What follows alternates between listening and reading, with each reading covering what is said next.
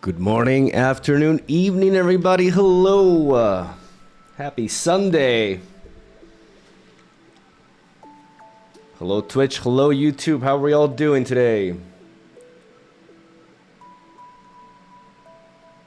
Anyone likes the new YouTube UI? It's changed? Nani. Happy birthday. Thank you. Thank you. That was 2 days ago. Yeah. Yeah, and I'm 24. Getting old.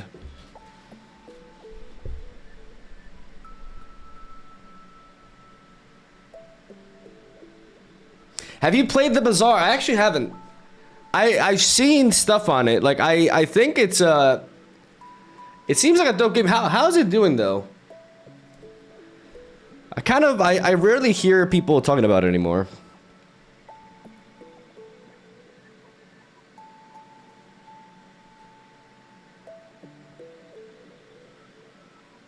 $24. Forever young.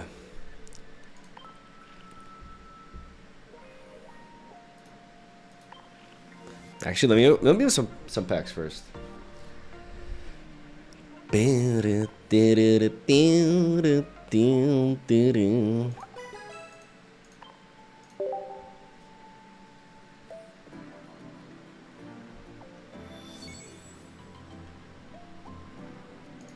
you ready for the new expansion? 3 days to go. Yes. You know, I've been pretty inactive on July, but with the new set, we're gonna get back to it. Daily uploads. Surely. I have like 4 of those.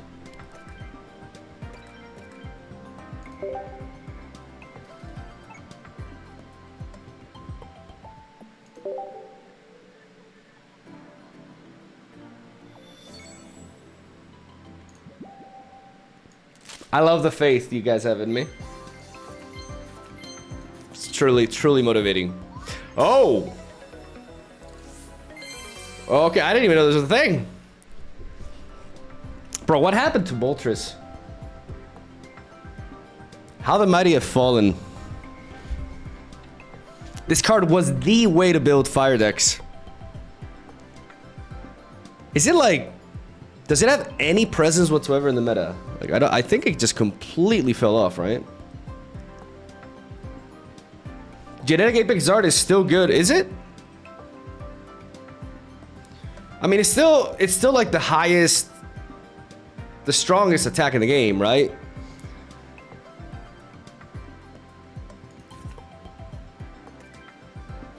Happy birthday, Mogwai. Love your content, man. Thank you so much, Project. Thank you for the love. Really appreciate it. Looks ugly, to be honest. Yeah, honestly, like I don't feel that much with it. But we got the I do feel something from that. Oh, the trifecta is complete. Easy.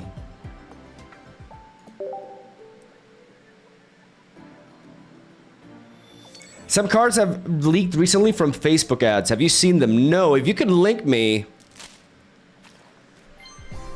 we could take a look. Shinies. Just shinies. And I already had one this... Okay, I had this one already. It actually looks pretty nice, though. Oh, it's your birthday? Not today. It was 2 days ago, July 25th. But thank you. Like, I wasn't, like, online or anything. It's funny, because what I was doing on my birthday was actually writing. So, appreciate...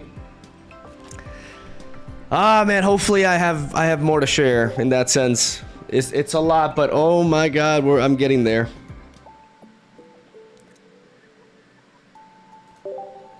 Bro, I got like back-to-back shinies. And still no Primarina EX. Kill me. Maybe now. This could be it. No.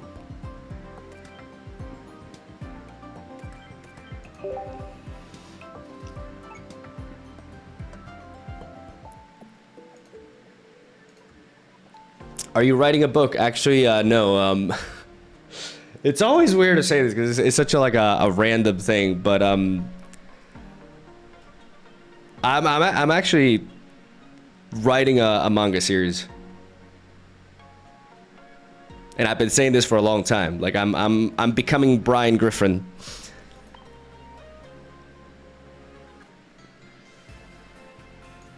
I'm a writer, but that I never actually have anything to show for it.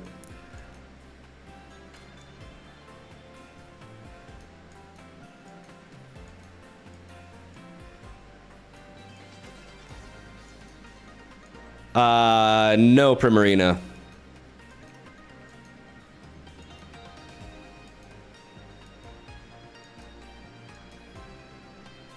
She eludes me. What do we make? Let's cook up a little bit, you know, like I've been quite off for this this month, but I think there's a lot of like interesting things we could try to do with Sylveon. Like, you guys have any ideas? Try to make something fresh, maybe some way to capitalize on the powerful card draw, and maybe like some stage 2 strategies. You know what I'm saying?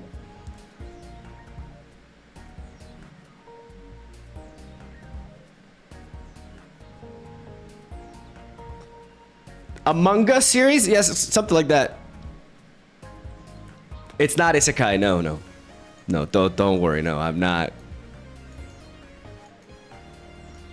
Jesus, no.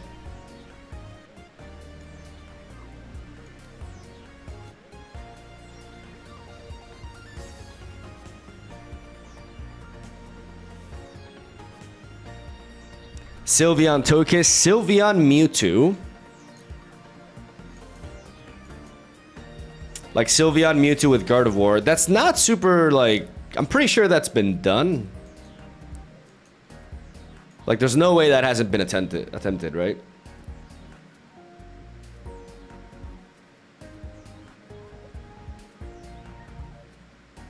Tell us, man, what is it about? This is the problem, man. Like, I can't, like... You know, like, I'm live streaming, so I'm always conscious about, like, oversharing. And just because, you know, like whatever I say here just stays in the internet, right? So I really want to share more. I have a lot. It's just, you know, I do gotta tread carefully in that sense. Sylveon Togekiss would be kind of cooking for sure. I like the kinda in there. I mean, obviously strategies that involve like mixing Sylveon with psychic types is objectively better because you can attack with Sylveon.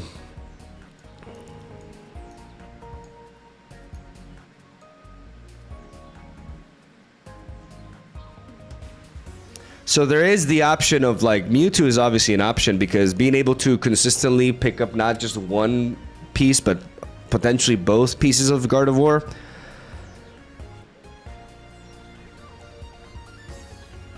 can lead to a powerful Mewtwo endgame. The problem is we still miss out on some KOs with the side drive itself. Aside from that, you know, there's Gengar. There's something with Dusknoir as well.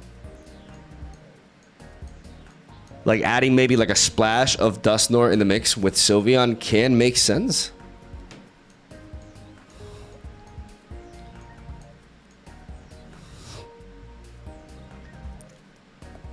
There's even like the Lake Trio, but I don't think that actually blends well with Sylveon because Sylveon is an EX, so it's kind of risky giving your opponent those 2 points and then just having a bunch of Pokemon with 70 HP.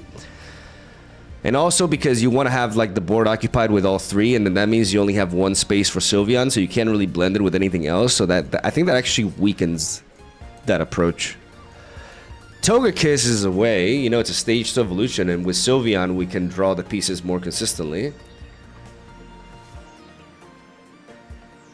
Run and Bun when? I'm aiming for August.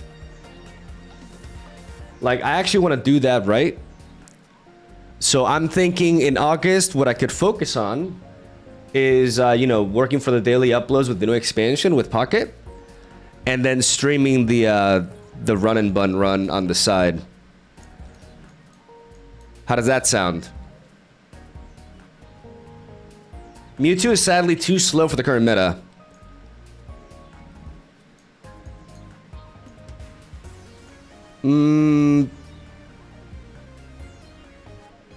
Maybe.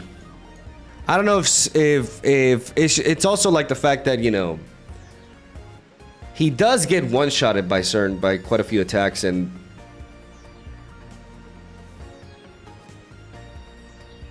space actually may become an issue as well.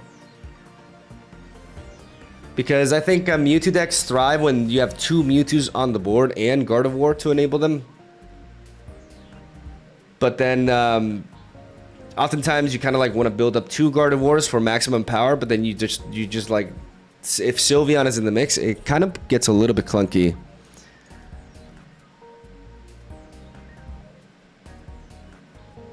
Random question, but are you struggling with GERD, and is there anything that has helped you?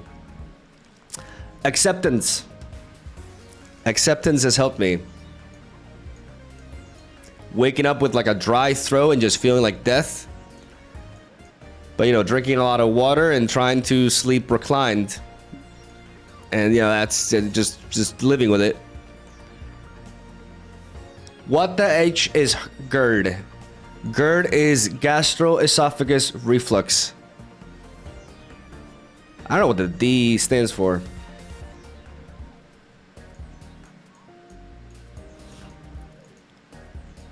It's this awesome trait that you can obtain as you level up in life. Basically, the acid in your stomach goes up through your esophagus because the valve there doesn't close properly. It's great. Oh, disease. Okay, yeah.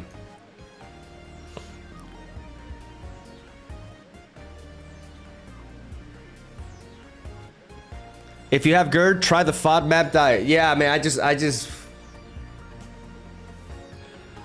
I love my tomato and my chips, dude. Like,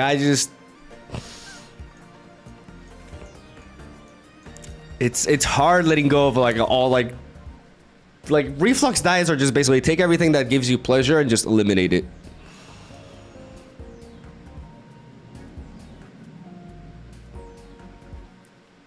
You're streaming Pocket again! Yes, I am. You know, right now we're just waiting until the expansion.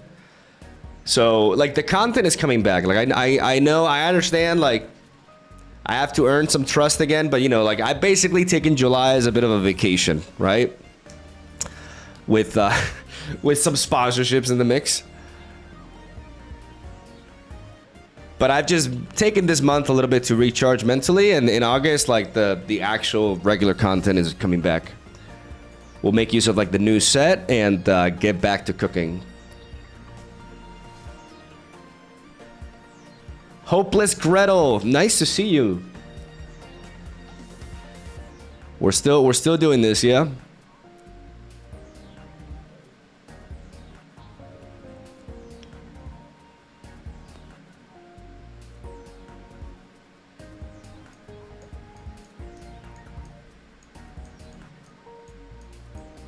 So ideas for like a Sylveon in hands, like stage 2 approach. Maybe like another dual type energy. I wish, this is one of my gripes with the UI in this game. Like, I have no way of filtering the card pool to just showcase stage 2 evolutions. Like, I actually cannot do that. And that is very frustrating. Because I just have to scroll through the entire card pool just to find like, okay, stage 2 evolutions.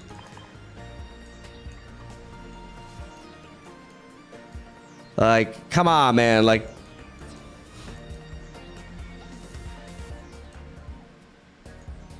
you can 3 diamonds. Are all stage 2 3 diamond rarity?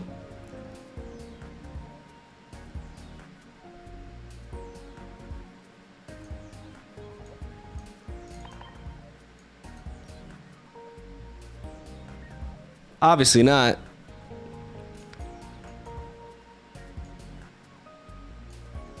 So sorry, Saki, sorry. I little bit of a attention deficit moment there.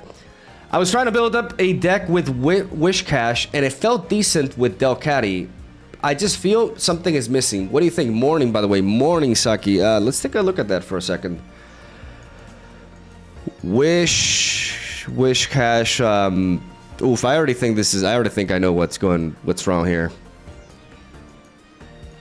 If memory serves me right. I'm about to break your mind, but the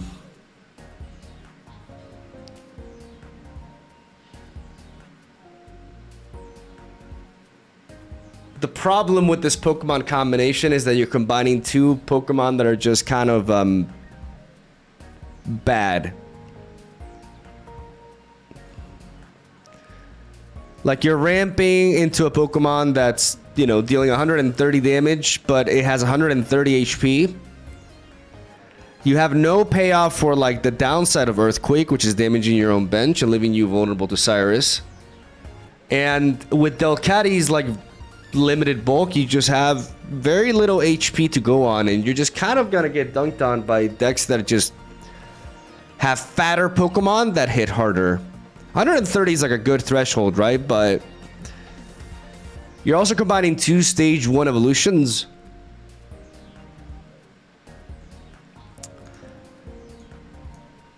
That's a reality that you got to come to terms with in Pokemon Pocket. Is there's a lot of cards that are just like Kyle says, fillers. Their sole purpose is to fan the card pool. The regular guys who make it, you know, so that when you get the special guys, you feel good about getting them.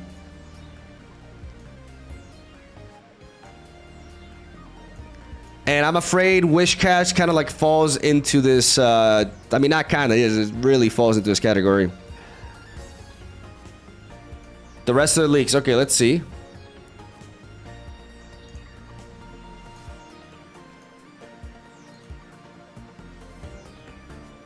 Okay, let me switch over. No, that doesn't work.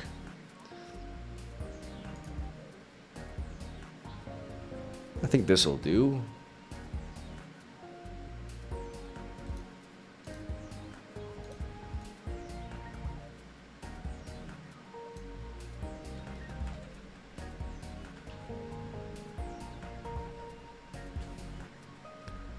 With ads, okay.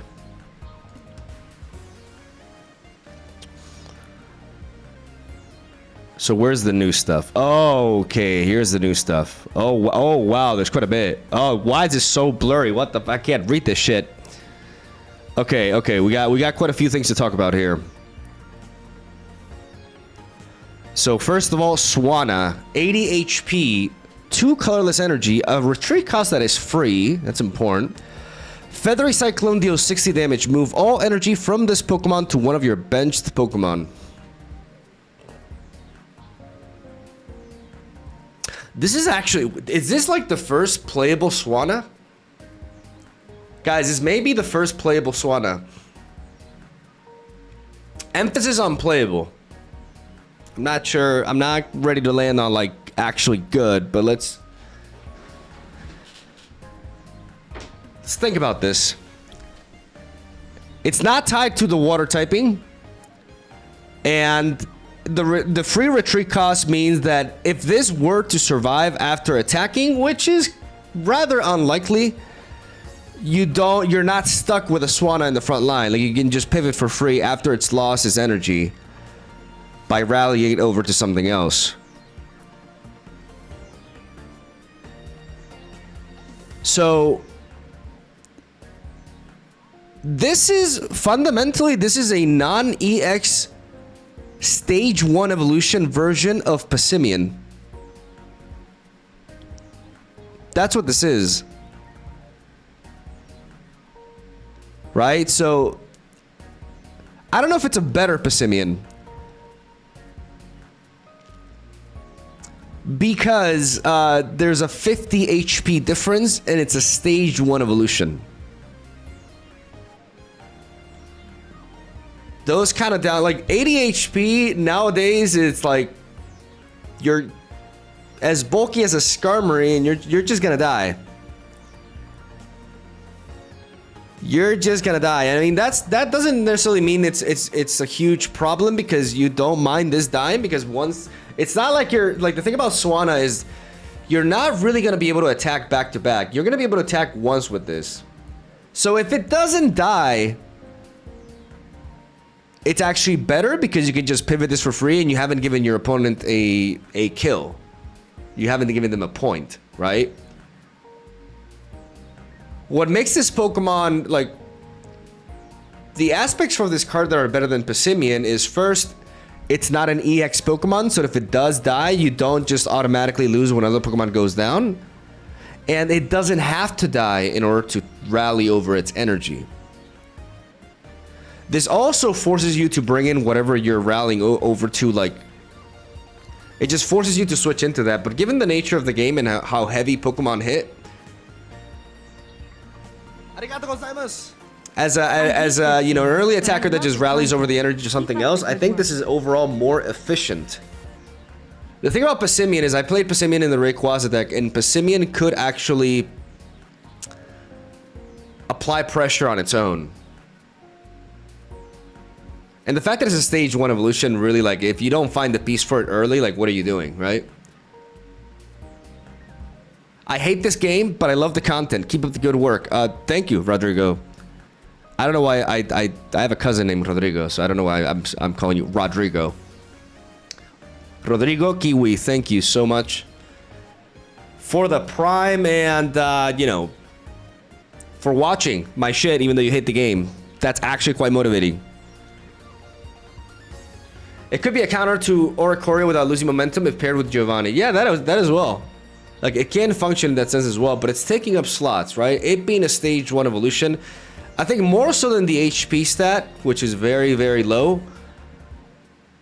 It being a stage 1 evolution is what's going to really hold it back. I do think this card will be playable. Like, I will try things with it. But the question will be, like, what is its role exactly, right? Because basically, it's a way to get a hit in on something before you send in your main attacker. And you can build up energy on it without losing momentum. It could also pair with cards like Manaphy that ramp, allowing you to enable it really fast and just like immediately enable like a 4 energy attacker.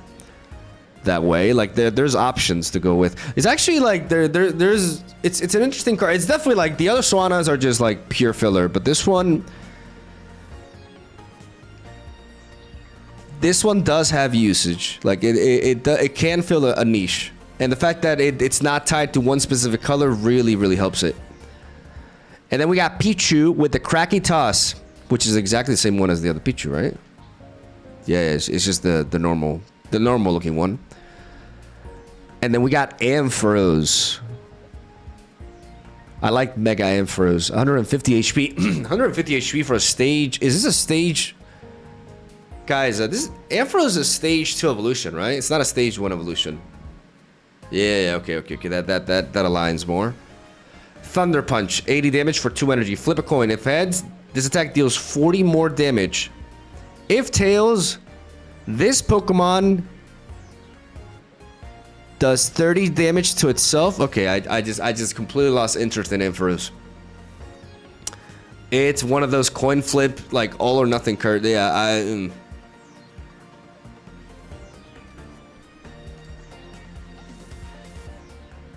I mean, 20 damage. I mean, it's still dealing 80 damage for 2 energy, but it's a stage 2 evolution. Half of the time it's dealing 120 for 2, but it's just so unreliable in that sense. This card is kind of filler. Ma, do you know baby Pokemon don't need energy to attack? Yes. Chad taught me this. Because in the video, I just didn't know what it meant, but honestly, like, I feel kind of stupid not realizing that it just means a free attack. Like, I should have been able to deduce that. We got a new version of Vulpix, which is pretty terrible. We got a new Porygon-Z. During your opponent's next turn, attacks used by the defending Pokemon cost 1 more. Wait, it's the same one. No. It's a faster version. No, of course, it's not the same one. No, I'm tripping. This is different. It's completely different. I had like a brain lapses there.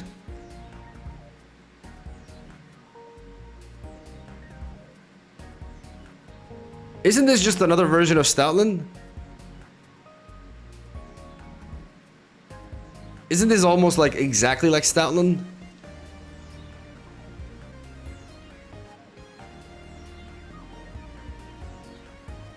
It has 10 less HP. It has a retreat cost of 1, and I think Stoutland had a retreat cost of 2.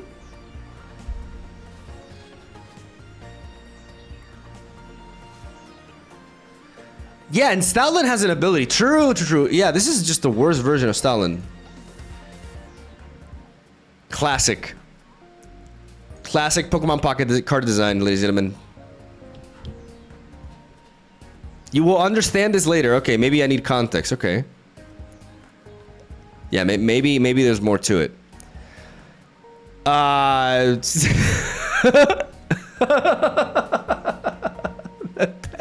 The text is like,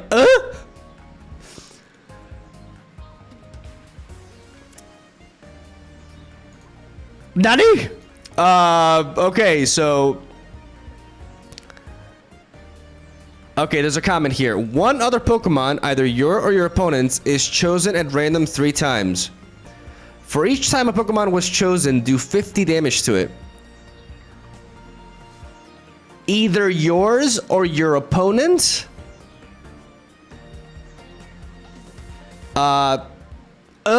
Indeed. Get the hell out of my... Oh my god, get out of my face. Russian roulette the card. Oh my god, no thank you.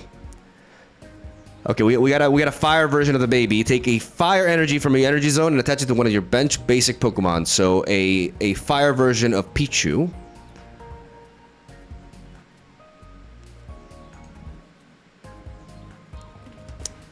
If your opponent's active Pokemon is burned, this attack deals 30 plus. How do you know this, Siler?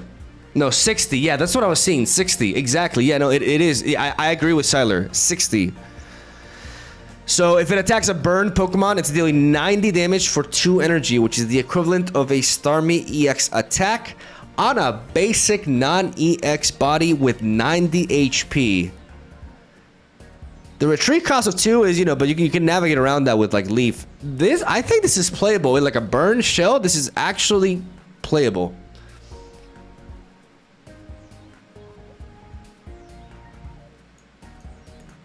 Because it's got nice bulk for like it's 10 more HP. Like it's bulkier than a Skarmory. With a giant cape, you can survive an attack from Silvally. That matters.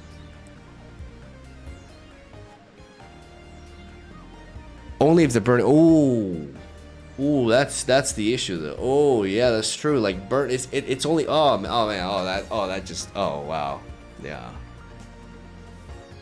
Unless we have a way to inflict burn before we attack on that same turn.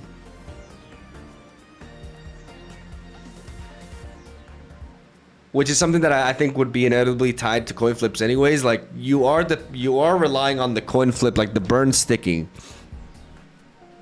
And then that Pokemon that is burned and the burn remains, the opponent has to keep them in the front line.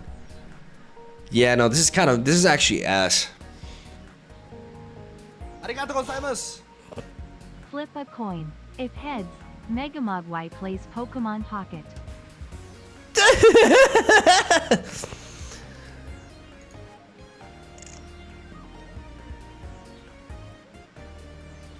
Best burner right now is Incineroar, but why would you retreat Incineroar for this? Exactly, like... Yeah, I had to... it took me a bit to realize that burn is not poison. This card is kind of like dead on arrival, unfortunately, which seems to be Heatmore's fate. Pure irrelevancy. And it's gonna stay that way. Another... Maybe Siler's got us. 110 HP. Okay, 3 energy attack, 70 damage, discard 1 random card from opponent's hand. So it's like a stage 1 version of Crocodile?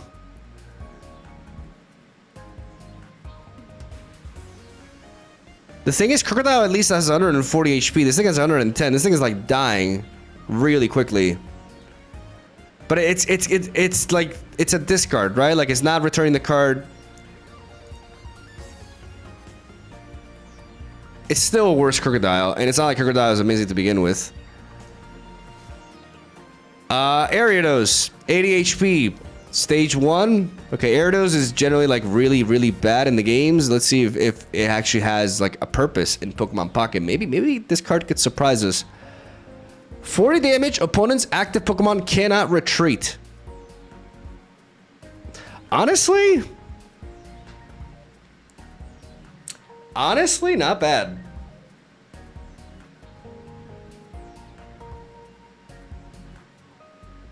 Like, it's 80 HP, like, it's gonna get killed quickly, but being able to trap something with just 1 energy? I'd rather pay that for this attack than pay 2 energy for our box. The issue with all these is dead to Silvally. Yes. It's crazy how that card has just like...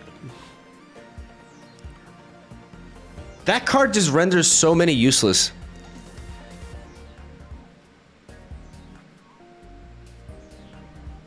Vanilla stat with trap ain't bad. I mean, it's paying for its ability with his HP. I think the vanilla stat line for that kind of attack is 100 HP, so it's paying effectively 20 HP to be able to do that. Because, you know, for example, like regular Starmie has 90 HP, but has a retreat cost that is free. We don't talk about Liepard. Liepard was a mistake. But generally, like, Pokemon, like, you know, aligned to this, right? Like, 100 HP... One mana attack that deals 40 damage. So if you're below that, you're paying a price for something, right? And this card is paying a price for its trapping effect with his HP stat, which, like Raven said, it leaves it vulnerable to Silvally, even with a giant cape. We got a new Zubat, 50 HP. Your opponent's active Pokemon is now poisoned.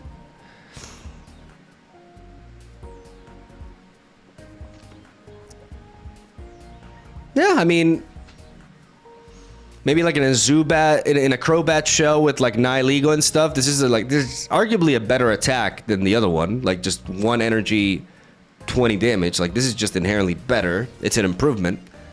Definitely an improvement for like Crobat decks, I think.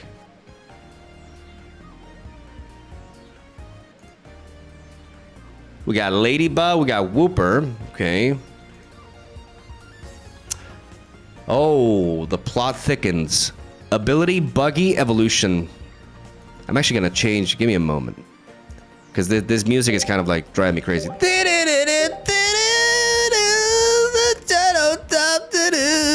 That's it.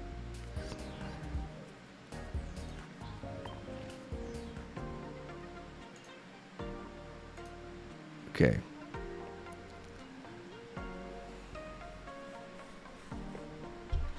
Stage 1 evolves from Porygon. It's a Porygon 2. A big ability, Buggy Evolution. Whenever you attach an energy from your energy zone to this Pokemon, put a random card from your deck that evolves from this Pokemon onto this Pokemon and to evolve it. Interesting.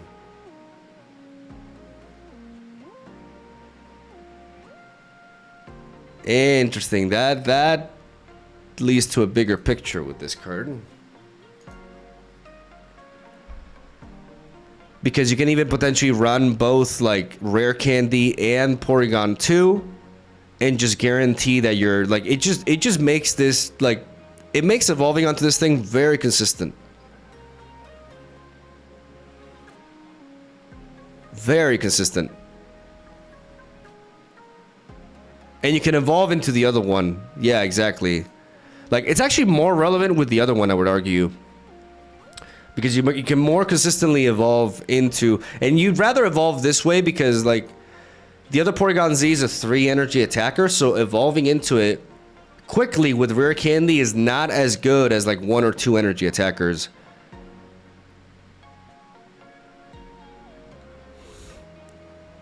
And you can use Pokemon Communication to shuffle it back, trade it for something else, and then, like, bring it out with Buggy Evolution. Exactly. Yeah. No, that's... Yeah. Guys, maybe Porygon-Z will actually be good. Poke him.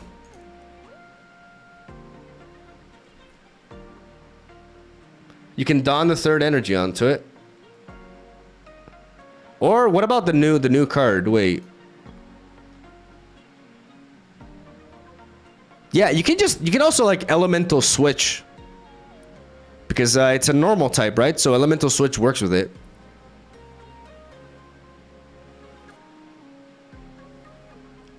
I hope there are more stage 1s with good abilities. It's what the game needs. I agree with that, for sure. Holy blur. Okay, Dunsparce. Flip a coin. If heads, your opponent's active Pokemon is now paralyzed. 50 HP. Trash. Absolute just garbage. Wobbuffet. But we got Jorge. Jorge can save us here. So stage 1 evolution, that's a... No, how's this a basic? This can't be a basic. It's a Wobbuffet. It evolves from Wooper. Doesn't it?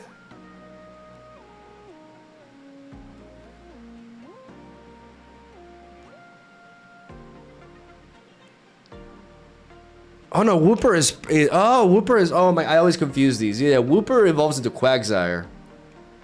Wooper evolves into Quagsire. It's the water ground type that looks like a derp.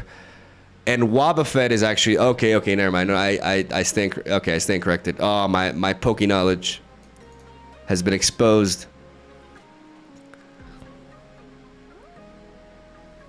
Yeah, this evolves from Why Not, but as a baby. Okay, so it is a basic with 90 HP. That's good. It has an attack that requires 2 energy and a retreat cost of 2.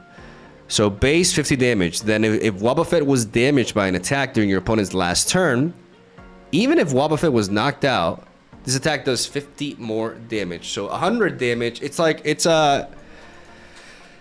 thematically correct because of Wobbuffet, you know, being a prime user of like counter. That's kind of like what you do with Wobbuffet. You just counter shit. Like it's a very fat Pokemon that just like wants to get hit and then, you know, hit your opponent back with that. So that is fitting. I don't understand this. Even if Wobbuffet was knocked out. So that means if you have 2 Wobbuffets, if one of them is knocked out, the other one comes in. And how the fuck do you read this, bro?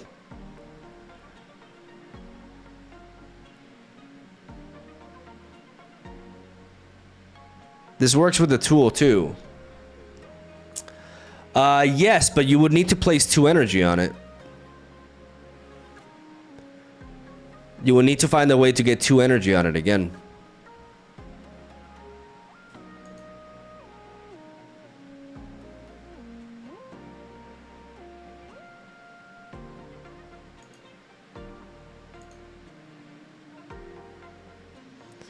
Okay, so 80 HP basic, 2 energy attack like the other Jinx. What's the difference though? Because it has a higher retreat cost.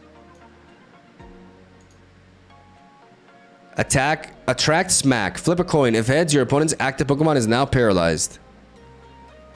No, the card effects is when attacks, roll a coin. If heads, the target gains a work card and you win the game. 30 damage.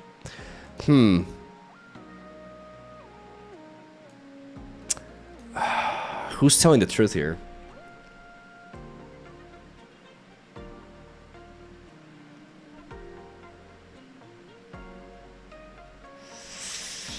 Ah, man, what a conundrum. I don't know.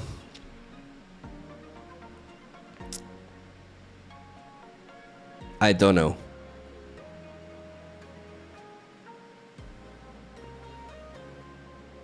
Karen's Jinx can be potentially meta-defining. I don't know about it being healthy for the game, but it would definitely be meta-defining. Like it would bring the coin flip. This one just means it's a filler card, and there's really not like this is just like literally unplayable. Like why have it have a retreat cost of 2? Like what the fuck?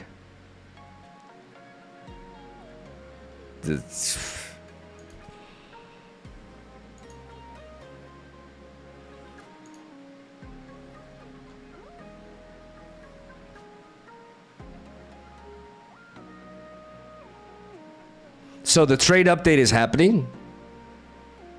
It's gonna become Shine Dust.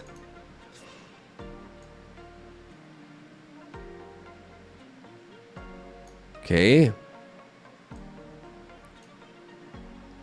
And I assume now is when the is it now when the ranked changes should be implemented?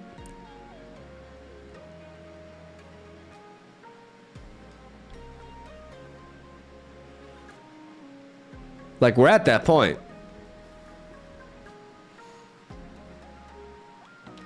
This past season was win streaks. August season is no D rank from Master. We did it. We got here, ladies and gentlemen.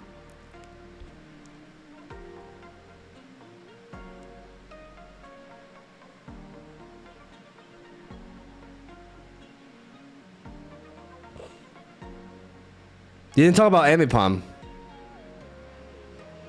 Did I miss Emipom? Oh. Oh. Yeah. 100 HP, one energy attack that deals 40 damage. I've never seen this before. Truly groundbreaking card right here. Where do I even begin?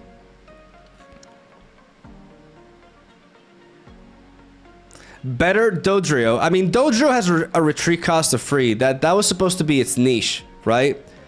It was a normal type that is a stage 1 evolution that could retreat for free like Electrode.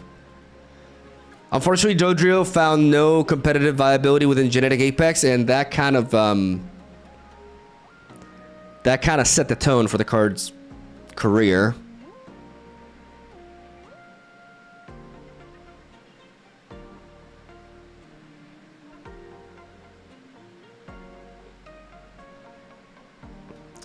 Espeon will be meta for sure.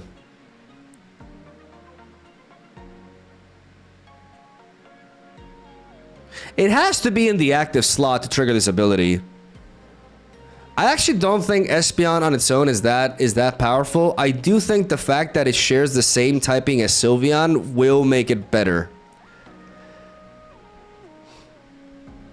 But I don't actually think this card is...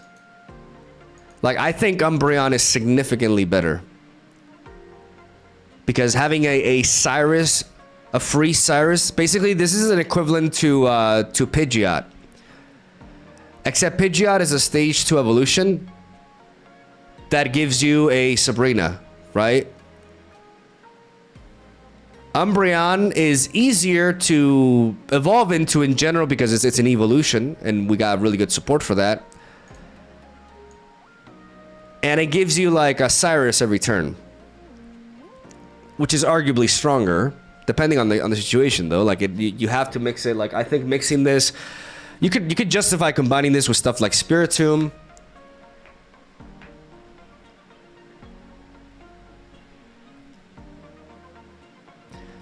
I don't think Espeon will be like terrible. I think it's definitely playable, and it can serve as a counter to certain strategies. Honchkrow. Honchkrow is one of my favorite Pokemon. But let's be careful with the Pokémon, Raven. It's easy to fall into that addiction, and it's a hard hole to crawl out of. I don't know if Honchkrow is the most efficient way to capitalize on Umbreon. I think something like Spiritomb. It's definitely more boring than Honchkrow. Like I'm a huge Honchkrow fan, but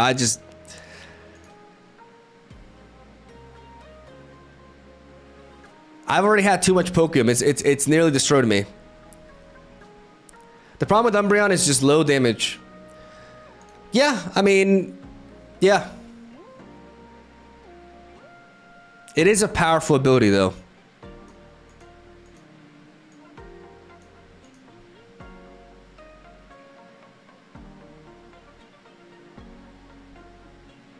I think it's more likely this is a one-off in a deck you're already running Sylveon. Yeah, what sucks about combining with Sylveon is that he requires 2 specific sources of dark energy. So this kind of kills the dual energy potential. And I'm pretty sure that's intended, right? Blasty with the 10 Aussie dollar. Imagine we get a card like Alakazam EX. We haven't got Alakazam EX yet. Like, that's actually... What the fuck is up with that? That can use its attack from the bench. That'd be sick. Also love the content campione. Grazie. That would be pretty cool. Potentially even broken if it's yeah, it depends on the numbers. Mega Alakazam. Oh, you're a Mega Alakazam fan? That's pretty based. That's a dope Mega. What do y'all feel about Mega Dragonite?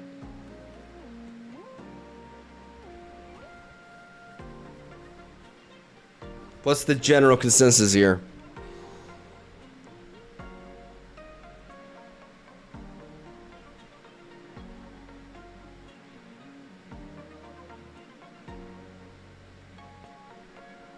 I'm gonna be honest, I kind of hate it.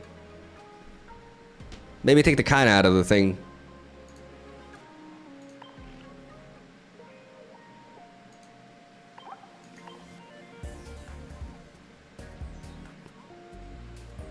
I mean, I don't know. I don't think this is a hot take. But I definitely, I've always believed like Dragonite. I think Dragonair deserved better. I think Dragonair could have evolved into something significantly cooler.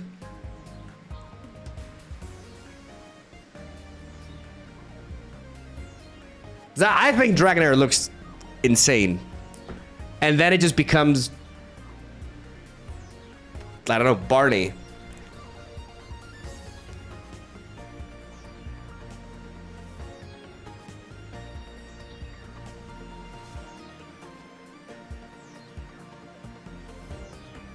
Do you know the theory?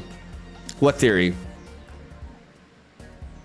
I think Haunter is better than Gengar. I said it. You know what, Kyle? I agree. Gengar is iconic, but I think Haunter is just... Like, when I was a kid, I was disappointed in the evolution.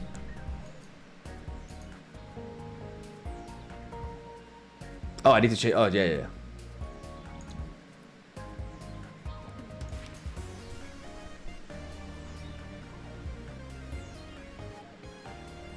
You got Barney in Spain. No, I lived in the United States. From age 8 to 12. So I did watch Barney and shit. But it's not a thing in Spain at all.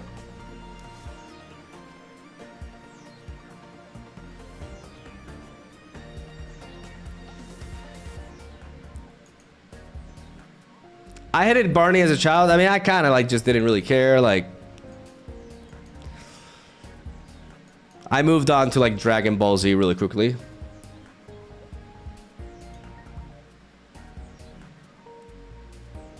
As an 8-year-old, I mean, my brother watched it. He was 5. I don't remember. I remember like it was just like I only watched it for like less than a year. Enter Mog stream for original and funny deck. See Sylveon. Oh, dude. Let me make use of like, let me actually cook when the new expansion comes out. I'm late to the party anyways.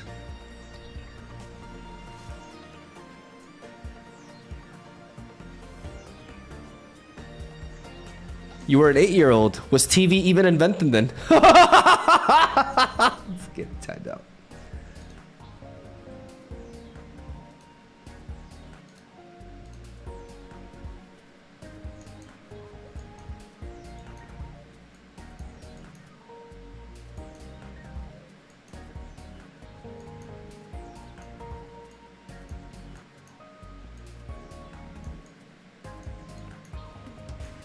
Now I'm conscious. Like, now I'm making a Sylveon deck. It's not edgy.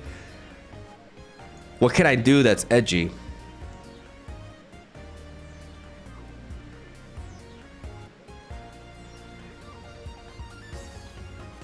Bro, you timed me out. You're the one who induced this anime betrayal, not me, Kyle. You started it. Black Dinon. Thank you for the prime, Black Dinon.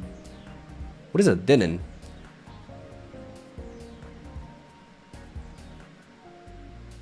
I was winning and laughing a lot with Banette. I did Banette. I have dabbled into that. I just need new cards, man. Just give me new cards.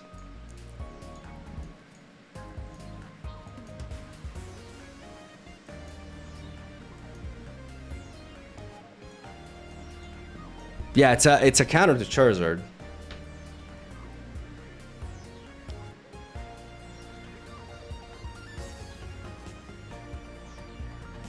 Sylveon with the Nido family, so edgy and shit, just what you want.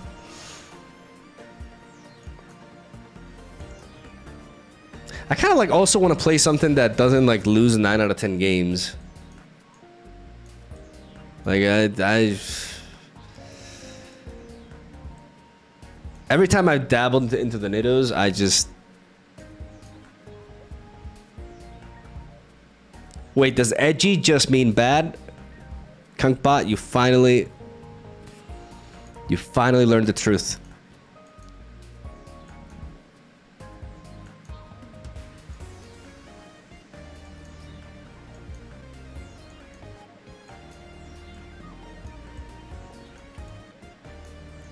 Now you finally understand what makes my job so miserable.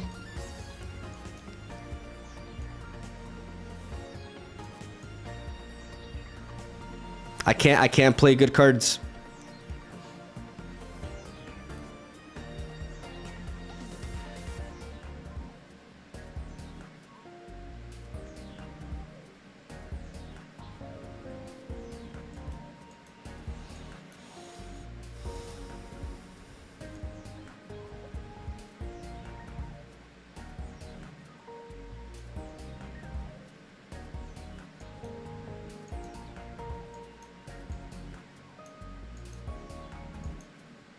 You know a card that I actually miss playing with? Golem. This card has always been based. I don't care what anybody says. This card has always been really cool.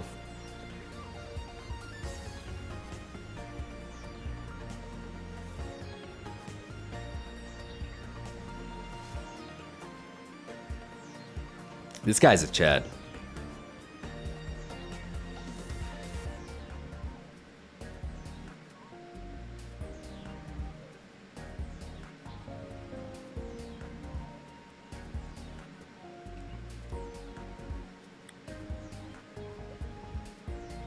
Oh yeah, agree, hard agree, loved it, but now Charizard exists. I mean, we technically survive an attack from Charizard. You know?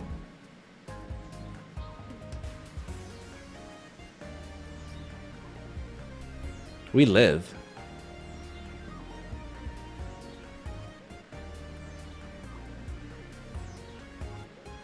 Turn 2 Charizard. Yeah, we can play 2 Brocks.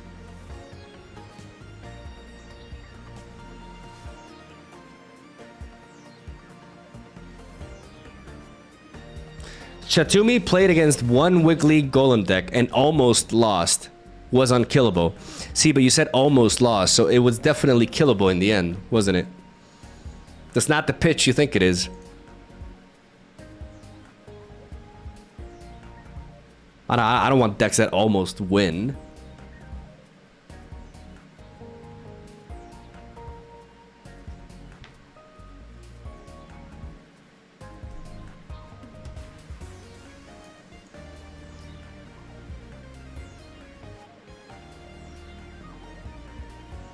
Sylveon, Golem, Wigglytuff. At that point, why not Sylveon, Golem, Dusknoir? That is so cramped. Oh my god, that's too stay. Like it would be a splash of Dusknoir, right?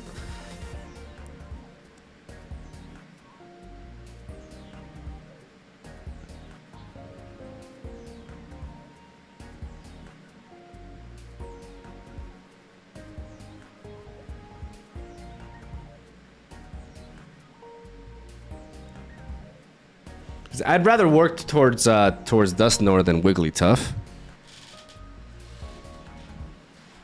I kind of like it. 16 Pokemon deck. Yeah.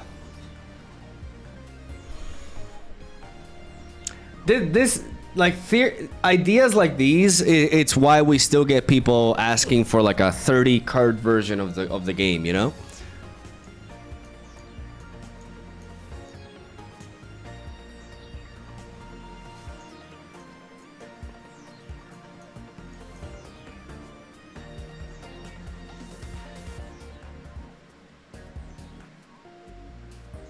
Also, let me develop into the Espeon meta thing. You could run one copy on the Charizard deck, for example, with a trainer that retreats 8 damage Pokemon for no cost. If Espeon could hold 2 hits, it's a free Lily.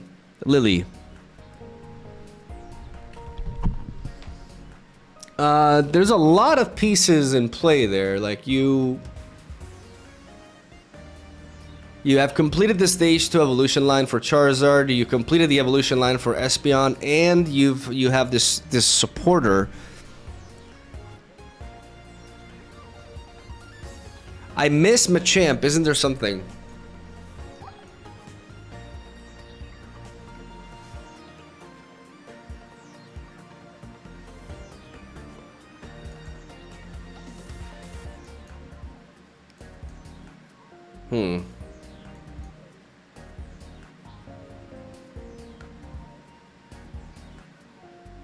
It's just kind of slow.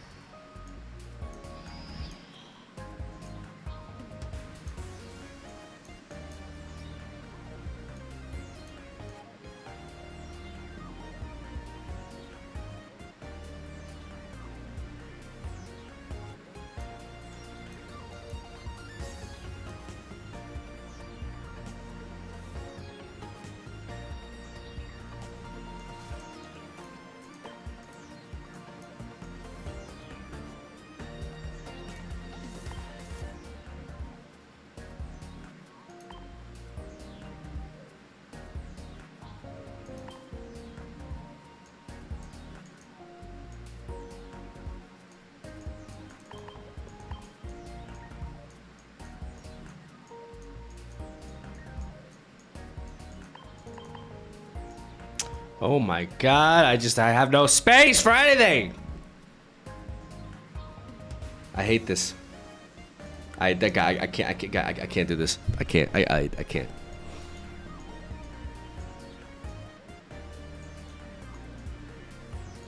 I can't.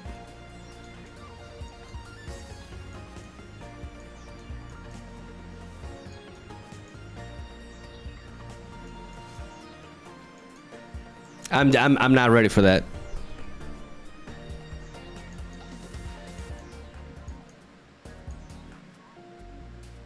You never tried Conkeldurr? I actually recorded a video with Conkeldurr, but then the expansion came out earlier than I expected, and I lost the video. To be honest, it was just Conkeldurr with Rampardos. So it wasn't like the most exciting thing.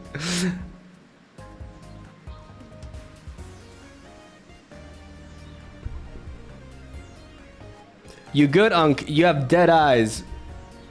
Dude, guys, do I have dead eyes?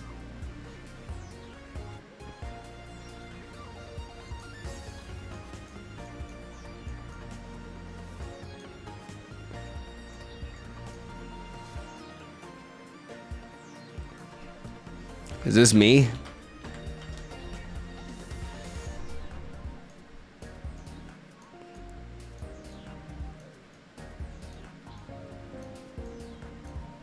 I'm pretty alright. I'm just waiting for the new expansion, to be honest, to like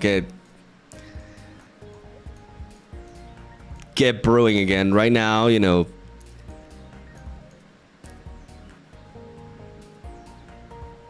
What cool ideas? Like, what is the meta? What are most people playing right now?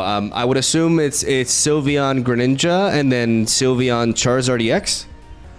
What else? Sylvally decks.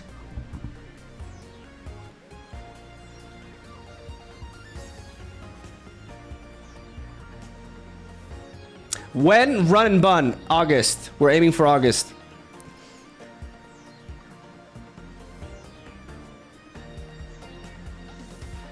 Muggy, Mr. Y. Will you acknowledge non-EX Sylveon I? I don't know how to rhyme. At least you tried. You see how I rhymed with your... I followed it. Okay.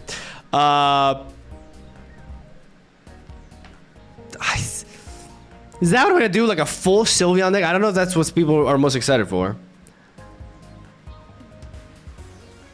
Tapu, Koko, Arceus. I have run into that actually. All right, come on, guys. Send me like a fresh list.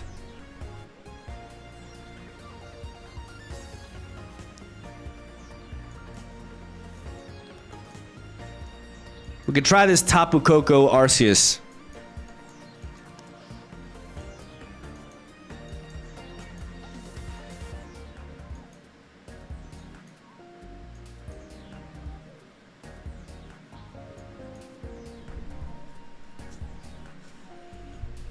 Damn, man. Remember when I had 7,000 viewers? How the mighty have fallen.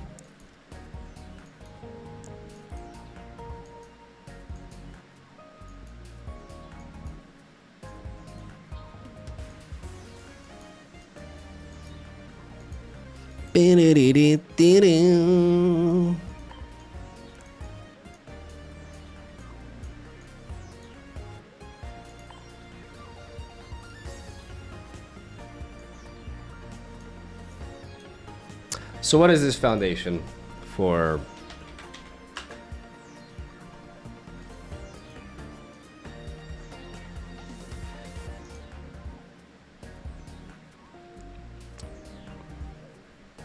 It only runs one Arceus and just runs Oricorio, so it's the standard shell with Zeraora and Oricorio.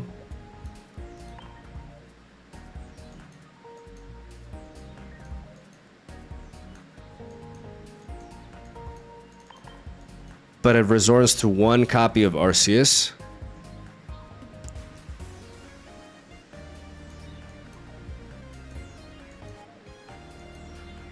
It's not something particularly new.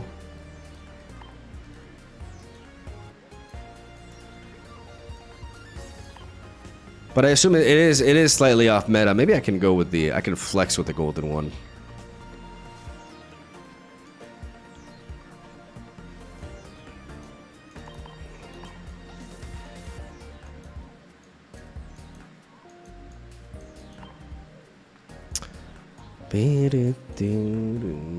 Just a bunch of like supporters, electrical core naturally.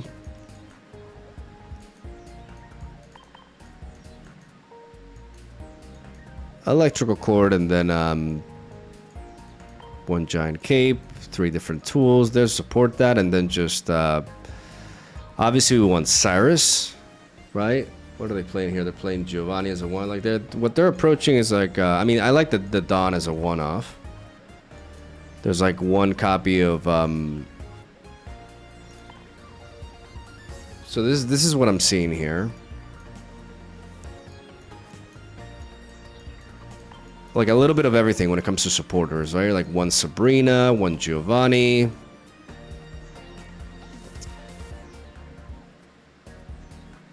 A little bit of everything.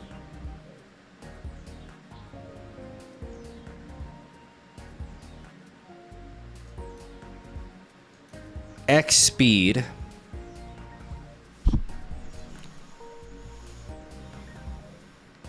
Let's try this.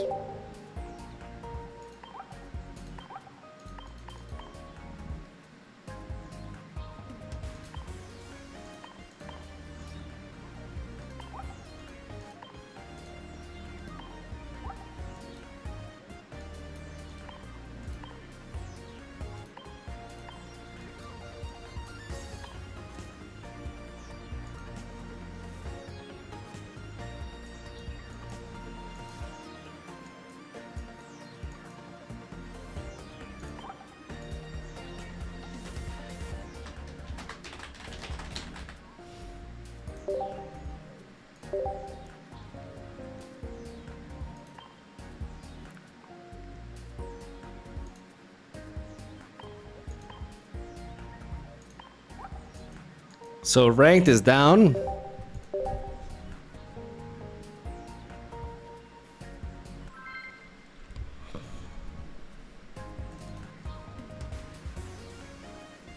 Isn't red better than Giovanni in this meta?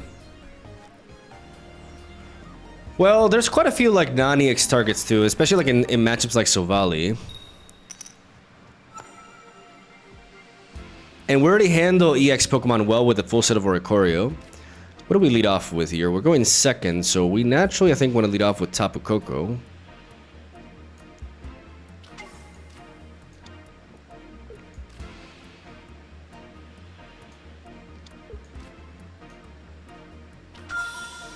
We have Dawn as well.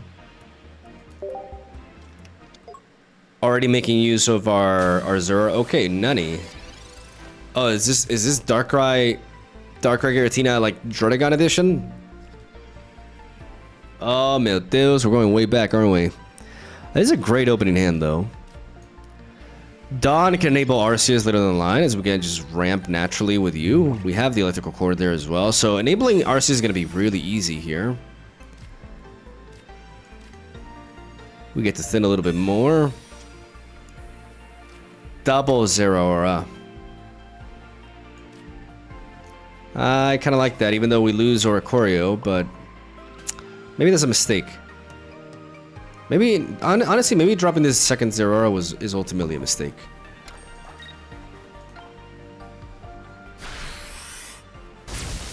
We do go for this attack with Tapu Koko, even though we get the rough skin damage on us. It does leave Druddigon at range for the Mach Bolt.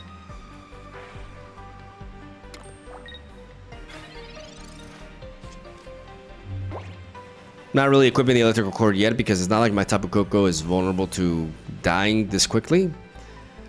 And we work for that Arceus endgame. I mean, we're gonna need to fill in the slots with the Pokemon anyways.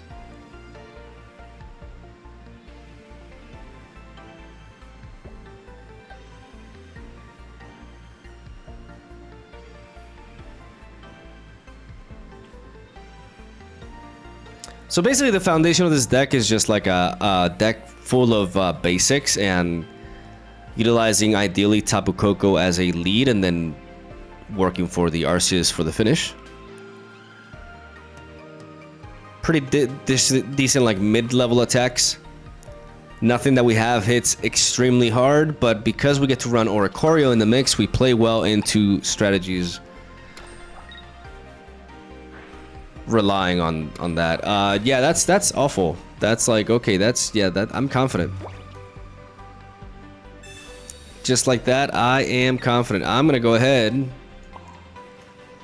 and put this electrical cord, this giant cape on. I mean, we could get Mars or we could get Guzmud. If we get Guzmud, so be it, but I want to keep my hand at 3. And I'm going to want that cape on Arceus anyways. We do play into Guzma doing this, but you know, if you either play into Guzma or you play into Mars, and I'd rather play against Mars. That Giratina is going to attack like tomorrow.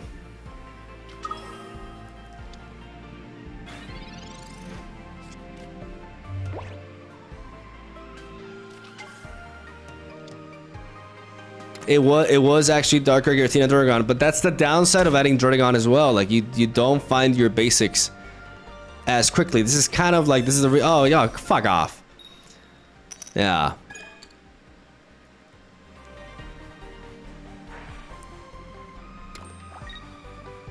And with this Cyrus in hand, and this Pokeball getting us what we need for that, I think we can just go for the Giovanni here to enable the Cyrus.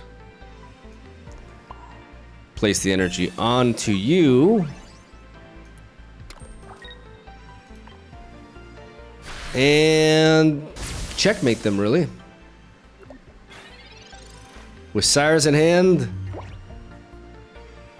you're doomed.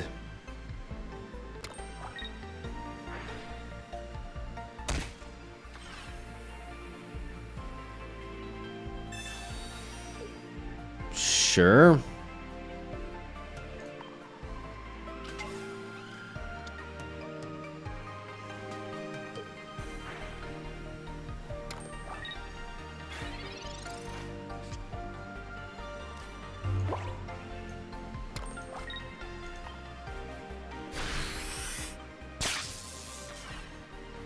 One could say that was a fatal mistake. Get wrecked, boy. Oh, where's my water? Oh, here.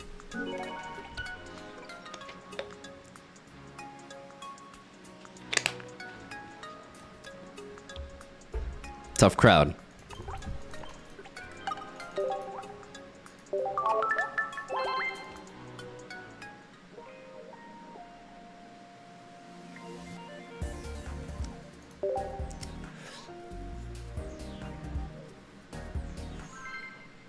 Haters.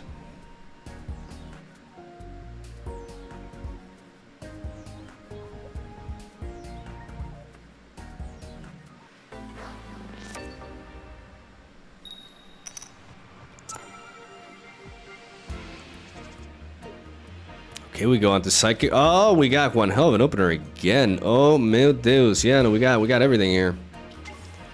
We're going first. Let's lead off with your boy Tapu.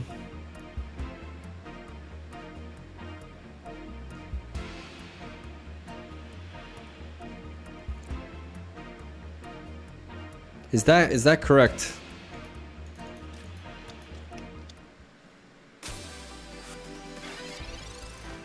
Going first. I think yeah, with that, yeah, okay.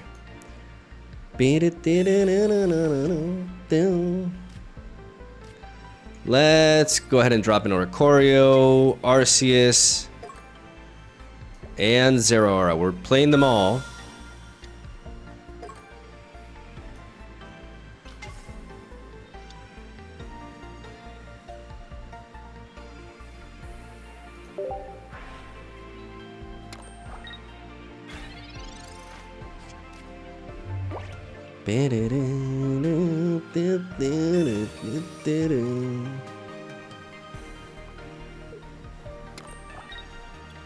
Dropping everything to play around red card and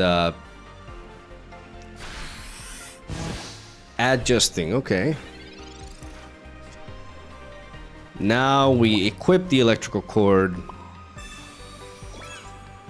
but don't play into Guzma. Energy onto you. We have the Dawn to enable Arceus quicker. Like, actually with Dawn, we just immediately enable Arceus now. There he is. Oh. Oh, that asshole. Okay.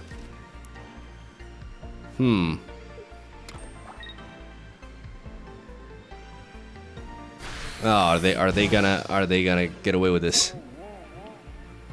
Tapu, my boy. That's my Pokemon.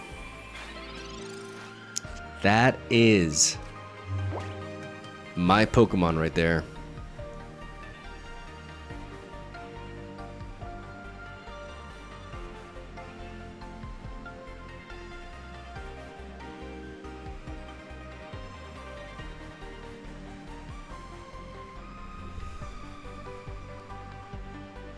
If I retreat Tapu Koko and I bring in Zeraora, I don't get to 2 KO this.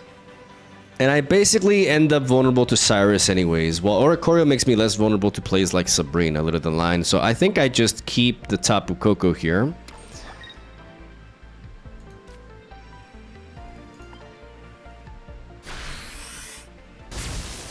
Get some damage on this.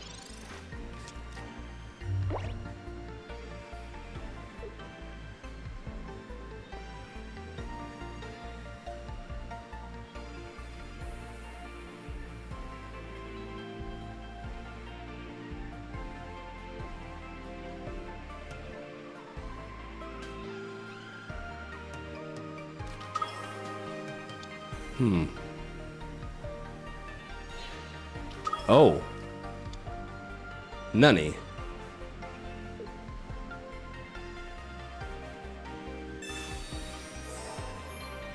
Okay.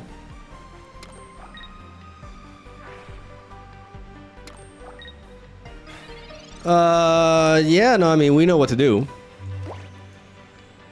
We 1000% know what to do here. This is the easiest Sabrina of my career. Get that asshole back in. Now your Giratina becomes a liability. Now all I gotta do is kill it and I win.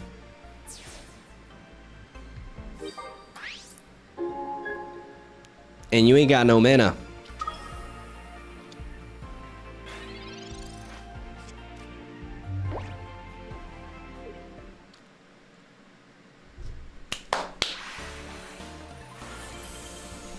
Easy.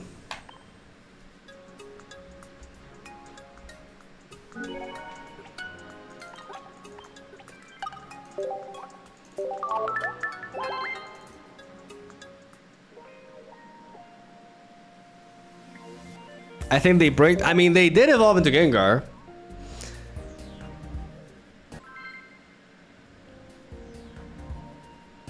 Like, they evolved into Gengar really fast, so I don't know if I would call it a brick.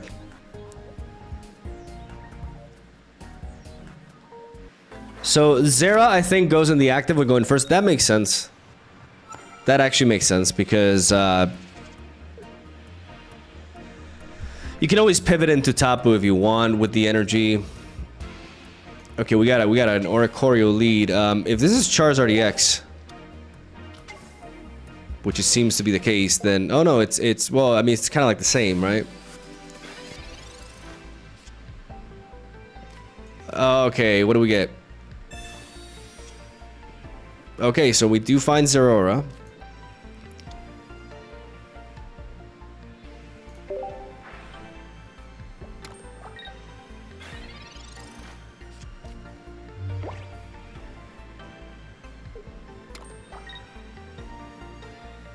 Probably is Flareon and Infernape, like not just like Sylveon. But Oricorio plays out as a strong wall. I could just Dawn here. And I will.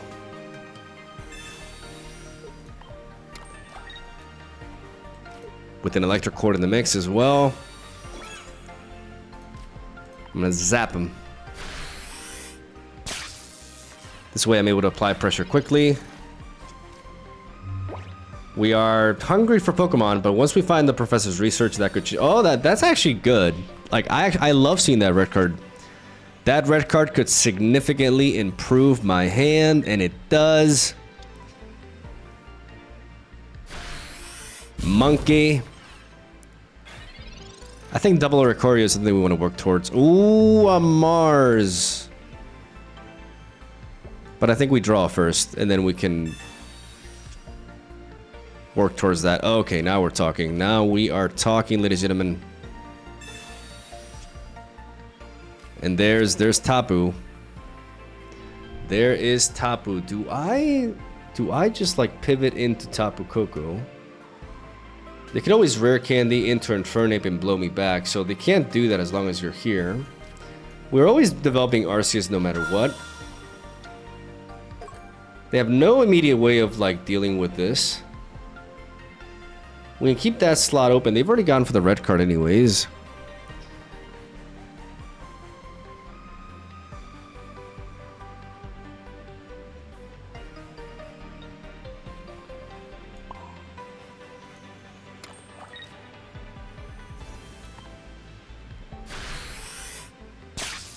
I see no reason why I should replace this Oricorio. They cannot, because of the structure of their deck, they cannot kill it immediately. They have to evolve into something like, you know, the teenager monkey.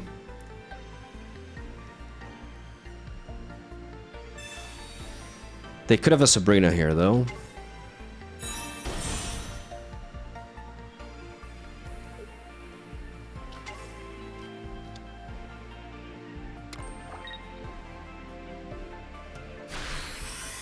I mean, that's just fodder.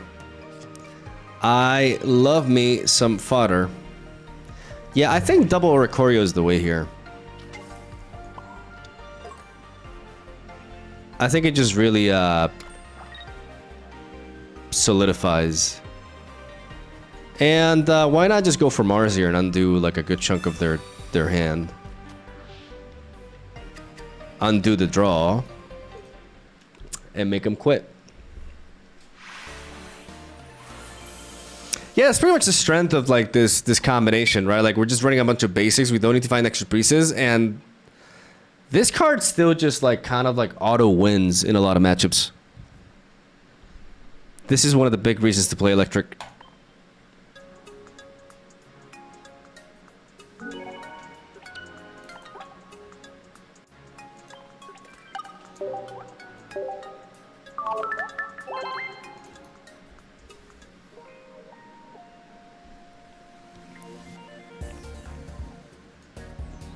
It's just it's a good basic package.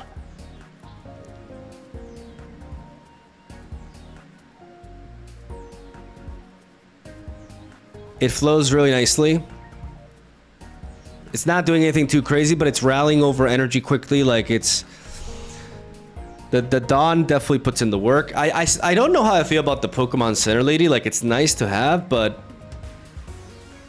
I wonder if something else could be better. Right?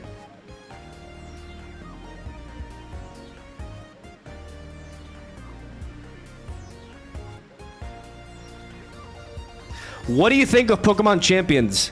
Bro, I'm so hyped for Pokemon Champions. I think it's very likely that I start covering that game when it comes out. Like I go all in on it. Because that's the kind of game where I think my content can really shine. Like I can share all these different like teams. I can showcase like underplayed, like just I can make like a powerful Nidoking team, like a powerful Gengar team, a powerful like I can just cover all the cool Pokemon and just like I will never like run out of stuff to do, you know?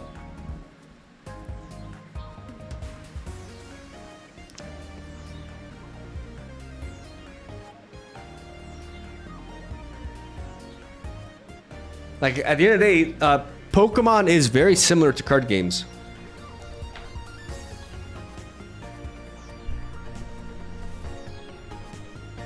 I'm really, really hyped for it. The thing is, we gotta wait. But I like this plan for August, you know, like getting the pocket content rolling on YouTube and going all in on the run and bun challenge.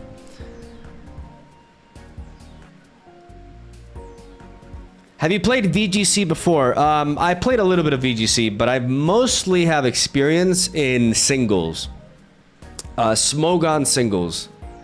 That's what I actually found in my channel on a long time ago.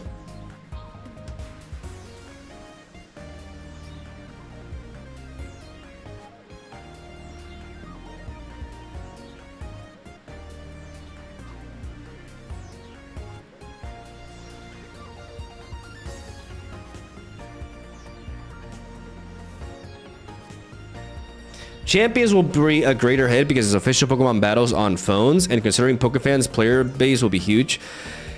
If it ends up being the official version of Pokemon Showdown, like, it's going to be massive. Like, I expect, like, I think that game is really, like...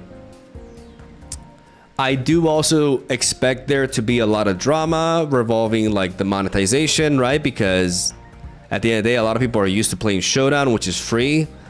And in Pokemon Champions, you'll probably have to invest money to be able to make a bunch of different teams. Because, you know, recruiting Pokemon will cost you resources. So I do expect like there's gonna be like, yeah, there's gonna be a lot of drama with that.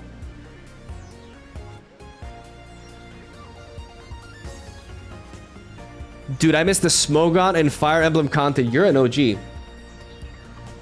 Man, you've been here since the beginning. Oh, wow. My boy Miguel! What's up, man? Yeah, appreciate the all caps. Yeah, no, I'm doing pretty good. How about you?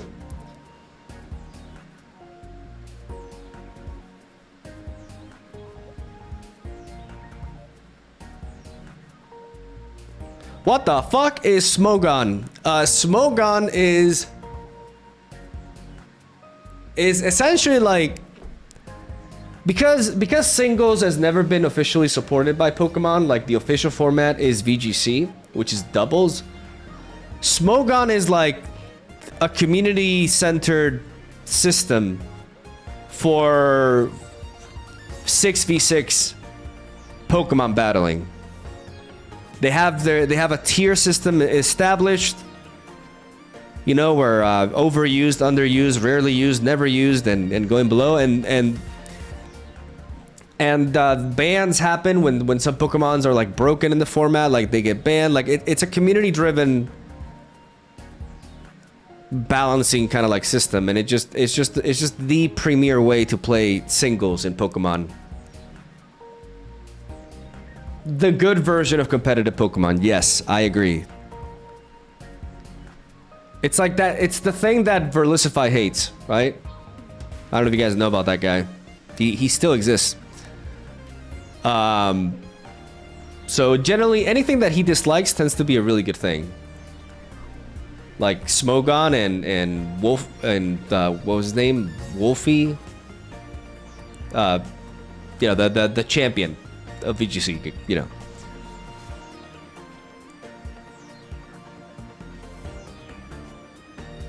Why is Mogwai playing meta good decks as he returned? Where's the jank? I'm leaving all the spice for the new expansion, Ebanash. I acknowledge that I'm late to the party with this one, and I wanna get cooking with the new cards.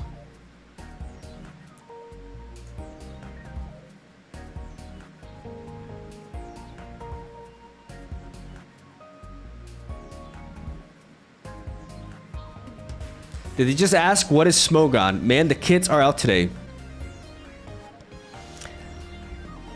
I mean, it's not an official thing, so I get it.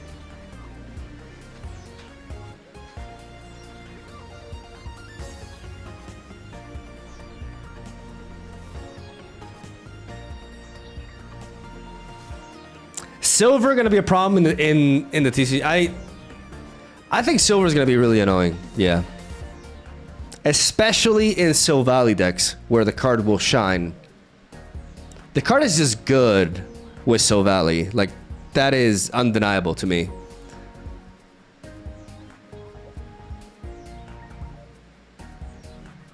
Are you glad to no longer play Marvel Snap? I actually enjoy playing Marvel Snap. I'm glad to not have to deal with the monetization system in Marvel Snap. Like, I'm happy to not having to spend like $50 a week to get a new card. I am certainly happy about that. I don't miss that shit.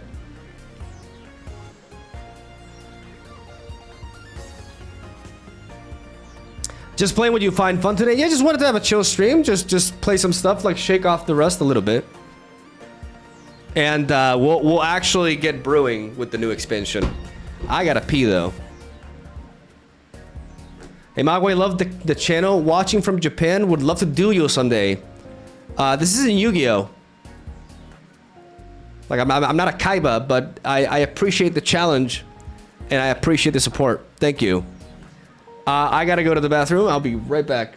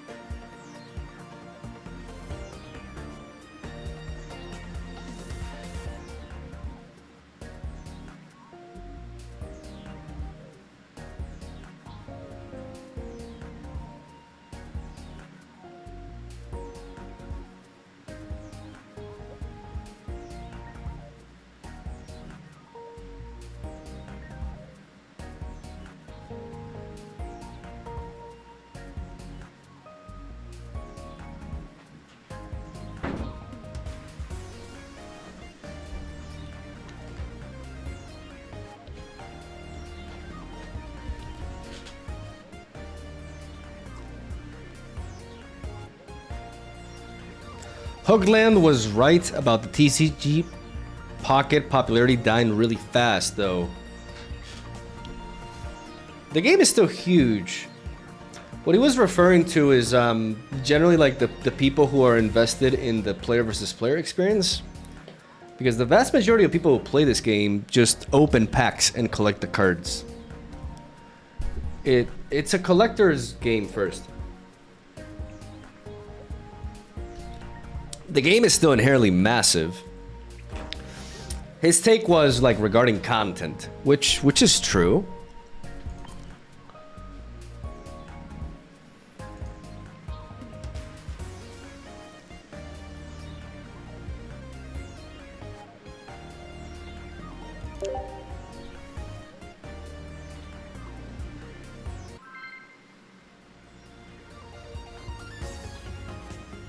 You ever try an Empoleon deck? Yeah, I made one actually. Dude, I've made a lot of Pokemon Pocket decks.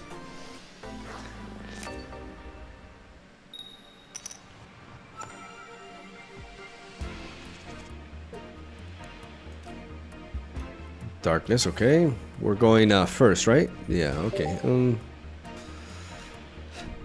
Kind of hope I find Zeraora so I can make use of this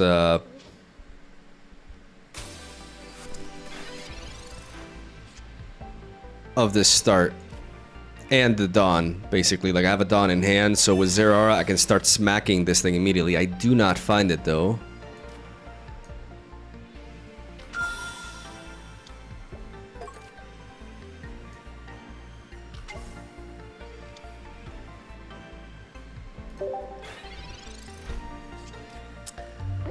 I don't want to be vulnerable to an early game red card or Mars. And a Poison Barb here can be problematic.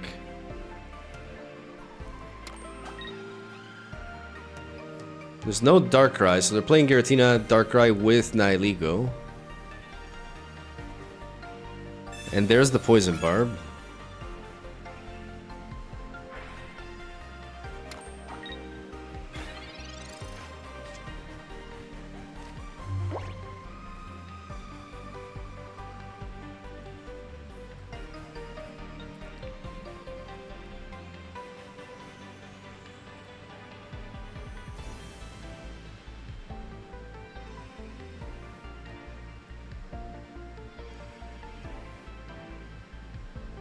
Yeah, this opener is tricky.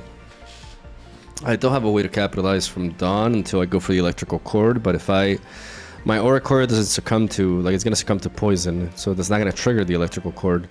Where do I place this energy?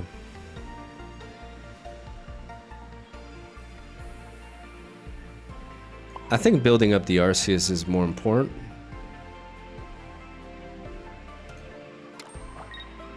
The problem is once Darkrai comes down, they're gonna be able to wear down the Oricorio, and I'm gonna be forced to switch with it. So this is definitely tricky.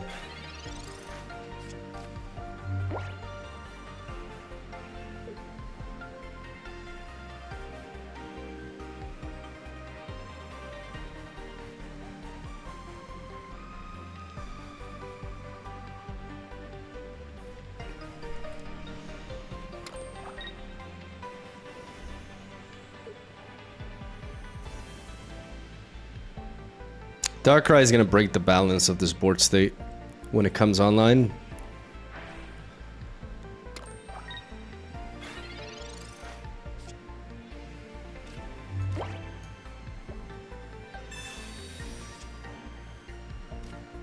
Okay, so we got all the supporters, and we're very vulnerable to Mars.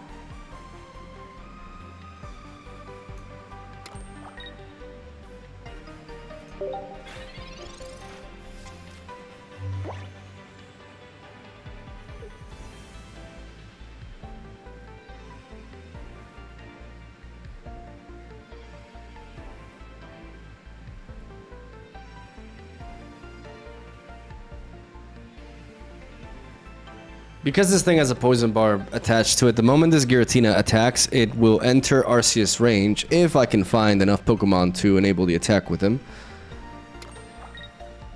And it's funny because I'm missing a Sabrina, which is ideally like...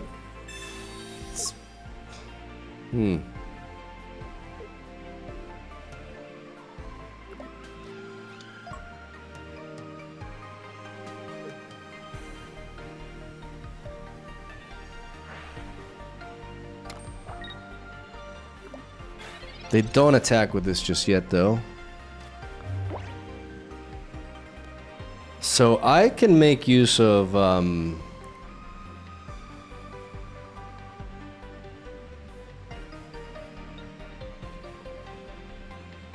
I can make use of Dawn here and surprise hit this Nihilego.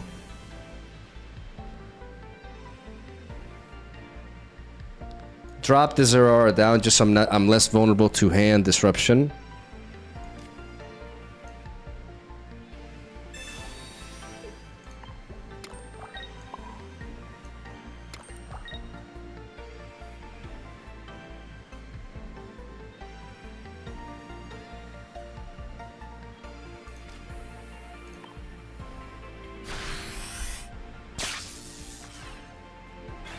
If I can take down this Nihilego with Cyrus, that already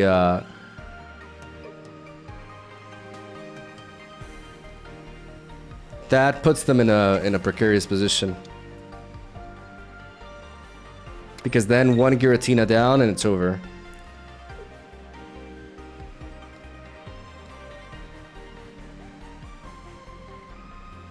If they attack me with the Nihilego, I can Pokemon Center Lady to undo the poison.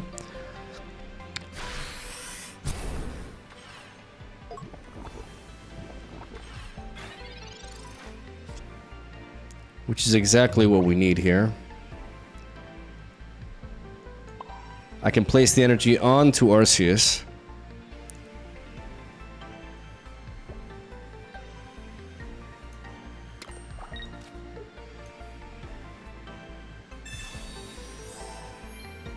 So Pokemon Center Lady coming into play here for sure.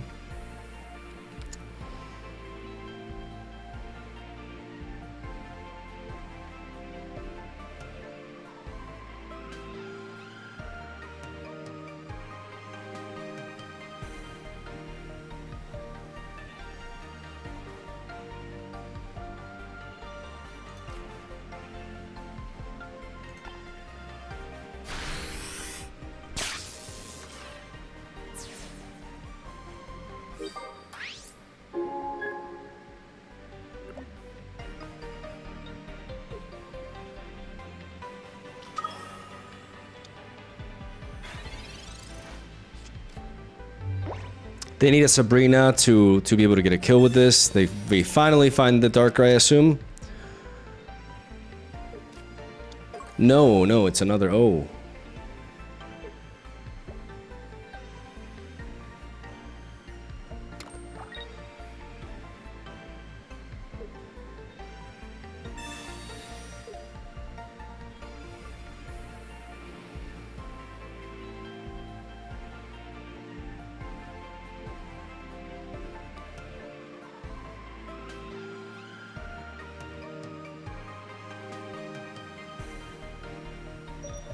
Isn't this checkmate?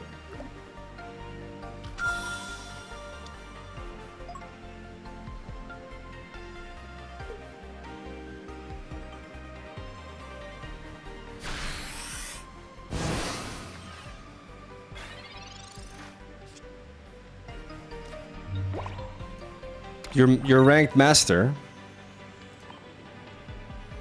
You know what's coming.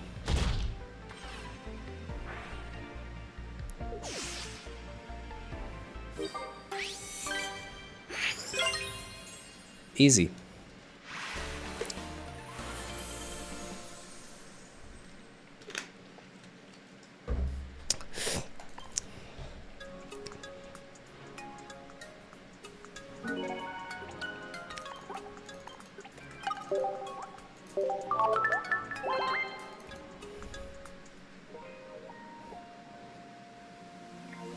Yeah, I should have attacked. I think they just kind of gave up at that point.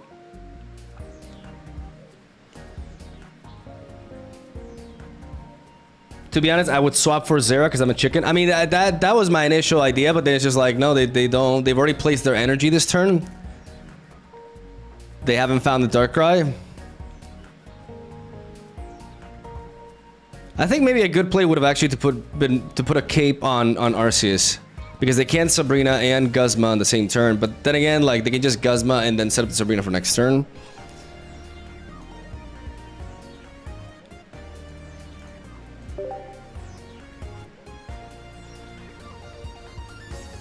Oricorio is just a very, very powerful card.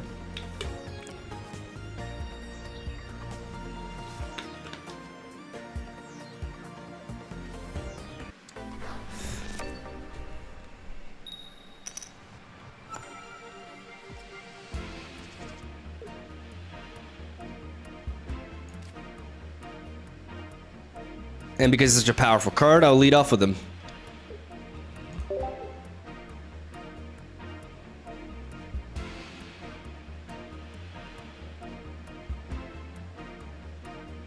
I could get red carded here, but... Oh, shit. Oh, that Giratina one-shots me.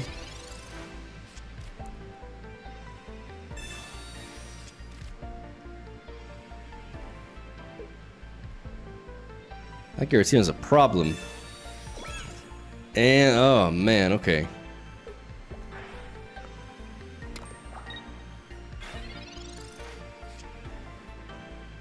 Not a great draw.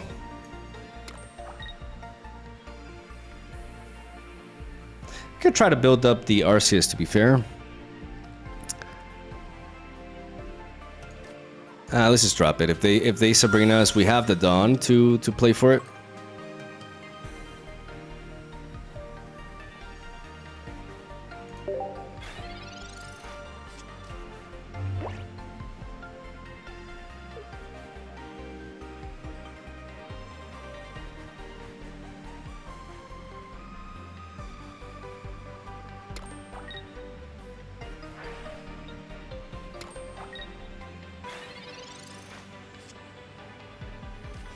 Zera, you arrived like you're just late. You're useless. You're useless. Am I gonna use a Sabrina here to try to weaken them as they can just retreat back? I don't have Cyrus in hand. I don't really want to engage with this. But they're not building up energy on their Giratina, so why not just try to like slow the game down, build up my Arceus in the back? Be a little bit chill about it.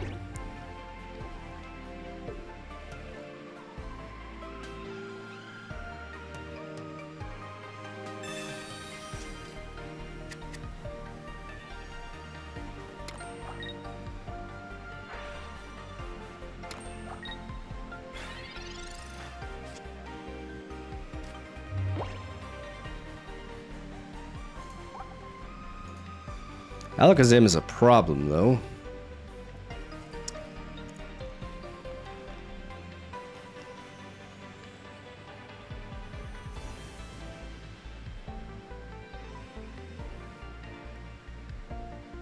Alakazam is a problem.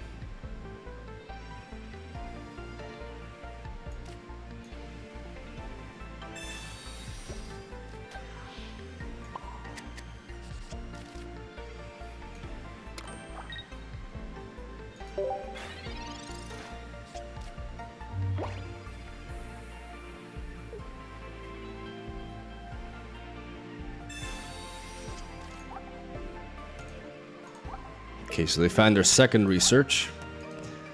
We have yet to find one.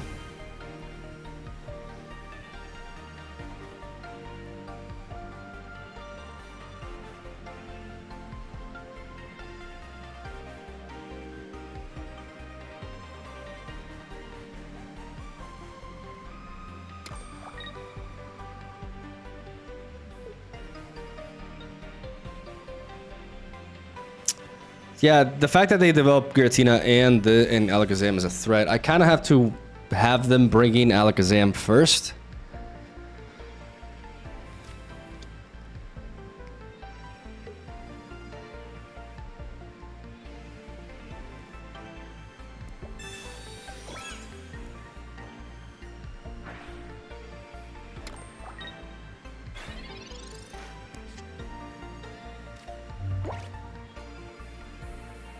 Get some draw going and see what we find.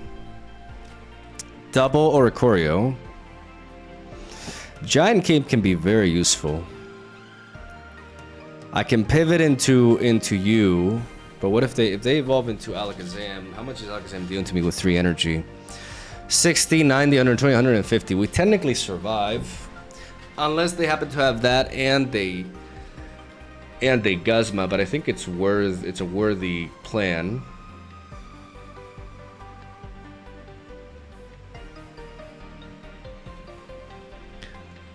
With double Oricorio, we can navigate around an endgame Sabrina, and with this giant cape, we can deal with that. If I wait more, they're going to be able to build up more Alakazam, so I think I have to go in. I have my Fabled Luster, so I don't get poisoned, and I'm able to one-shot this.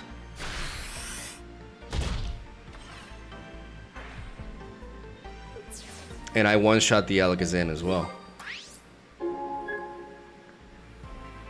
And I have pivots into like a Sabrina with the Alakazam. But if they have like Rare Candy, Alakazam, and like Guzma or Red, then, you know, I mean, that's like 3 specific cards that they need.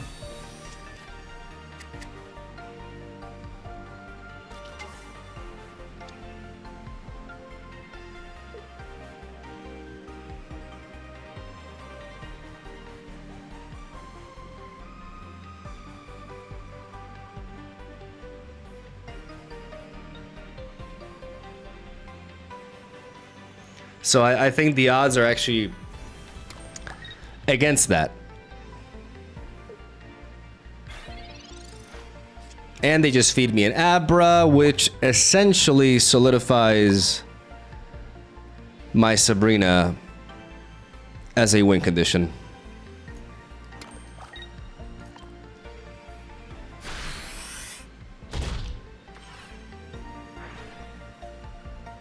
The giant cape. This Fabled Luster just completely nullified the poison barb. Like that's an aspect of I keep calling it Cyrus, of Arceus. That's just downright nuts. There it is. Was it the other? No, it's this one. But they may have a giant cape.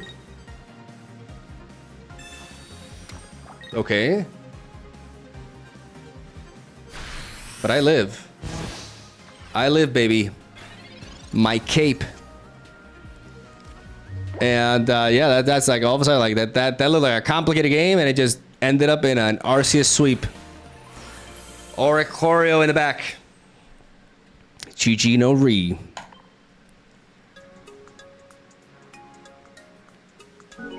Let them win? Absolutely not.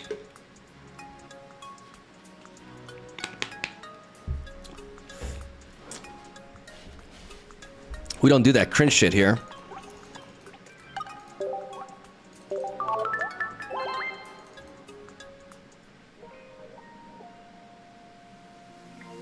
The run and button vid you linked the other day was very cool stuff. Haven't played Pokemon in years and it still had me hooked. Also hope you're doing good. I mean, that video is pure cinema. And yeah, like I'm excited for the challenge.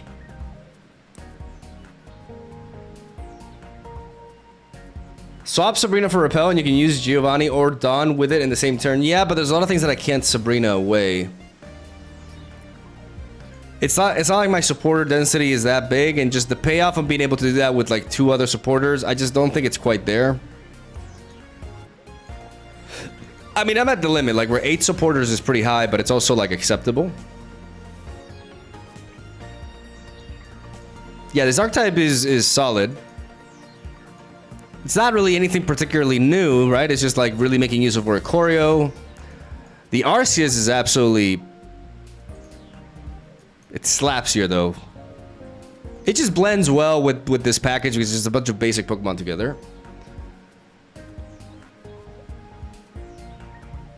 Can you tell me the channel name for that Run and Bud vid? Correct me if I'm wrong. I think it's called P Chow.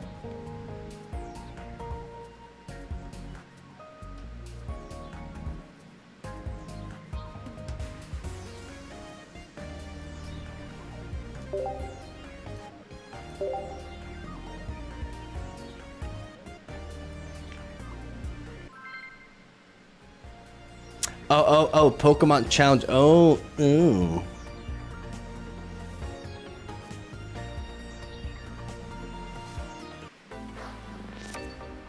Oricorio should have been a coin flip like Bastion. I'm not gonna advocate for more coin flips in the game, personally. Oh God. Oh no. We have a mirror.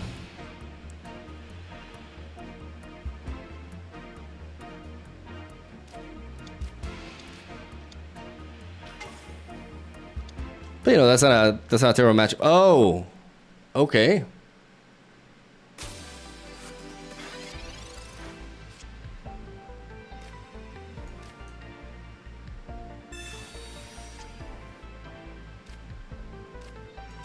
Tapu Koko, Arceus.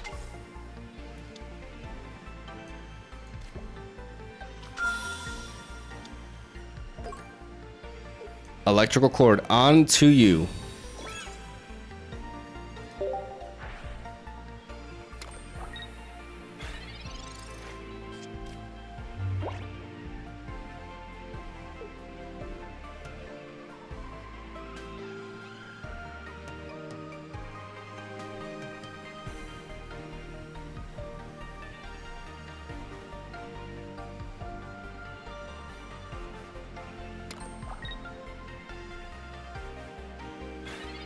Interesting. Okay, so what are we doing here? I like that Oricorio a lot.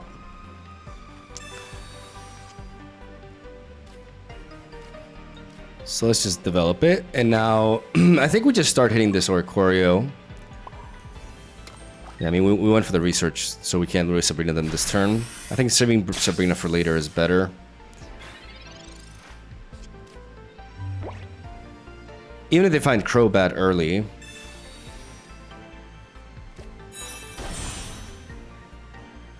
We have Pokemon Center Lady to slow down that and force him to kill Zeraora through combat damage.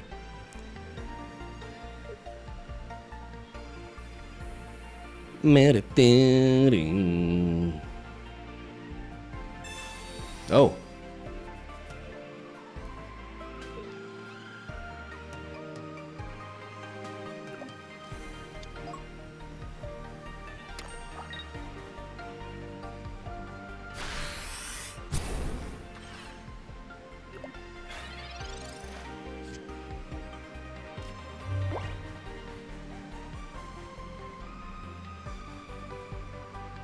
They play dual energy.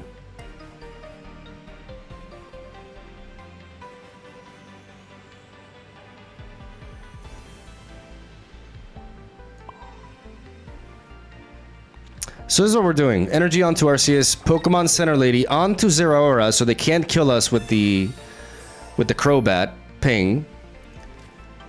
And we Lightning Claw, setting up. This is where Giovanni really comes into play. Like this Giovanni's really gonna surprise them.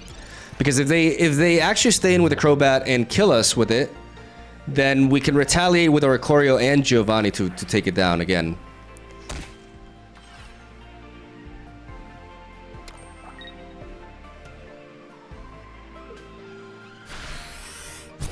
Exactly. So now we transfer an energy onto you and you.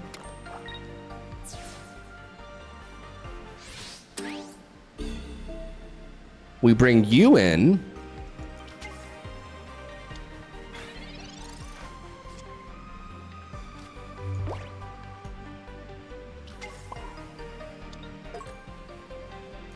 And we Omaiwamu Shindaru. Giovanni. Giovanni's a keeper. Oh boy, he's a keeper. Get knocked the fuck out! Down with the bat. Down with the bat. Yeah, start there.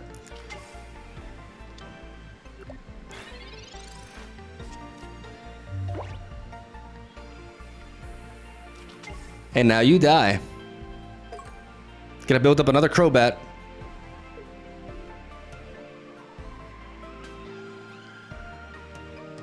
My Oricorio is hungry.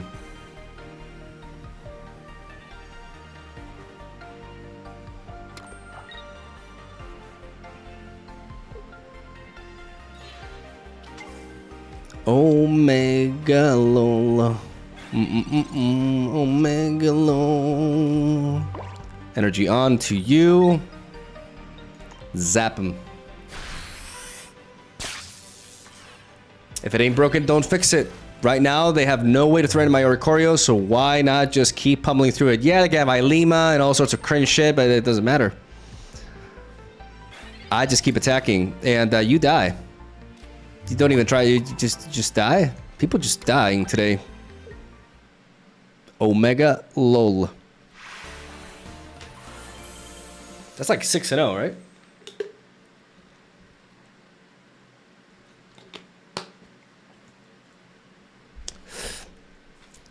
This deck's pretty good.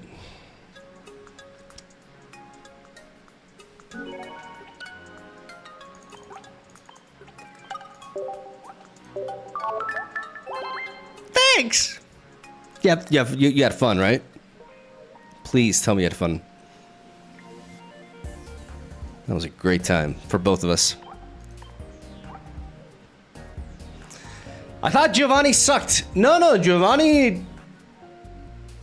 a lot better than people think it is. It has withstood the test of time, like, and the power creep, because it's still like red is just like restricted, and especially in an Oricorio deck, because we have Oricorio and Zeraora who both deal 50 damage for 2 energy.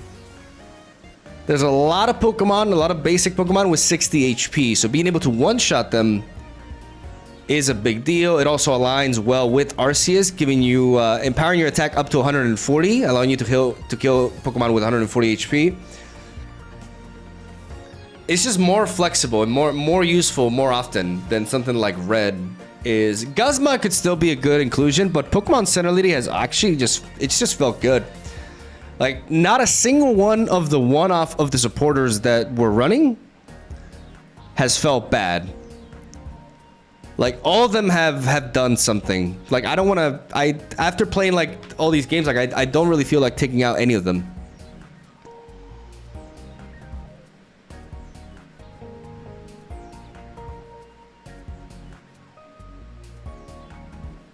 ¿Vos está jugando ranked o casual? Ranked is down right now. You can't play ranked. We were playing ranked the other day, but today, like, it's probably gonna refresh in like a day or two. But right now, you actually can't play ranked.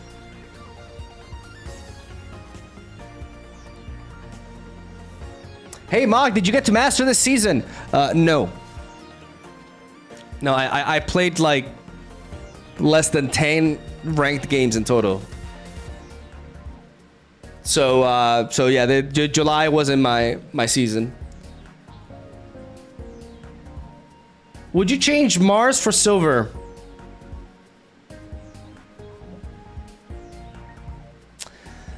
I don't know. I don't think so. Like, I think Silver is better for, like, maybe you do. I don't know. I wonder how many decks will incorporate Silver. I think Silver is going to be more annoying than actually good. Though I do think Silvally will definitely run it. Like, you play Silver in Silvally decks, for sure.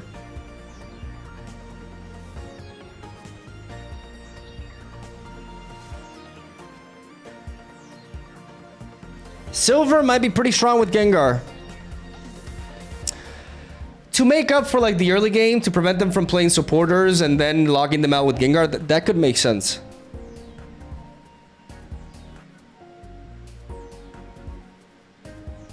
Pokemon Center Lady feels a little bit redundant with Arceus. No, it's definitely done very good things. Like I thought that was like the weakest link of the one-offs of supporters, but it's proved me wrong. It was like there was one game where we really needed it.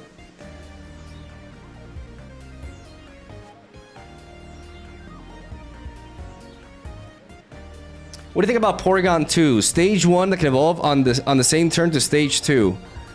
I think it's an interesting card. I definitely think it's a very interesting card, and there's cool stuff you can do with it. I think it's good design. It's kind of like, it's more stage 1s need to be able to do stuff like that.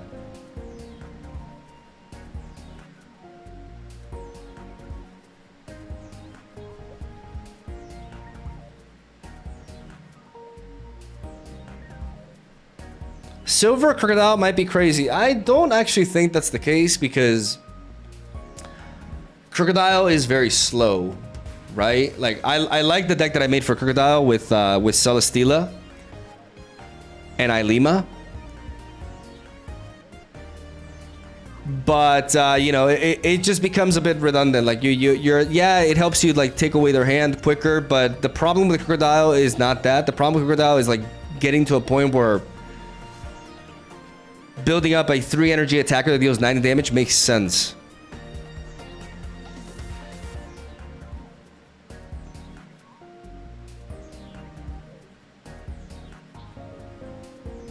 I think it actually makes more sense in something like Gengar, and it definitely will be a staple in Silvally.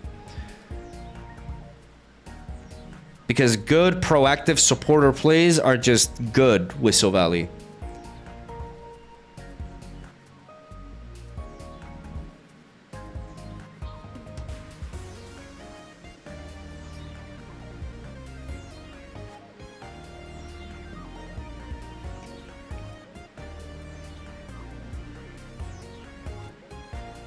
All is good, Darth Spidey. Nice to see you.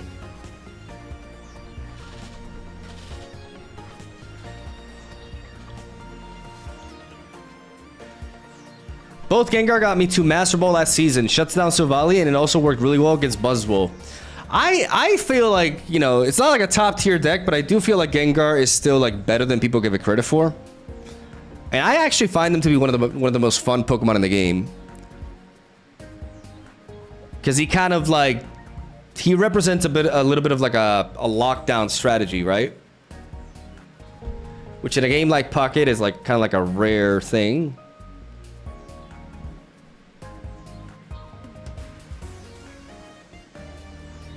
Yeah, he does his own thing, which is really nice. So yeah, this deck, you know, first impressions and overall like rating, very good deck. Very good archetype that's like not, you know, necessarily like the face of the meta. Oricorio, good. And Arceus definitely is just a great addition to like this electrical core. I like it a lot. Like I like the one-off of supporters. Like they all carry their own weight. Every single supporter that's a one-off here like has earned their spot. It's really, I feel like it's very optimized. It's just really good as it is. Like every single card matters, right? And in a game like Pokemon Pocket with 20 card decks, like you want to have it so that every single card like serves a strong purpose. Even Pokemon Center Lady, it could be replaceable, but it feels, it's just good to have healing, even if it's just a one-off.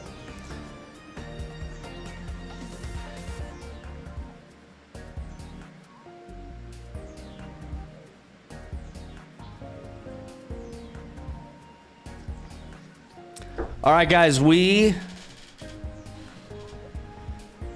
it's the final day. This is the end of the Raid Shadow Legends sponsorship, ladies and gentlemen. We have one more stream to go, and it is the final day for our challenge against Godzly, who has been absolutely murdering us for the past like 2 weeks, 2 to 3 weeks.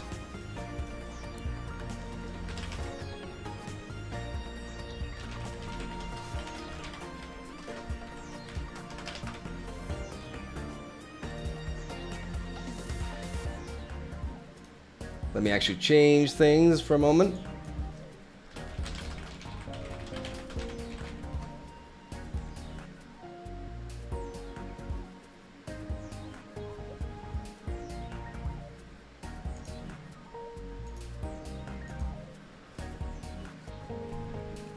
So for those of you, you know, who would like to stick around to help support the channel, it would be greatly appreciated.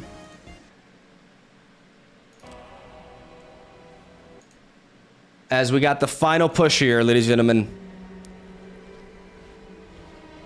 Who's winning? Godzly is winning.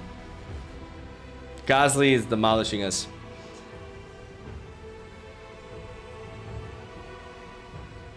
But this is the final stance. This is our final chance to flip it around.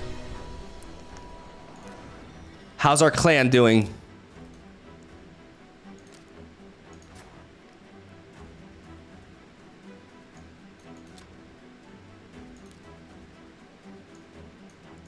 We've made no progress. Oh god, this is doomed. We're doomed. We just gotta. We gotta go out with in a bang. At least we gotta. I've consumed all of my multi battles, and I've gathered up a bunch of artifacts to try to enhance my team. I have the Hell Hades app as well.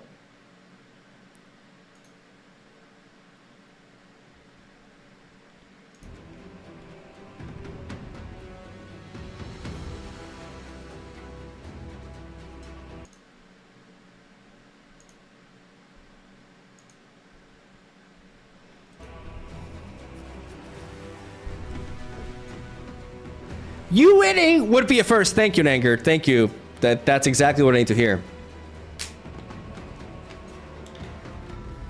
How do you select your clan member? Basically, my clan is you can try to join.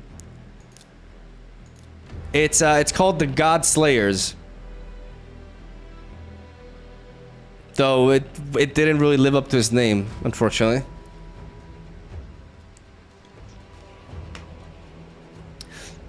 Always here to support. Passive aggressive smiley face. What would I do without you, Nangard? Oh, I know. I would probably be happier. Nice to see you. Hope all is good.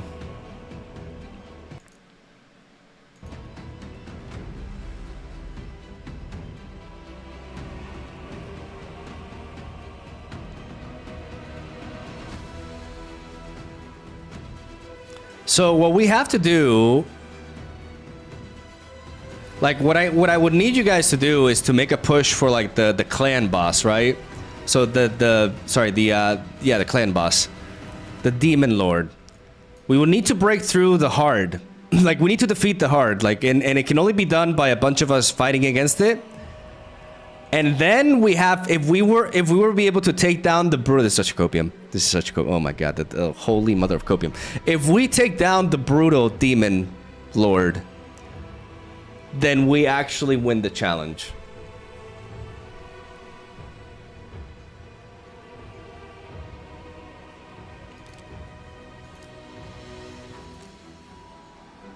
Theoretically, it is possible.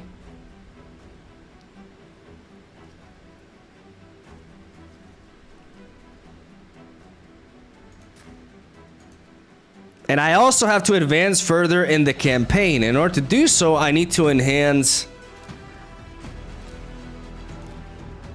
my team. My artifacts have been lacking. So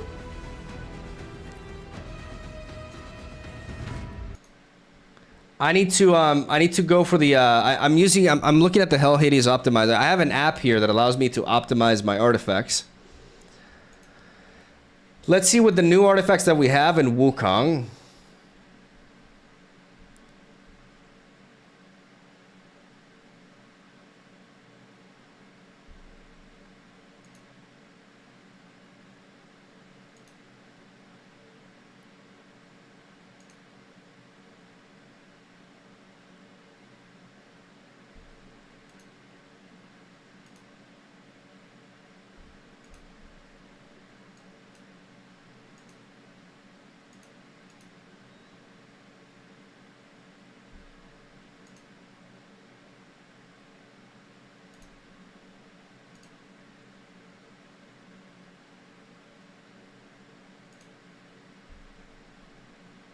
Is it not running?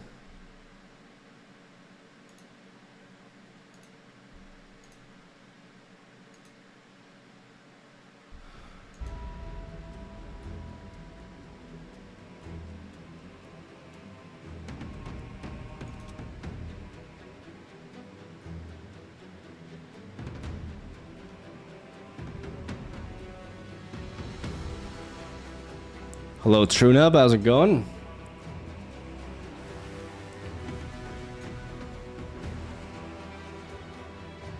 How did you select your clan members? People just joined.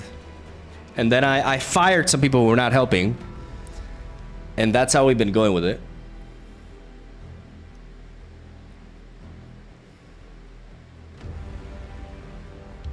It had to be done. No regrets. Why is it not working?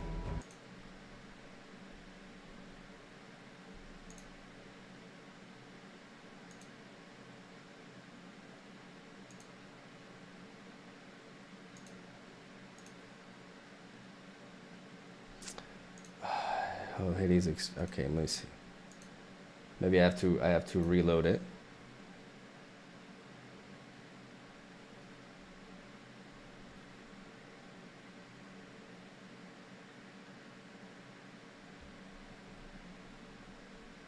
Let's try again. Now I said it's just not working.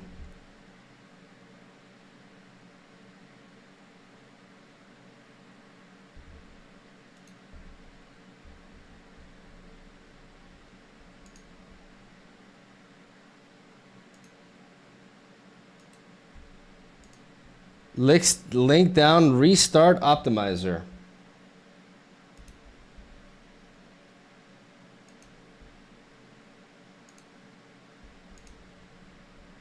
I'm using this app and now it's like, oh my god, and like the boomer in me, I'm not gonna be able to figure this out. Oh my god, what a disaster. Why is it not working?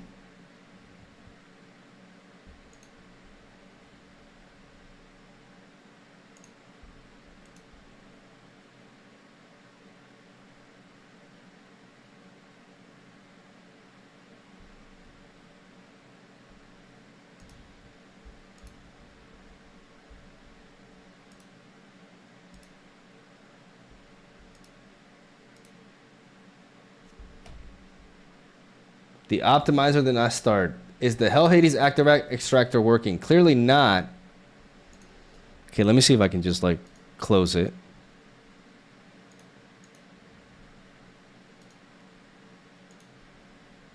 Just close it and open it again. Right. Okay, now it's working. Okay. Okay, now it's working. Just have to reboot it.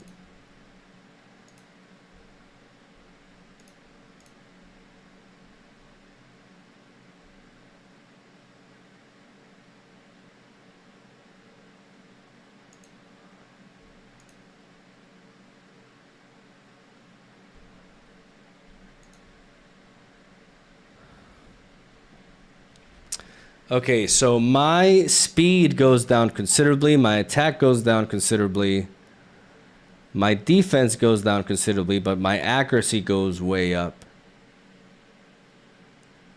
So this is I'm losing like a lot for the sake of this accuracy. So let's actually drop the accuracy.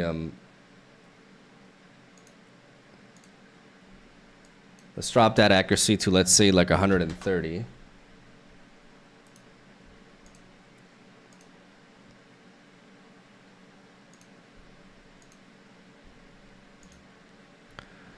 Okay, so now we would have still a considerable drop in attack. A slight drop in defense, a pretty significant drop in speed, still very high accuracy. But my crit rate would drop a little bit, my crit rate's damage would... Is this an improvement? I don't see how this is an improvement.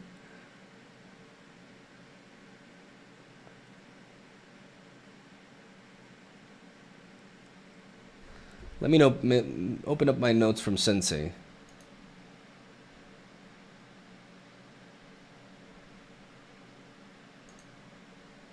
So with Wukong, try to get critical rate to 100%. So his critical rate is already at 100%. Big upgrade, long way up, is a Savage Gear set. 4-piece for 25% ignore. Okay. Attack ring.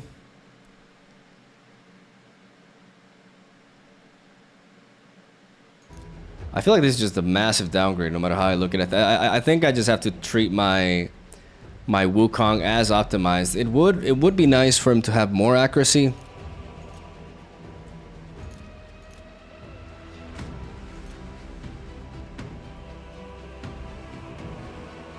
This provides with quite a bit of accuracy, but what if I can go with a shield that...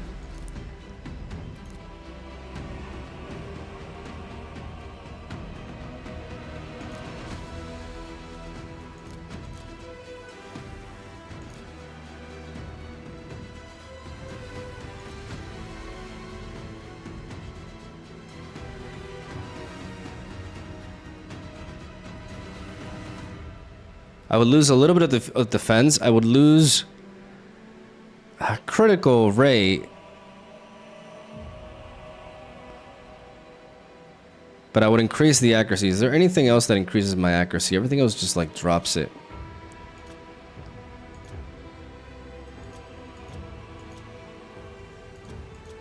Everything else just drops it. It's only this particular shield that gets my accuracy higher, which I think is important.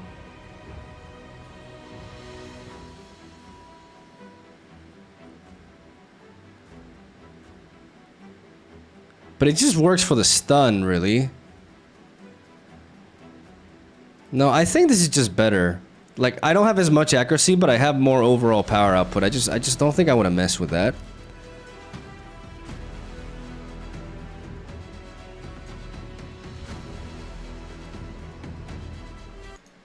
What about Ugo?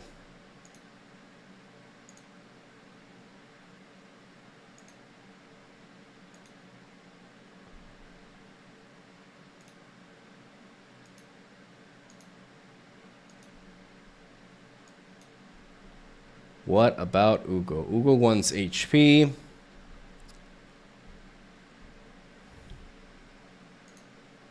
Let me check. Ugo wants lots of speed and accuracy. Faster than damage dealer. So we want a lot of speed and a lot of accuracy. He does have that.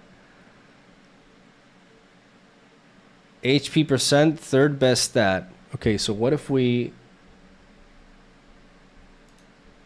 prioritize speed, accuracy, then HP and defense.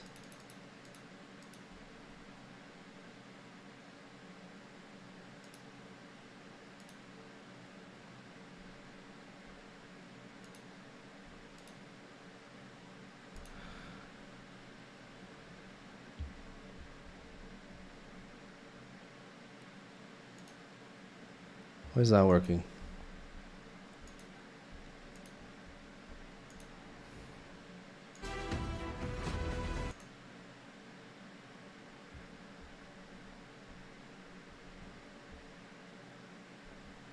No, this is really bad. What the fuck?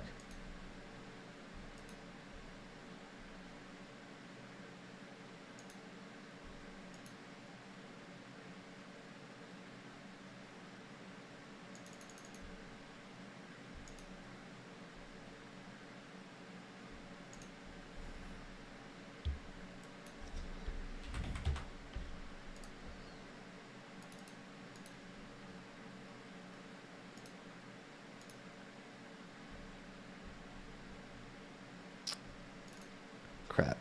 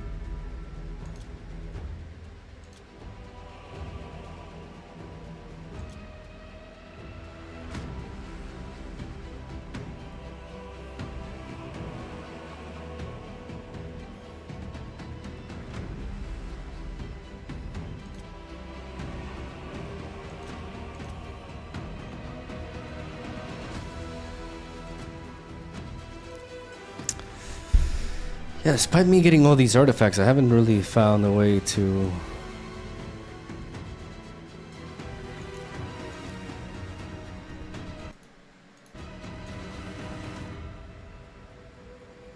She needs speed boots. Filter primary stat speed.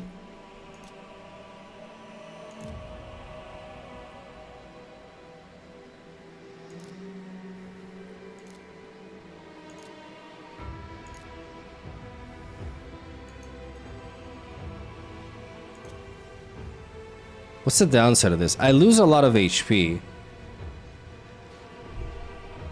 I gain a lot of speed, though. This may be worth it.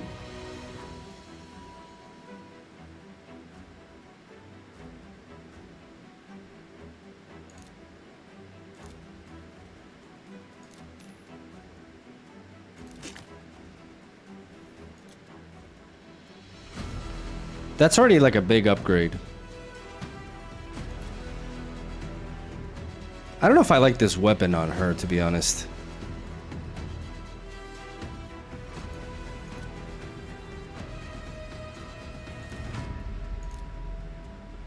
Maybe for the time being. Let's see if this works.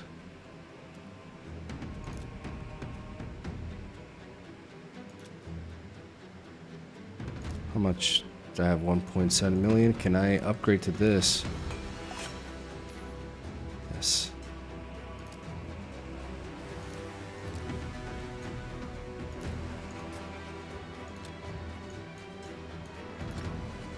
Can I get over this boss?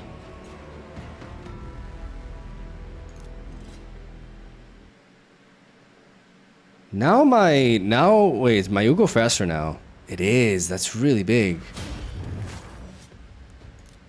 Because now I can always follow up with this and this. It's actually a big deal.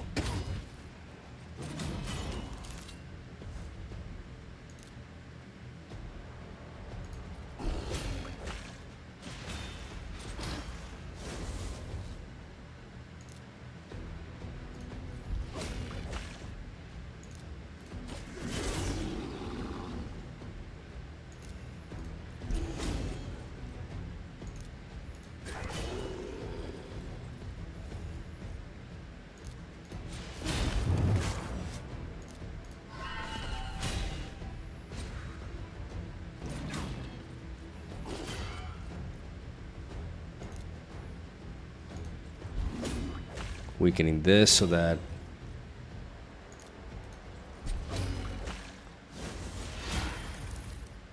monkey can finish. Yeah.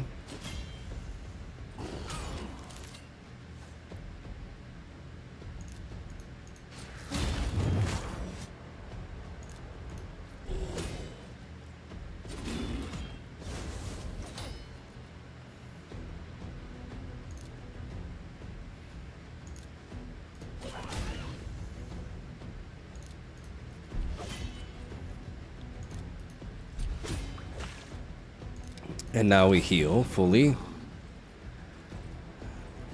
Okay, it seems to be going better.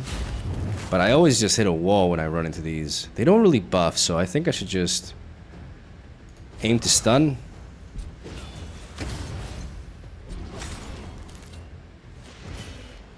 Why did he break through that?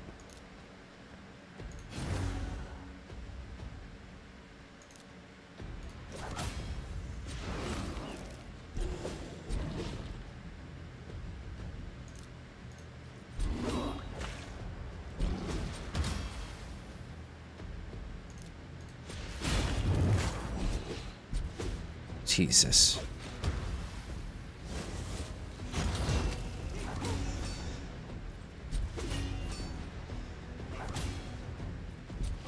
No.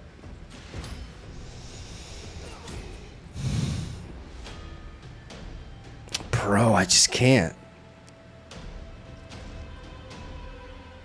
I'm just like hard stuck in this level. The hordes are really easy, but then when we come to this, like, it's just not... Should I be taking a different approach? Instead of Ugo and you...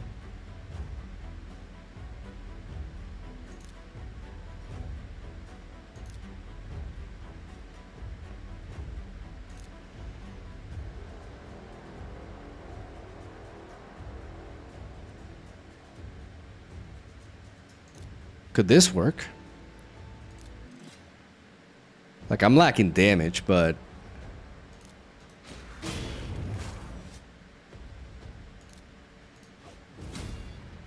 Oh my god, I'm lacking so much damage.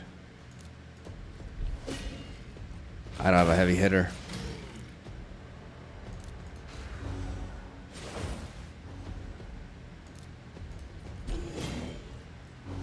I also can't block their... No, this is madness. What am I doing?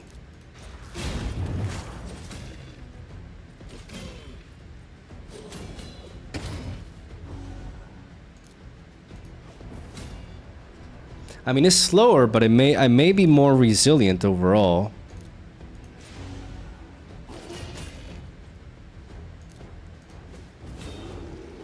And it may be a slow process to get through these initial hordes, but then when I'm up against the champion, I'll be more confident.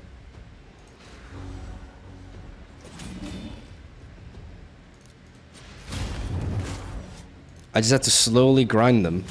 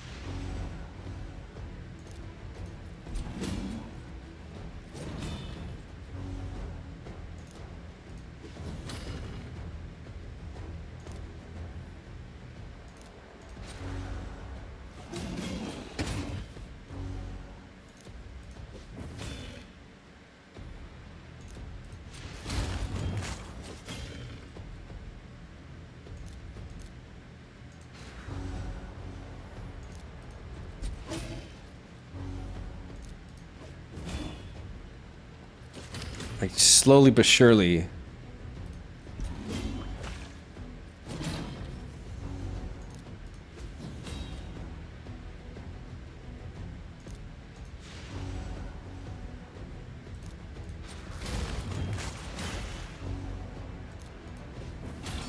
Just tank them.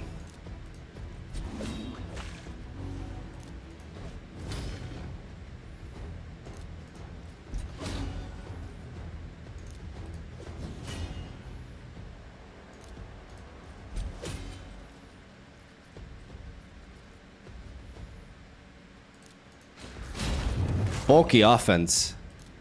It's grindy as hell, but it's just like...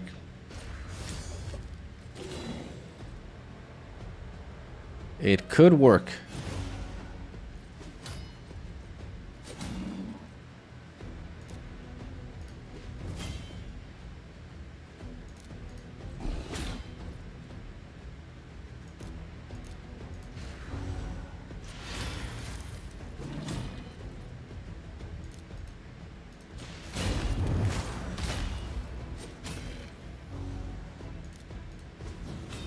Because it takes them a long time to kill Ugo.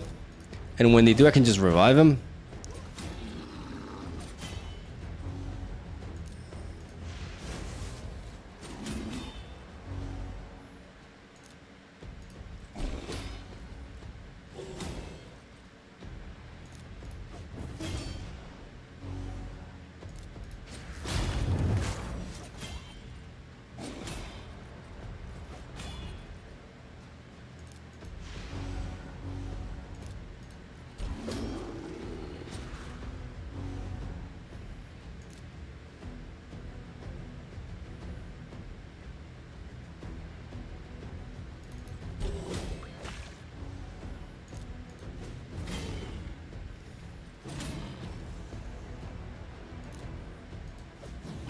Okay, this is such a grind fest though. Like, I have no damage.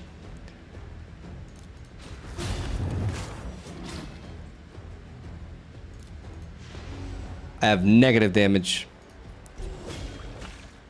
So the question is, am I gonna be able to kill the boss? Even though I can tank it better?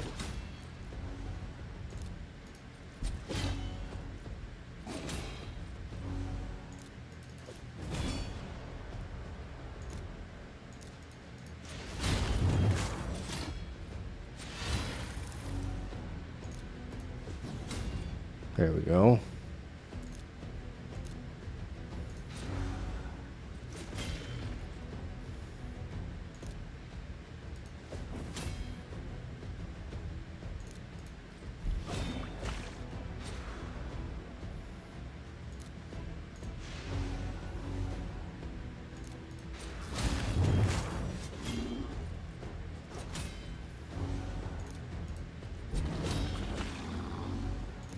Bitch. Okay.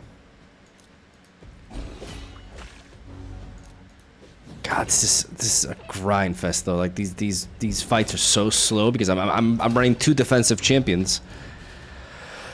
But I'm trying to see if they can actually take on the boss by not just like, because Wukong just like dies too fast against it.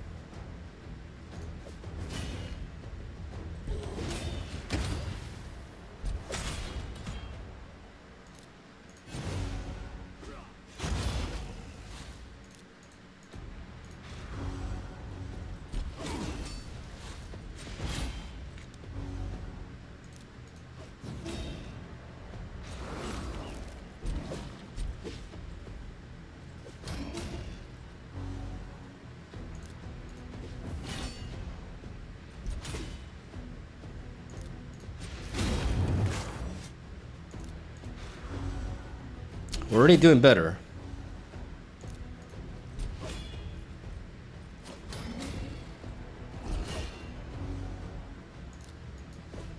I'm just ignoring the henchman. I'm just targeting him.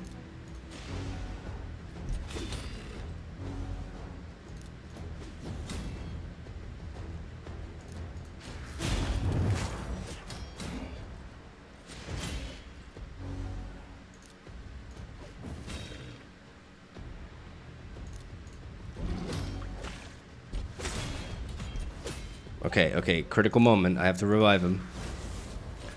And now my Rector Drath has to, like, not die.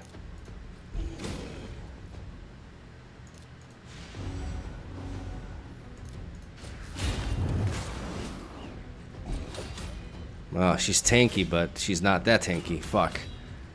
Shit.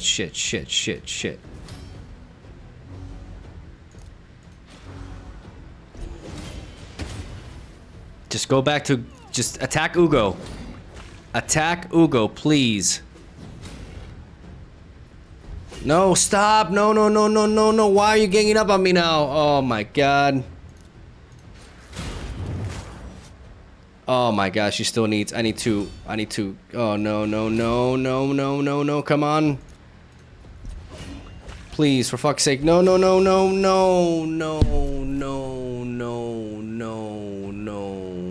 It doesn't work. I mean, it's close. Like, we brought it down all the way here, but it's just like, not. Uga 3 will revive? Wait, what? Oh my god, that's true. So I can wait a little bit on this as I'm like invincible right now. I can just hit this now. Wait, what? Why? Okay, I'm no longer invincible. Oh my god, yes. Oh meu Deus.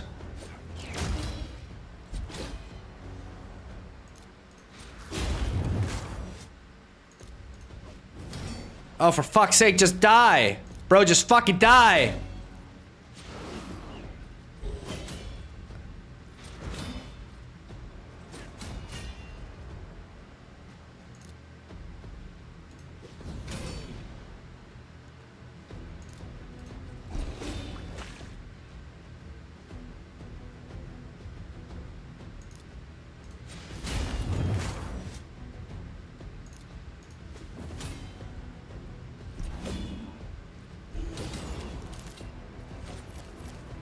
Okay, and I can just revive her again.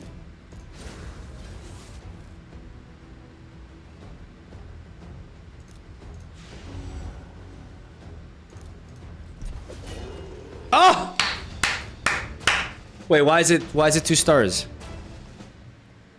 No. Why is it 2 stars?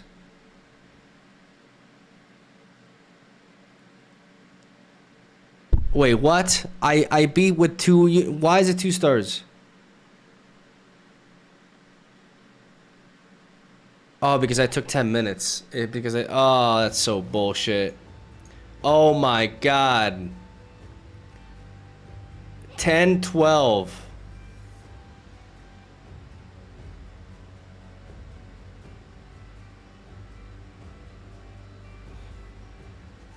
Oh, I need to play faster. Bro, just like auto this.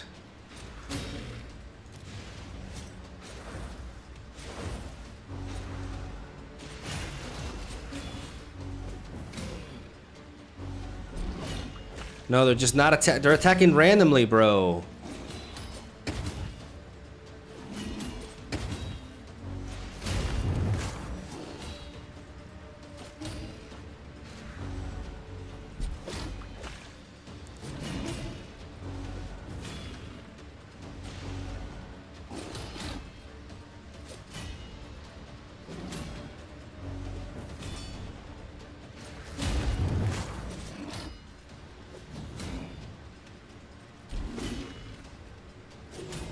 Oh, dear Lord.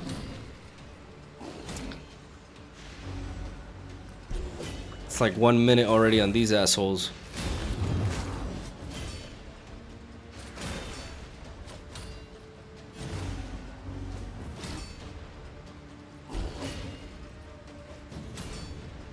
Just gang up on 1. Don't be so inefficient.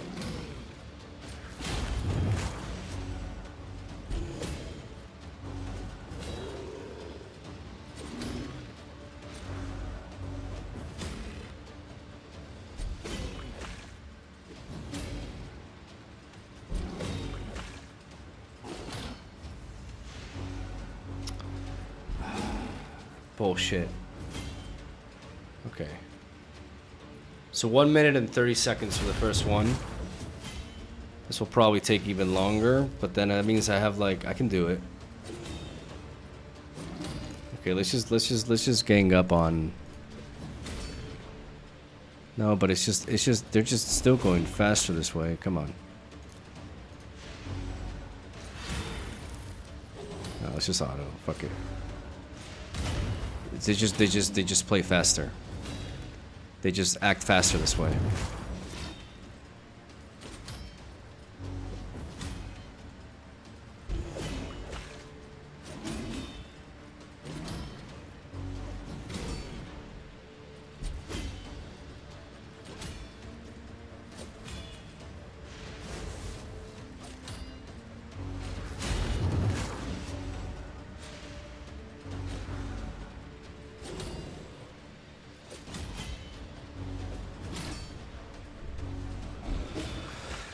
Okay, so 240.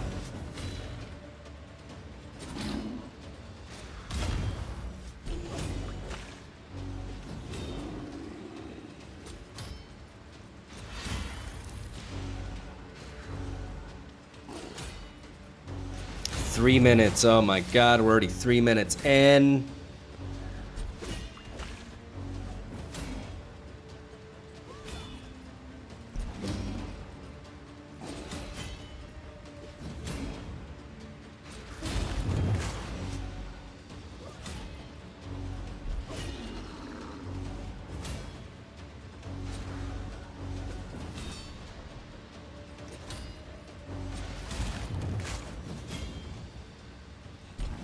Closing in on 4, bro. No, stop with just like wasting the healing. What do you? I hate that. Stop. Just fully attack. Fully just attack. Attack, and attack, bro. Like, stop wasting time with that bullshit. Okay. 350. Okay, here we go. Okay. Just gang up on him. Just gang up on him as much as we can. We decrease the turn meter, which is really nice. Okay, now we need to hit you again, and we need to... Oh, actually, we're in trouble. Because I'm provoked all of a sudden. Like, I need to heal.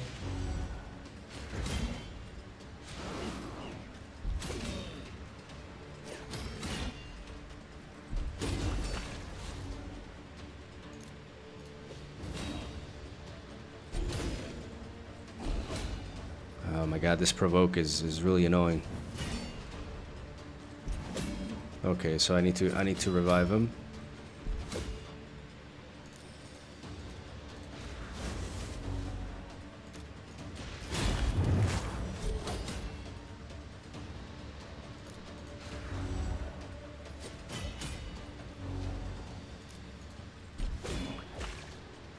Five minutes to go. Okay, come on. Boom.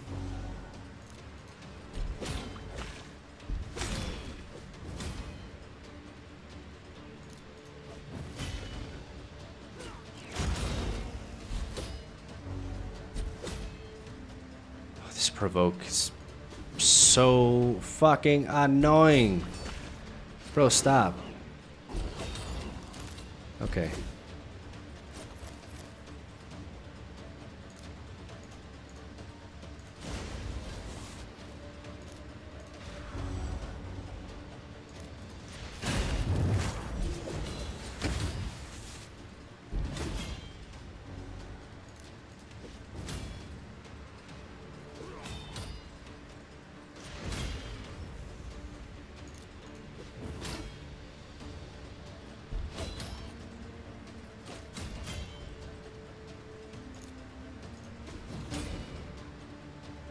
Oh my god, I'm not gonna be able to revive her in a minute. Oh no.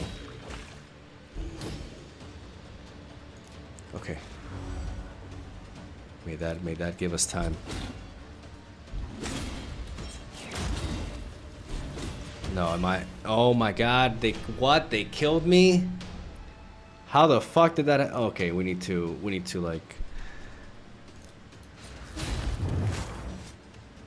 I mean, just auto this. Like, we can auto this part. We just need to make sure that we don't auto the second part.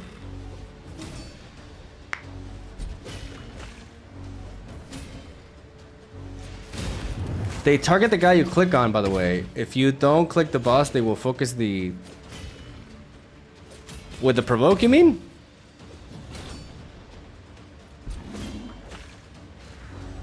On auto, I mean. Okay. Oh. Oh, wow. Wait, you...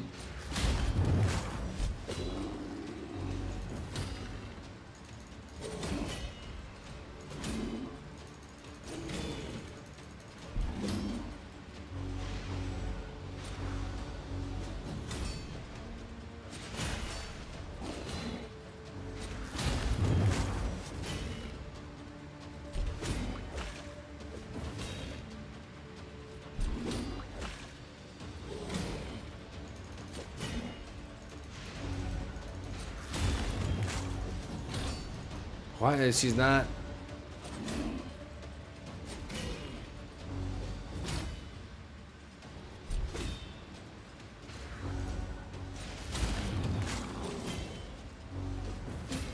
Okay.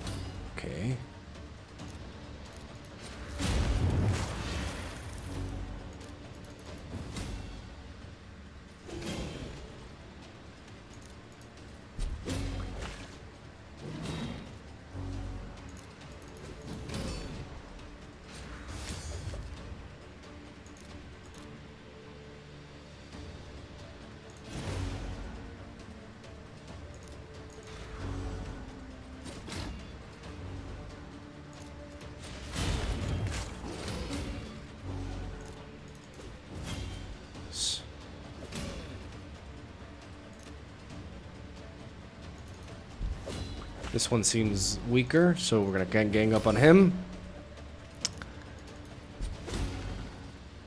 We gotta make it so that we're healthy when we arrive there.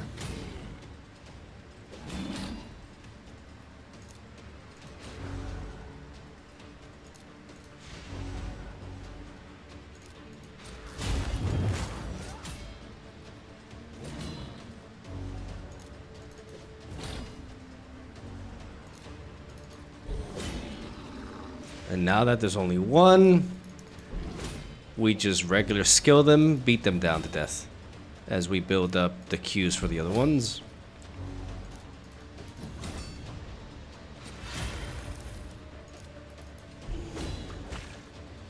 Just boom, boom, boom, boom, boom.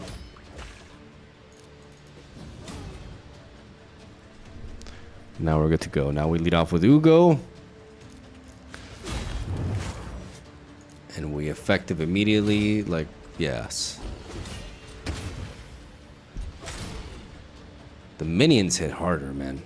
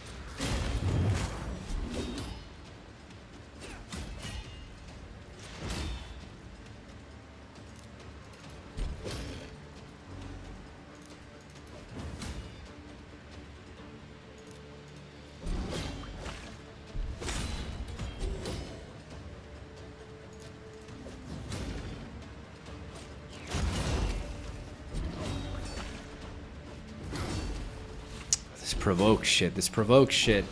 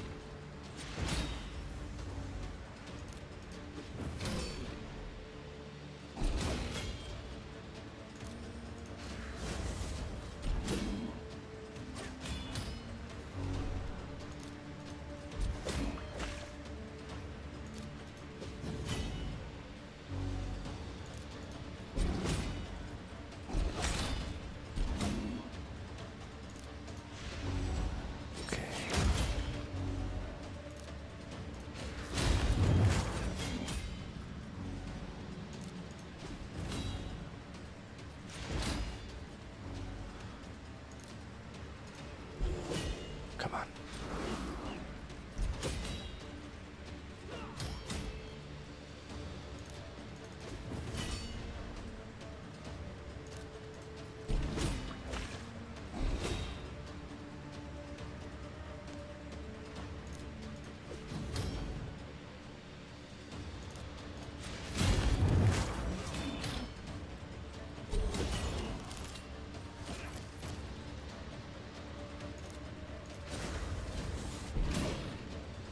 Now we revive her and we can heal.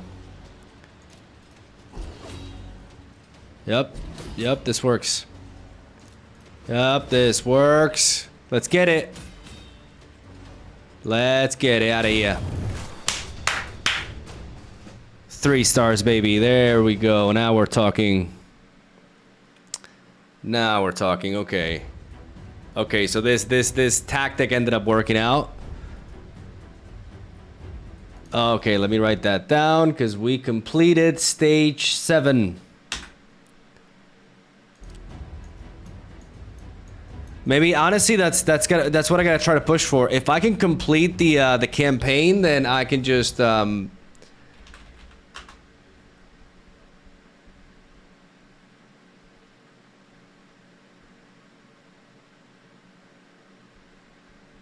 can go places. Easy.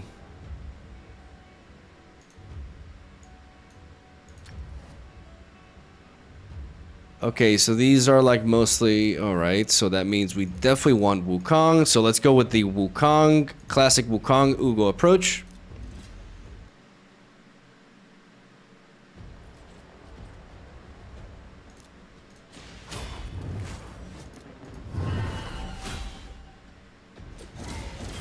Jesus.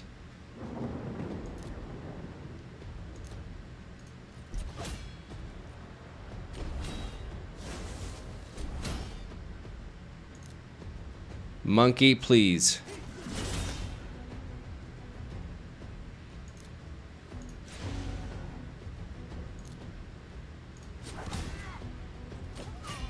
Holy fuck.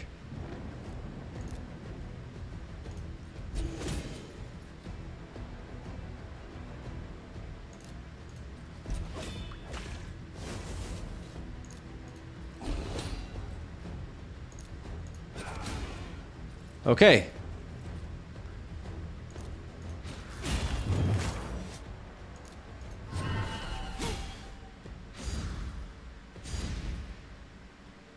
So far, so good. Who do we gang up first on?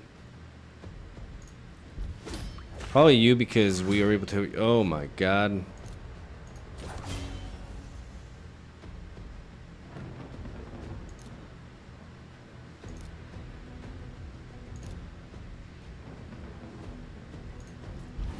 I mean, that's just like negative damage, though. Is that even worth?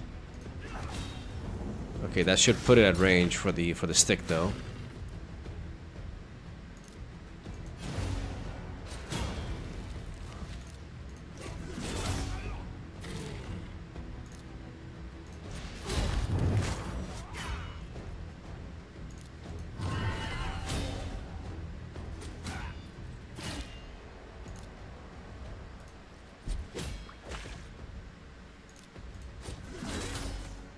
Okay.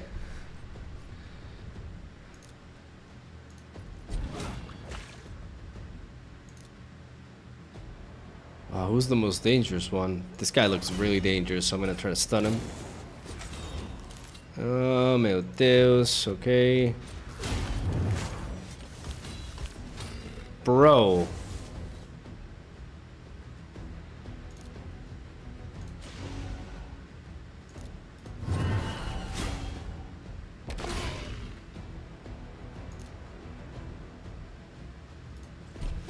I'm going for a big monkey AoE attack. No, no, no, stop, stop. Okay. Just do not kill me, please. Stun him.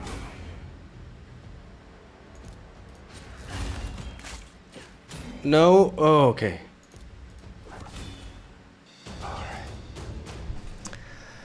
Okay, that was really tight for like a first level though. Holy shit. Now it's like two of these, which are good against... Oof.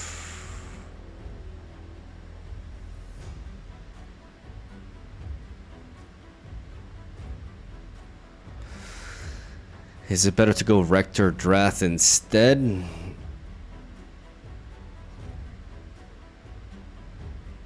Let's see.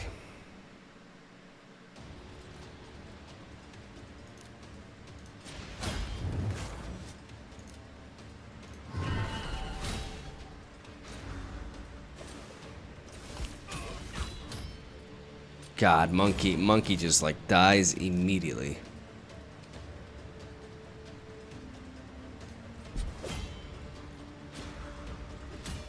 Oh dear God, stop.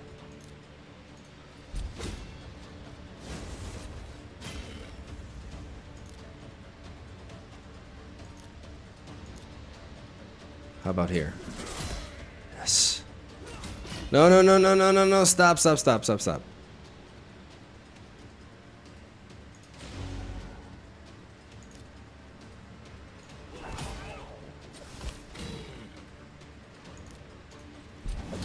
Oh man, my Ugo's like really weak though.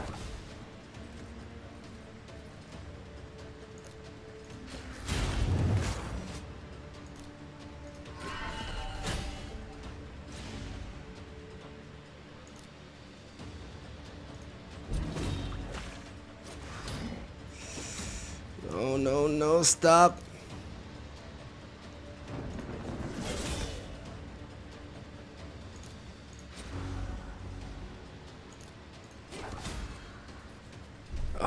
My Ugo's gonna die.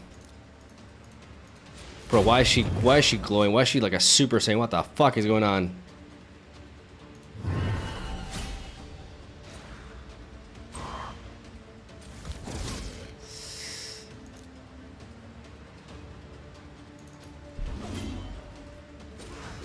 Nope, nope, nope, and I can't revive Ugo.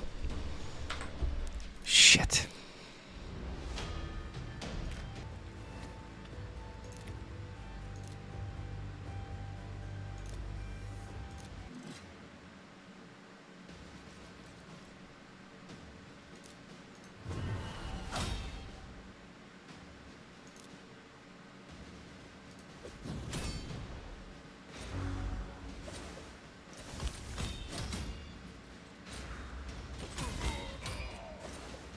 Omega lol.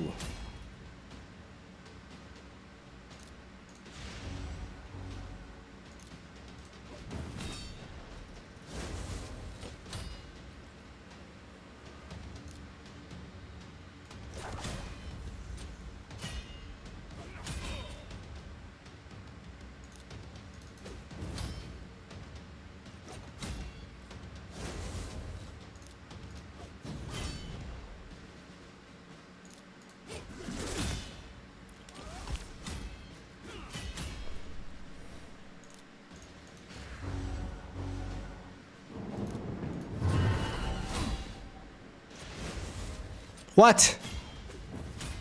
That's cheating.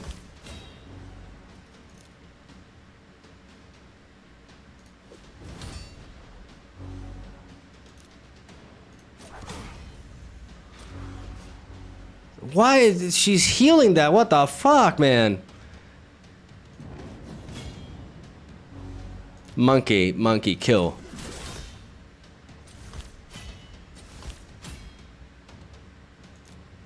You should die. Okay.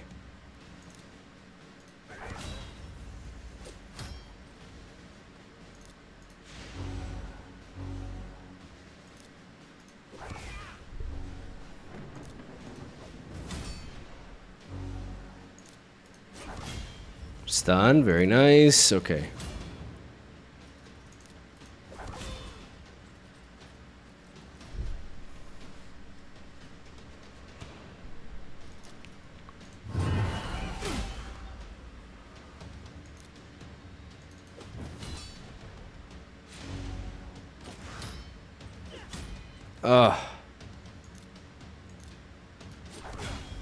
Oh my goodness. Do I heal now? I think it's a waste. Just spread out a little bit of damage. And then like actually like revive him quickly so that I get to attack with him quickly. Is that enough? Yes. The problem is he has a veil, so they're just attacking Rector Wrath now. But I can veil them both now. Great. And then I can go for the AoE. Oh my god, this bullshit, this nonsense. Stop with the resurrection. That's so cringe, bro. That's so cringe. Centering your strategy on reviving stuff, like that's just so stupid. Wukong, revive! Pikachu could beat this Wukong. I honestly, like, I don't like talking shit about my boy, but I don't deny it. I do not. I cannot deny it. This should kill, right? Yes. Just... I could have undone the buffs. Okay.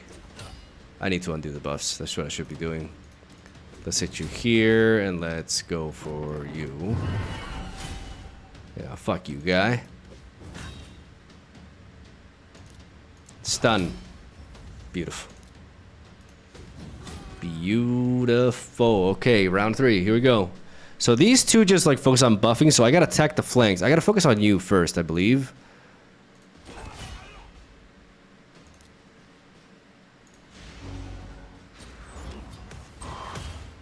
Okay, well, now that's a now that's a problem. No, I need you to resurrect immediately because I need to undo that shit. There we go. Okay. I steal the buffs, so that's actually insane. I have been playing Wukong all this time, and I did not realize he actually steals the buffs. So if I wait for them to buff,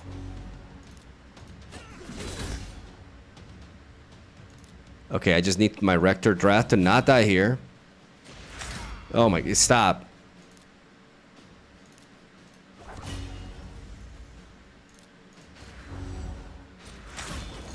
I steal the buffs. Can you believe that? It even implies it in the name, and I'm just Papega. I am such a... It took me like 6 weeks to realize this.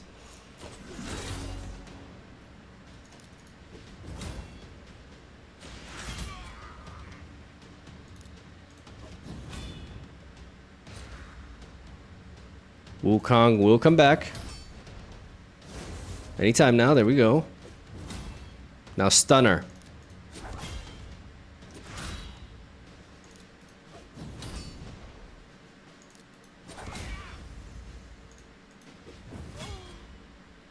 Easy.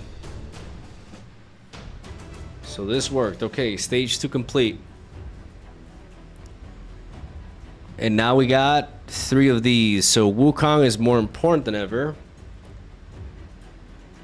The problem is like all these assholes hit my Yugo super effectively, so I may have to continue with this combination. But it's doable. So far the campaign is doable. We're advancing. What game is this? It's Raid Shadow Legends. This is the final day. This is the final stream of a 6-long week challenge where we've been facing off against Godzly. And we're just trying to go out with a bang, to be honest with you. But I've developed a team. I have a monkey, an elf, Shrek, a very evil looking character, and another elf. And that's my squad.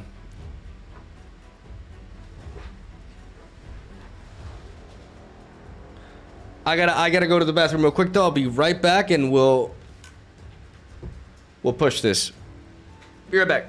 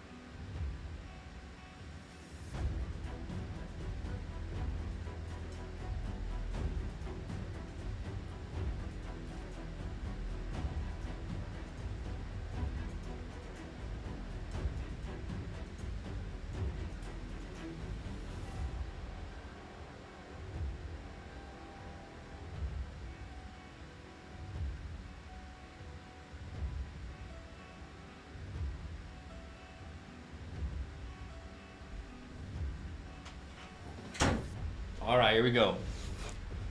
So for those of you lurking here, you would do me a very solid one if you would download Raid Shadow Legends using the link in the command on Twitch, in the description on YouTube, or in the QR code by scanning the QR code that you see on top. So maybe like leading off, if they go for a buff, I'd rather like actually steal it from them after, right? Holy fuck, he got killed immediately. But now I can steal the buffs. And his attack is tremendous. Yeah, this tactic works quite well. I'm gonna wear you down so I can set up the stick. You know what I'm saying? Like, I need that stick. I need to beat them with a stick. I need to weaken it so that when I kill him with a stick, I deal AoE damage to everything. Oh my god, he's already dead. He dies so fast. I'm just gonna revive him to accelerate him and give him that veil.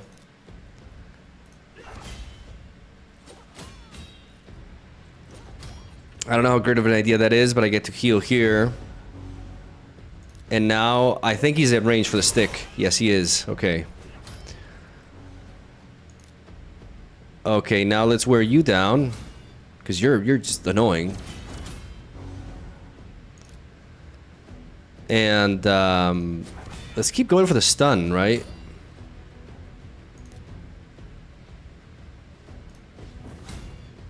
That girl's at range. There's no way she's not. Oh, I still don't. Can I AoE then? This is maybe a problem. I may have to kill you just to eliminate an attacker. Oh no! Oh no! Oh dear God! Oh no! No! No! I need to stun you. Yes. Okay. I need to heal. I need to heal like yesterday. She just keeps taking all this damage though. This is not good. They're targeting her. Maybe Ugo is better because they gank. No, but I can't resurrect Ugo.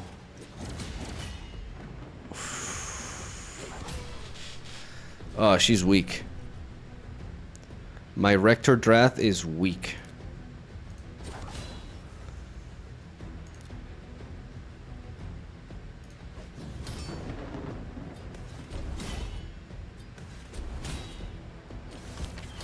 And I'm dead.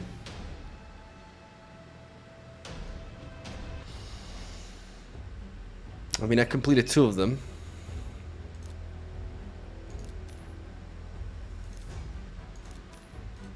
Give me that energy. I need that energy. Okay, so Rector Drath is not cutting it. I think Wukong is quite important, deals the damage, but who do I pair him with that doesn't just get absolutely massacred? That's the $1,000,000 question right there, because they're just targeting her. I mean, I just have to be careful with the veils, but can Ugo do it? The problem is Ugo is like weak to them, right?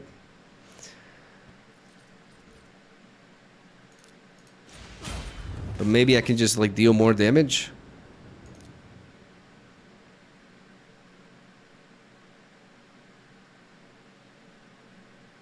Maybe I can just turn something into a sheep.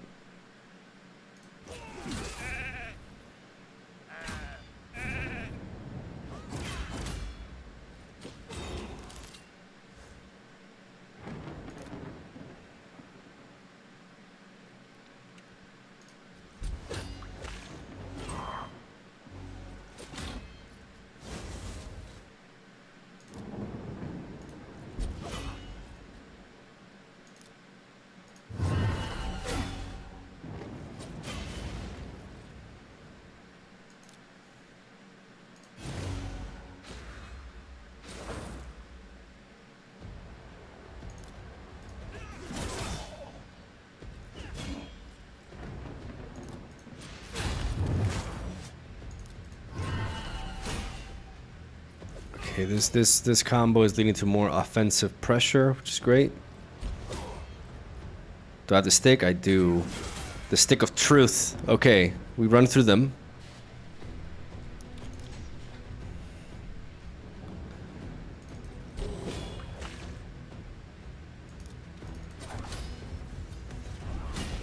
No, no, no, no, no, stop that shit.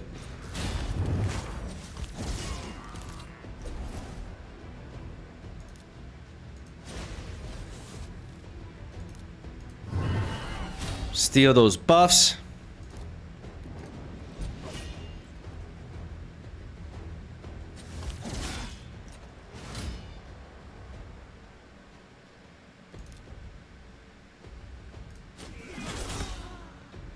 Okay, but I'm not ready.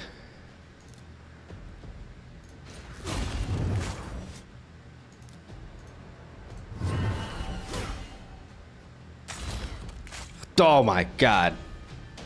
Oh my, what the fuck was that?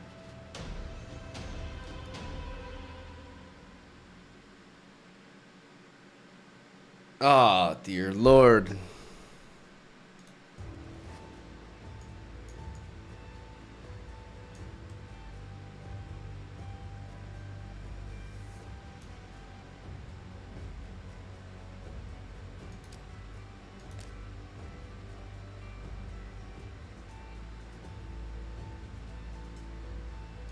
The game I've been seeing in ads. Yeah, Raid Shadow Legends is a strong marketing campaign.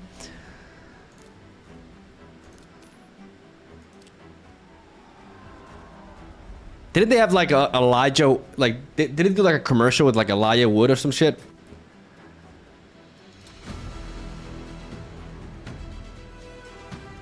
Maybe I should focus on the... Okay, so where am I at? Okay, so the Minotaur's completed.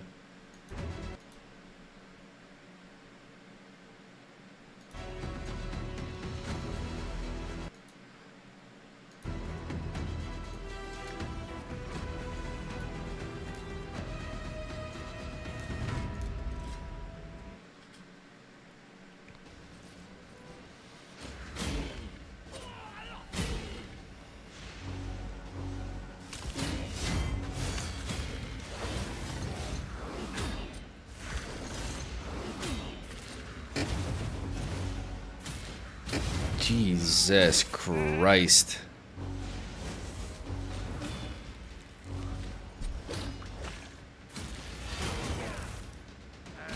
Hello? Help? God, why are they so... They're all so fat, bro.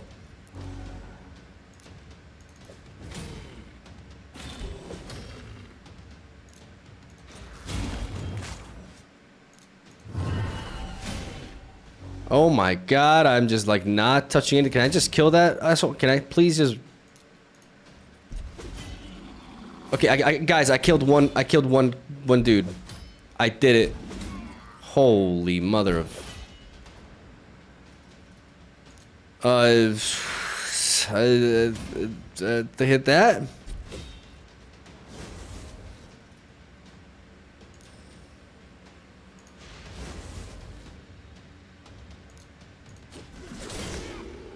Okay.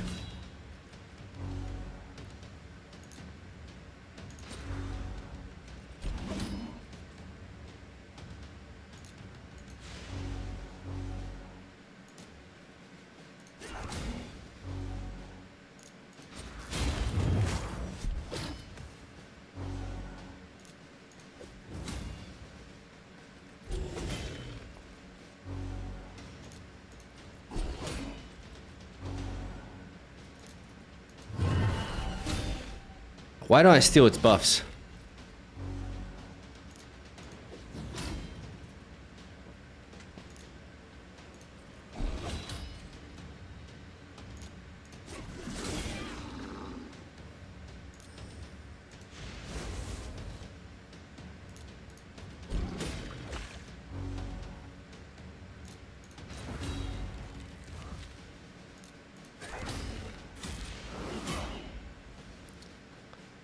Fucking asshole.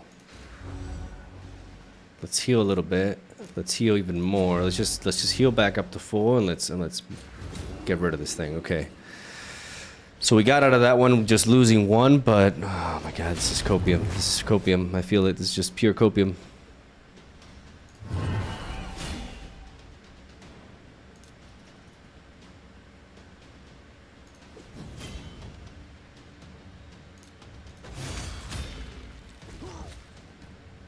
Did he just like one-shot my kill? Is that what just happened?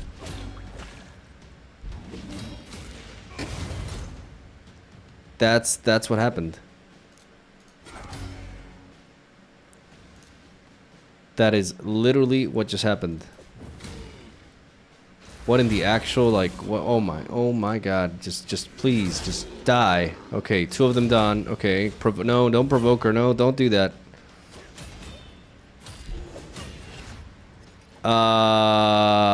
Good game.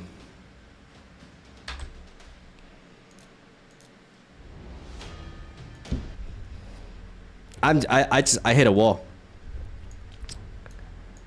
I hit a wall and I need to upgrade my artifacts and stuff, and I just did not do things properly in that sense.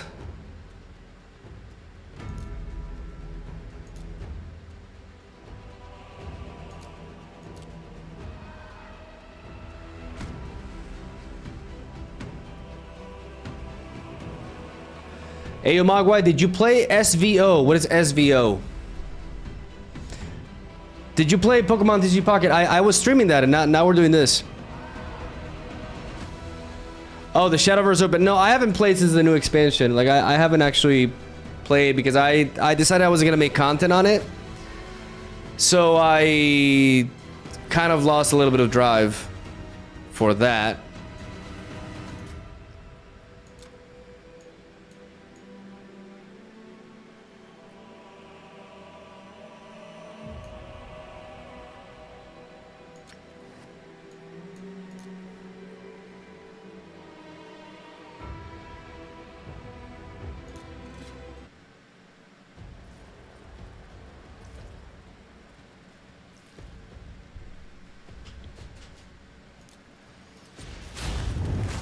Let's see if the spider. Let's see what we can do with the spider.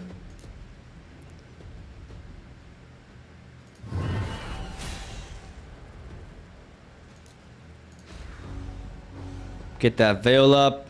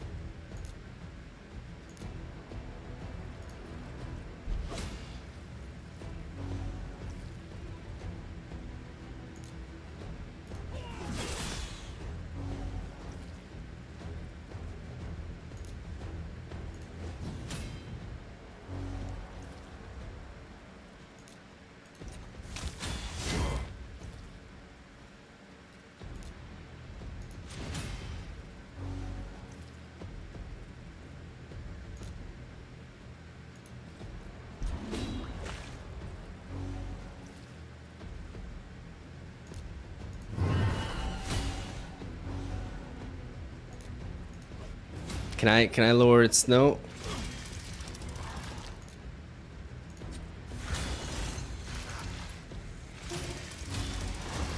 No, it just heals back up to full. You gotta be kidding me.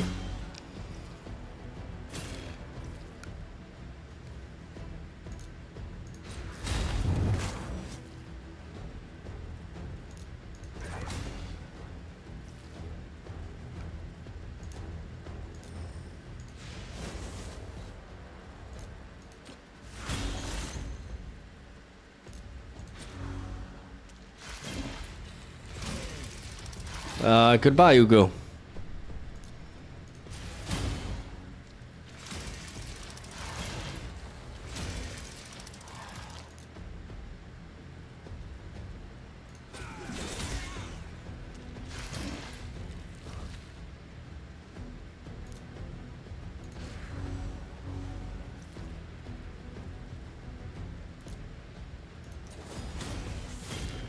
That's huge.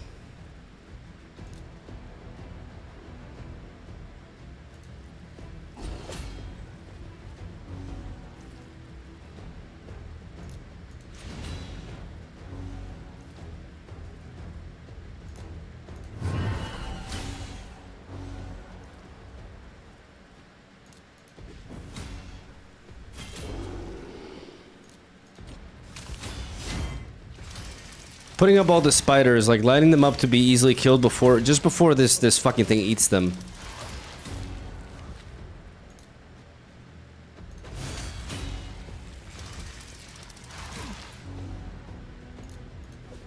Problem is, can I afford to keep these around?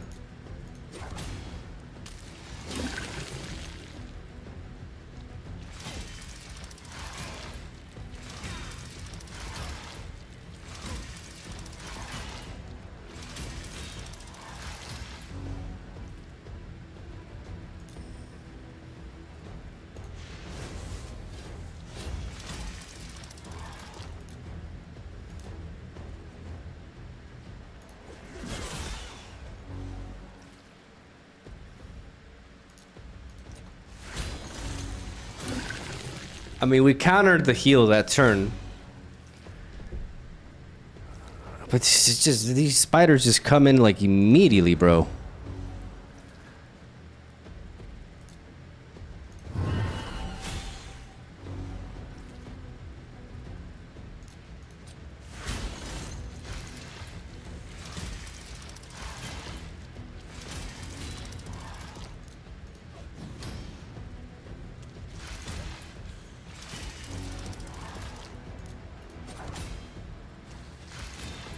My Retrodrat dies, like, do we have a chance?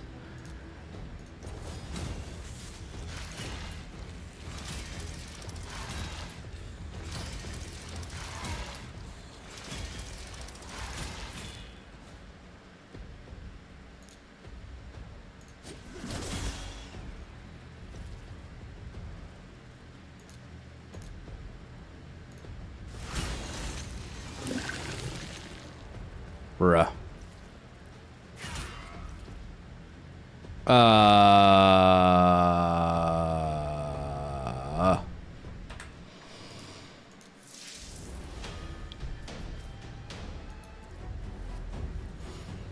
Yeah, these are all the ones that I'm like heart stuck in, like stage 15.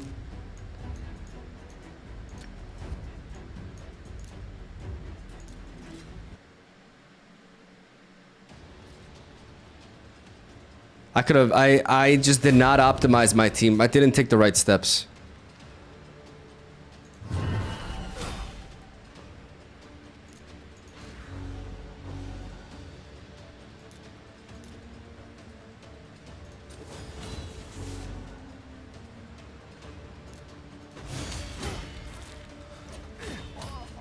Jesus.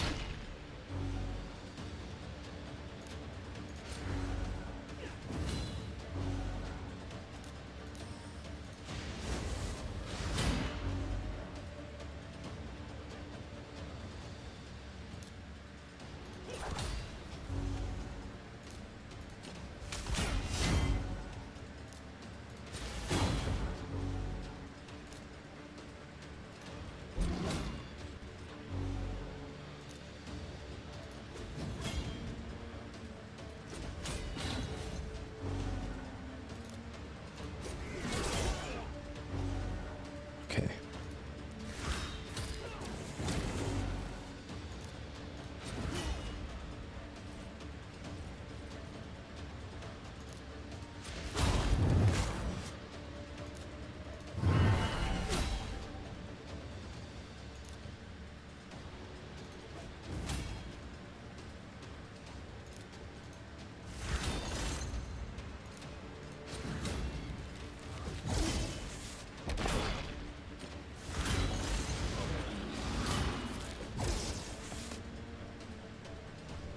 What?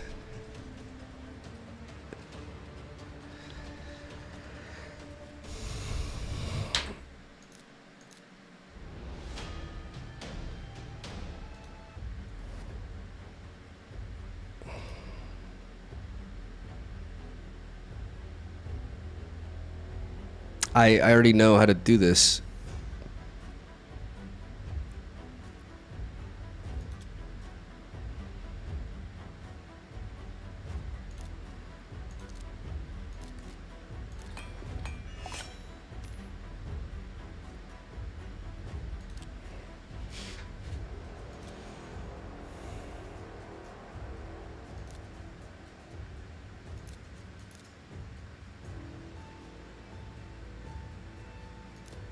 Cohart needs crit rate.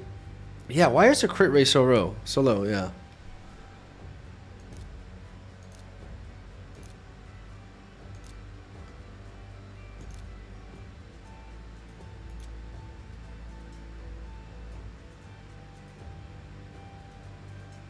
Her accuracy will drop a bit, but her crit rate will increase dramatically if I add this.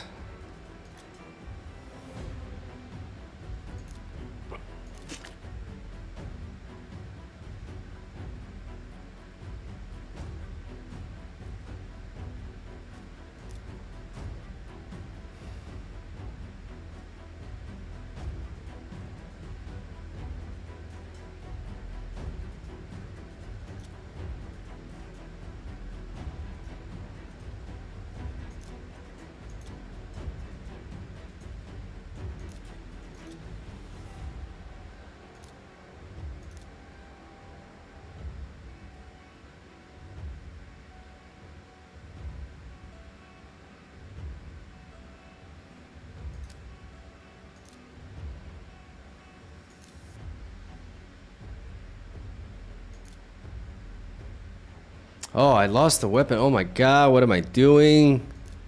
It's because I started using that thing and it just took his weapon away. His accuracy is really high. What's missing? Like, honestly, attack.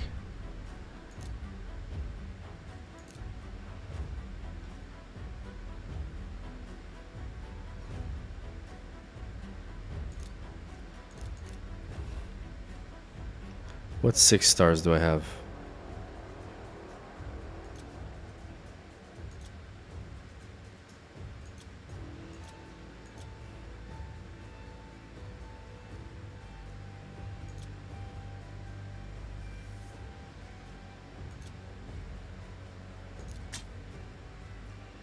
Also makes him faster.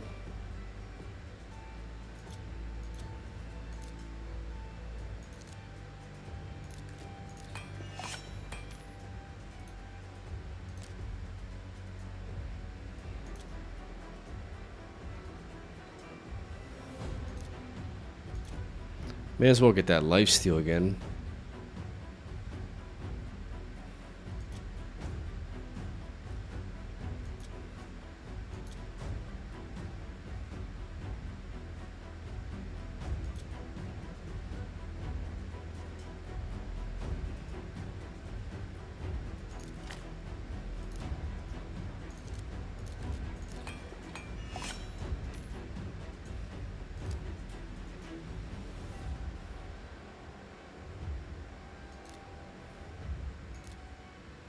It's because I used that app and I swapped my weapons around and I forgot, oh my god, Rectordrat does not have a shield. What am I doing with my life?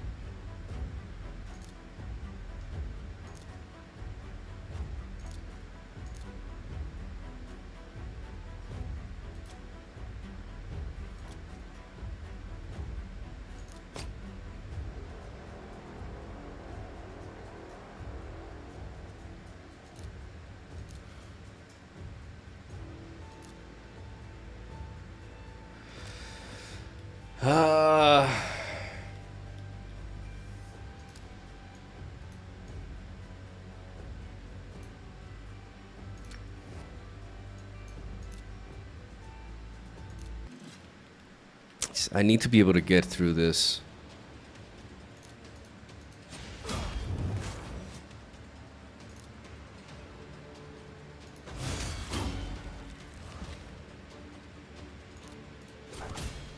Let's try to stun.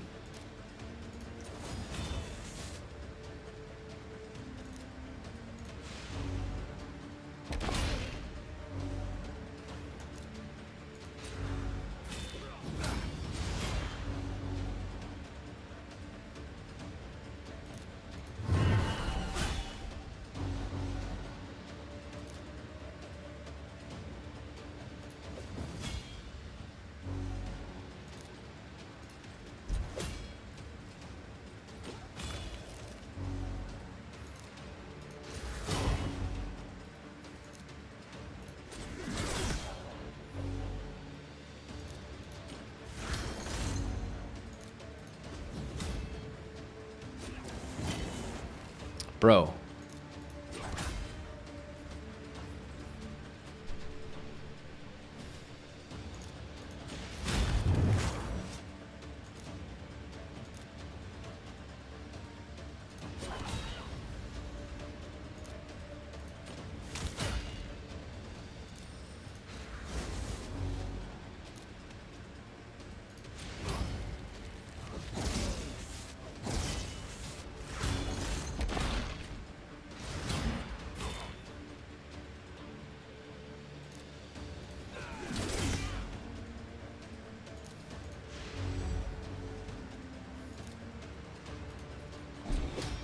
Need to deal with this asshole.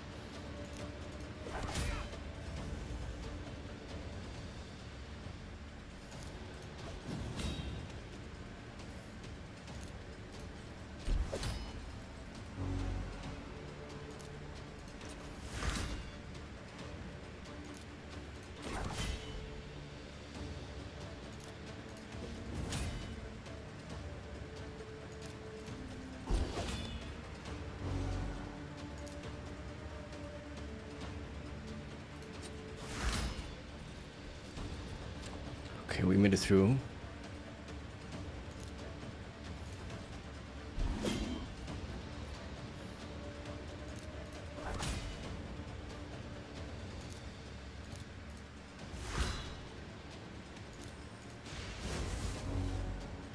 Oh, fuck.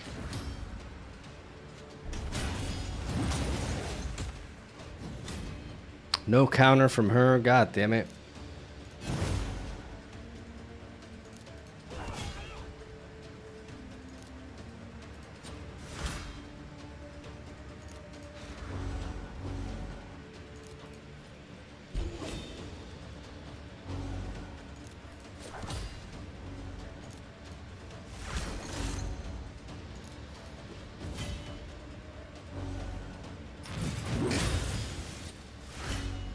Okay, we got the counter now. Good.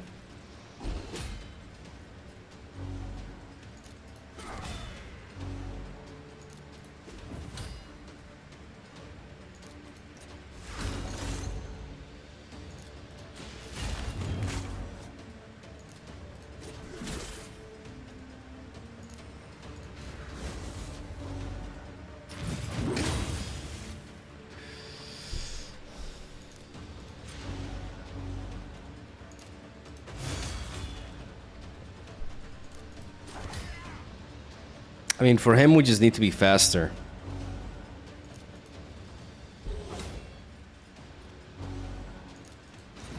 Losing Cold Heart is something I cannot afford.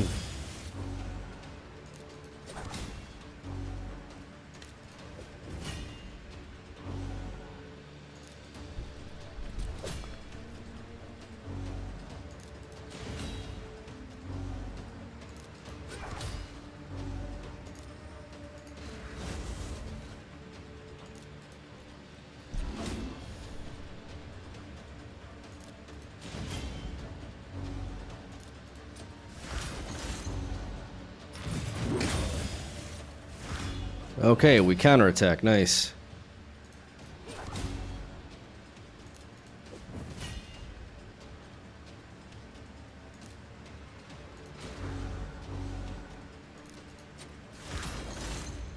I just can't not.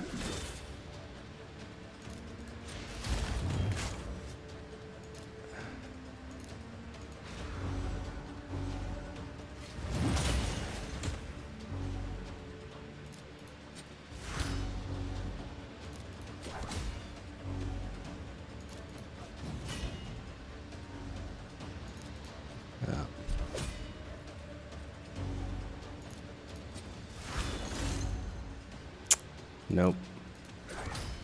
He's too fast. He's too fast for me.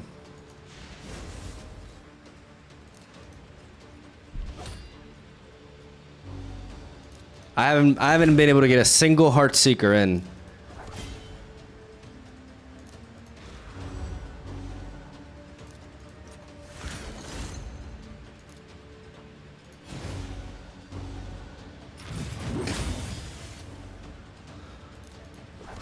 And my counters are not working with Cold Heart. Like, they're not triggering.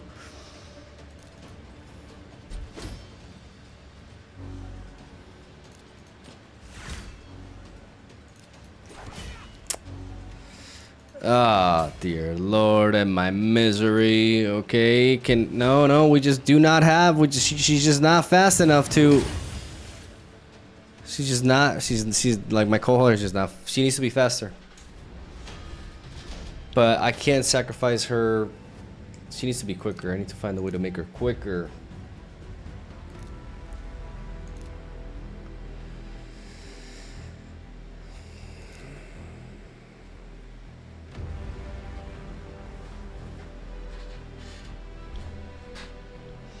I need more speed on her.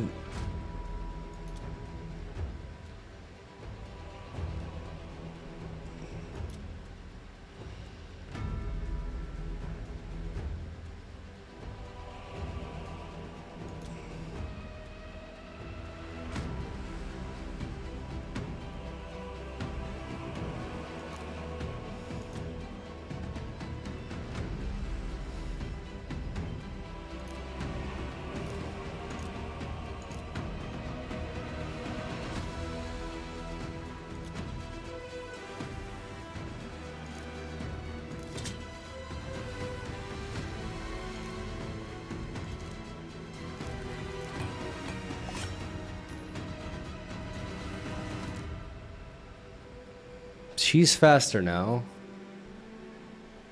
And her accuracy should also, like, because I have like plus 40, like her accuracy should still be high enough.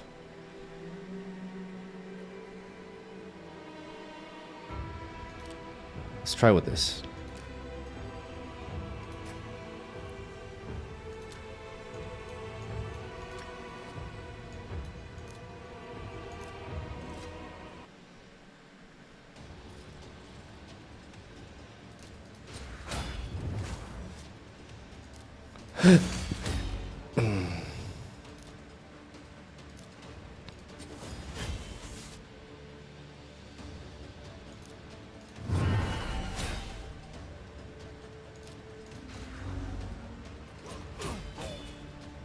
Omega low.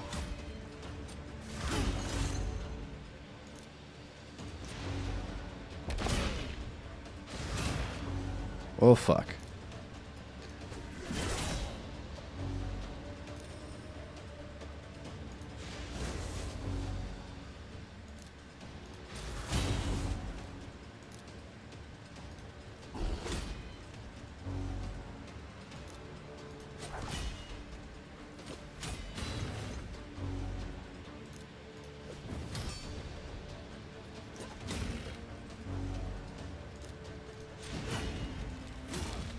Okay.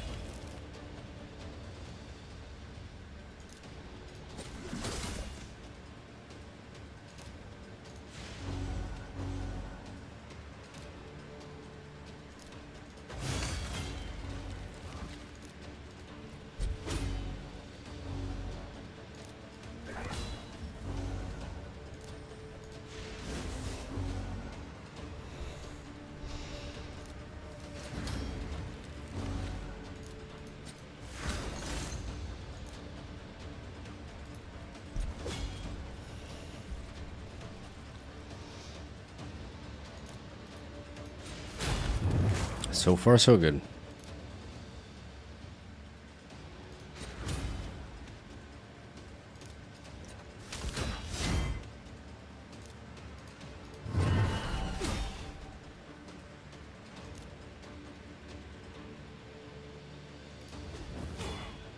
I can freaking literally do this.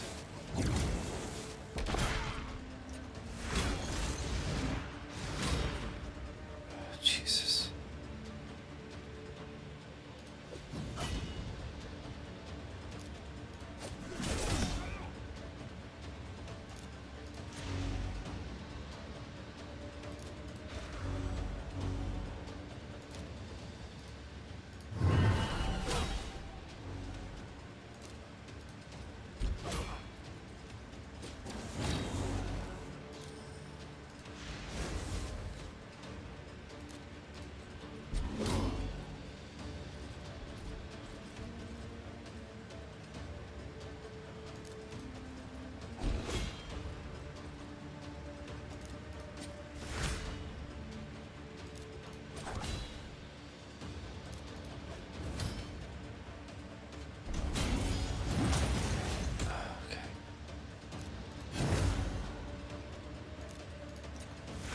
Cohort, I need you to like counter, girl. Like what the fuck are you doing?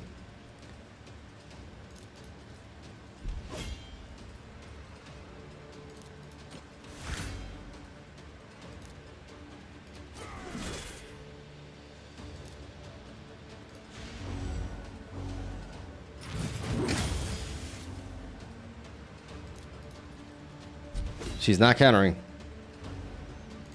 She's not countering, bro.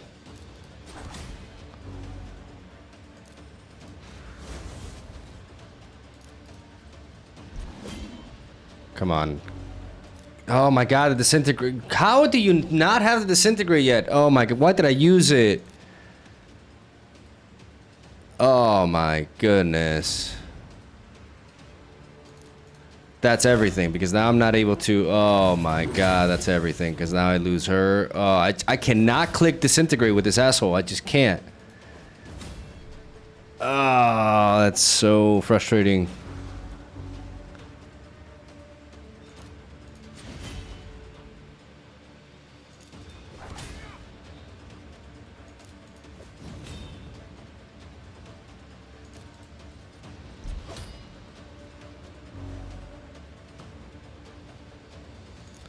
Bro, I just gotta hold on to that. Okay, he just died. Oh, it's just a disaster. Okay, do not use that. That was everything. Never use disintegrate. Just do not use disintegrate. Because if I lose that shit, like, and for what? Like, it doesn't even do anything. In the like, that was so silly.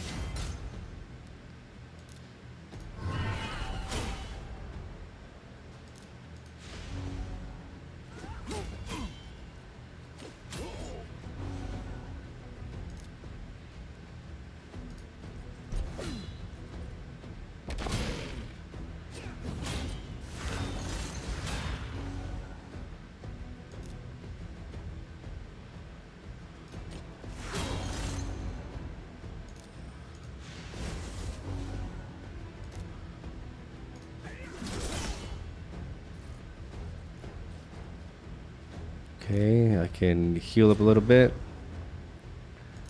Do not click disintegrate with this asshole. Just gang up on this guy. This is the one that hits the hardest.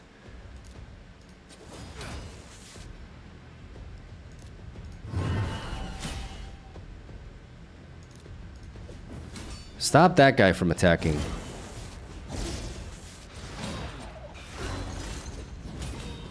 Okay, he just murdered. Okay, what the stun. Stun him, please. Like, slow him down. I beg you. Oh my god. Should be a range. Okay.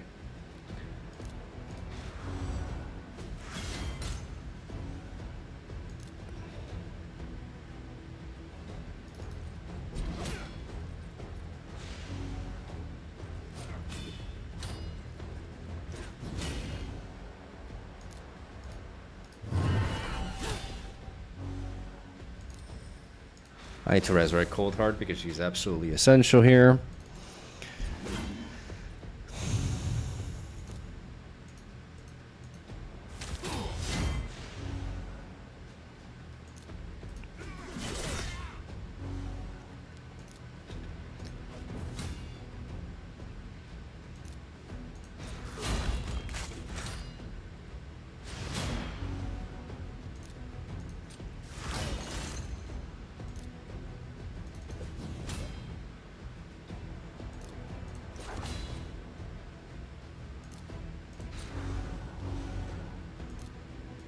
Okay, she's gonna have her Heartseeker online again. And I need to... First of all, I need to remain healthy. And I need to find a way to stall a little bit. You're gonna kill her? No. Okay. Because I need my Rector to be able to resurrect my... Yes. Perfect. Perfect. We're ready. We're ready. We're ready. We're ready as we've ever been. Okay.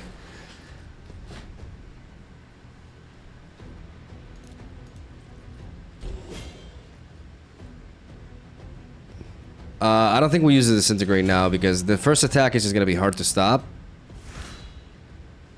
And I'd rather preserve to be able to gang up on him afterwards. So I'm going to have to take this first hit.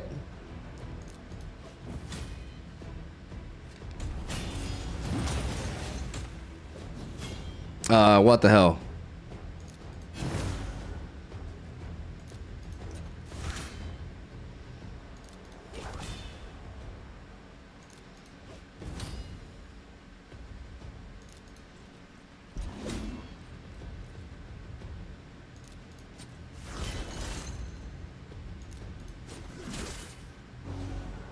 Am I dead?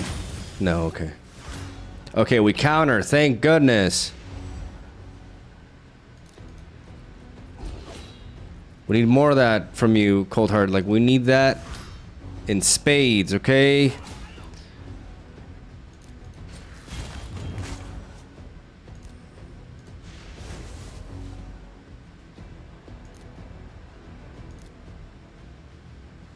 Are we there? Oh my god, we are. Oh my god. Oh, there we go.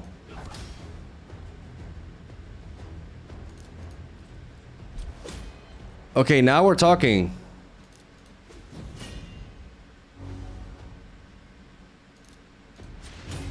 Get that. Why are you not getting that poison, bro?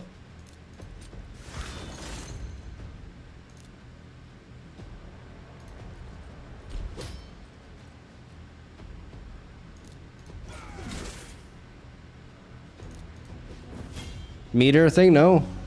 Okay. Oh my god, he killed her.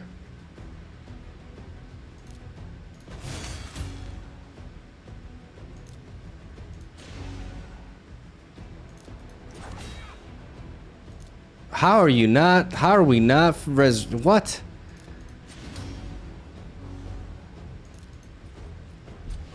Oh no, not like this.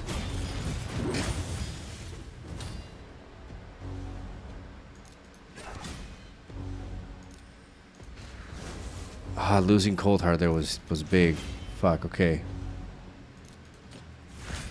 I wasted my Disintegrate timing as well. Guys, can we heal?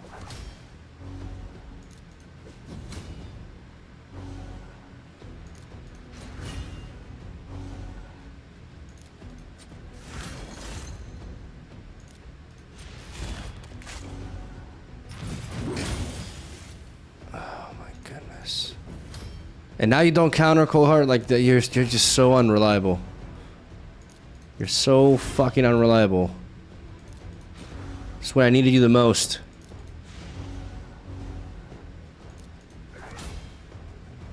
Just heal, bro. Okay. Okay, now we're talking.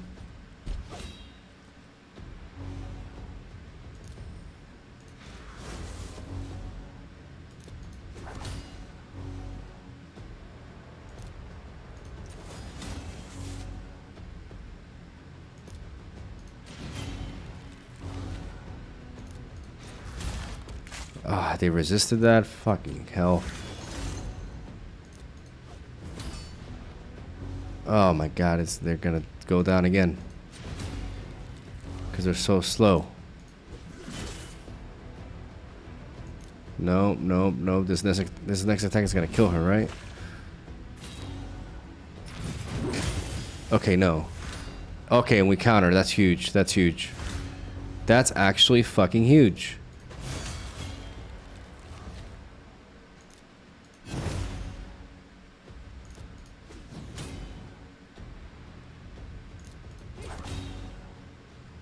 Oh, Cold Heart, no.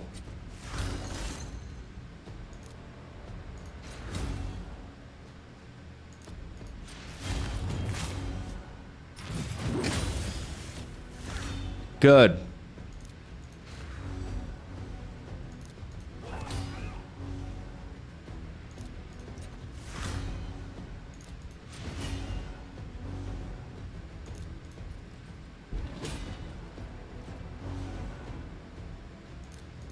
Okay. Cold Heart. Finish him! There we go. God damn.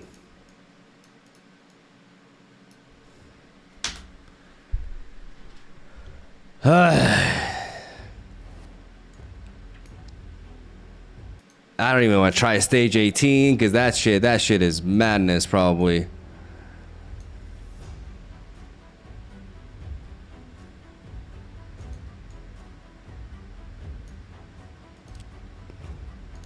We have made some progression though, like it's just been quite minimal.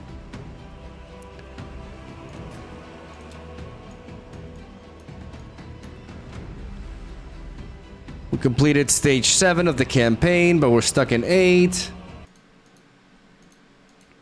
We made a little bit of advancement here and there, but the dungeons, like...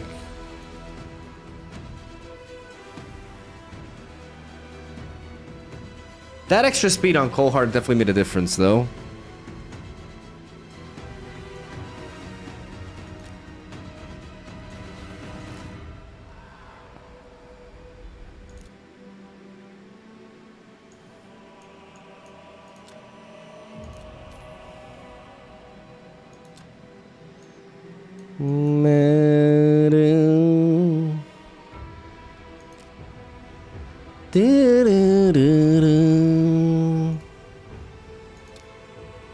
You know, for fun, let's get a mythical one.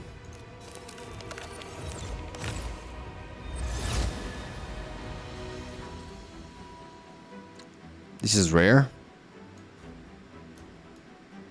Her booty's kind of crooked. No, we don't judge.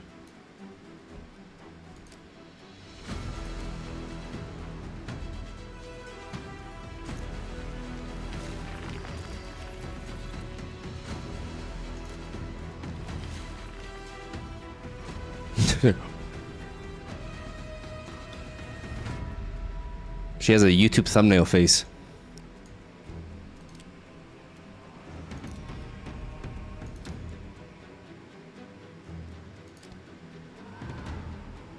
Stop jorking. Stop jorking to the champions.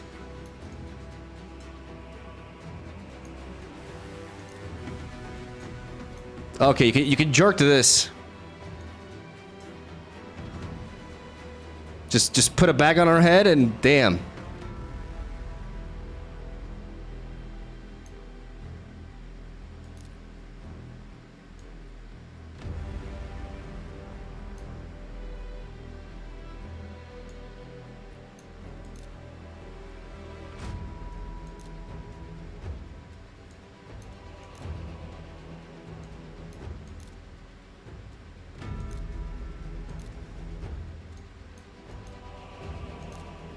It's XD Dean.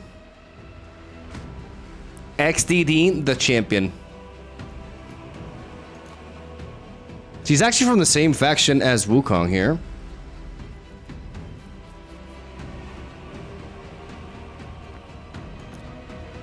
I could have made use of these legendary champions. There's just a lot of information to absorb. But this guy looks really cool. What does he do? Attack one enemy 3 times. Each hit fills the champion's turn meter by 6%. Okay, so he accelerates. Attack. Okay, an AoE attack that has a 75% chance of placing a 60% decreased defense debuff for 2 turns. And then, okay. Will ignore unkillable buffs and shield buffs. Fill this champion's turn meter by 30%. Fill this champion's turn meter by 6% instead of the target has 50% less HP after the attack. So he just like accelerates onto himself constantly. He's like a really fast guy. Yeah, this would make the Fire Knight easy. Yeah. I could have invested into this. I've mismanaged my resources. That was one of the aspects of this challenge that was tricky, right? Like, I have a specific period of... That's why I did not unlock the mine, for example. But, you know, now I'm gonna do it because it's a good investment for long term.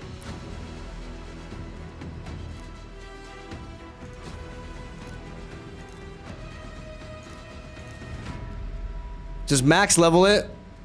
I didn't do this earlier because in the time span of the challenge, it actually wasn't worth it. But this is a very good thing to do. Like, just max level the gem mine, and then you're just getting a bunch of gems in return. Like, you're actually, long term, you're just getting a lot.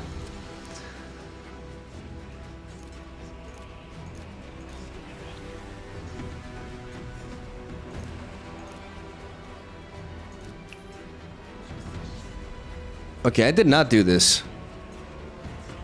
I was not taught about this.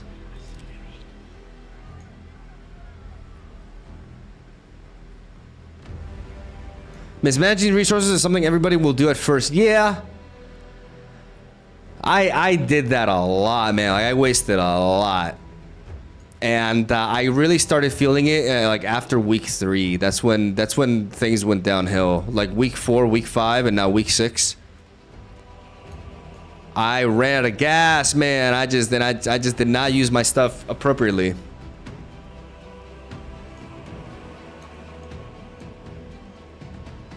For long term, you're gonna keep playing. I mean, yeah, of course. I got my champions built up. Would be a shame to throw it away. But it'll be nice to like just dive into the game without having like this time limit, right? Of like this period of time where you have to accomplish things, and you can just take it much slower. I think that actually hindered my progress because I just try to go turbo, and I tried to rush through things.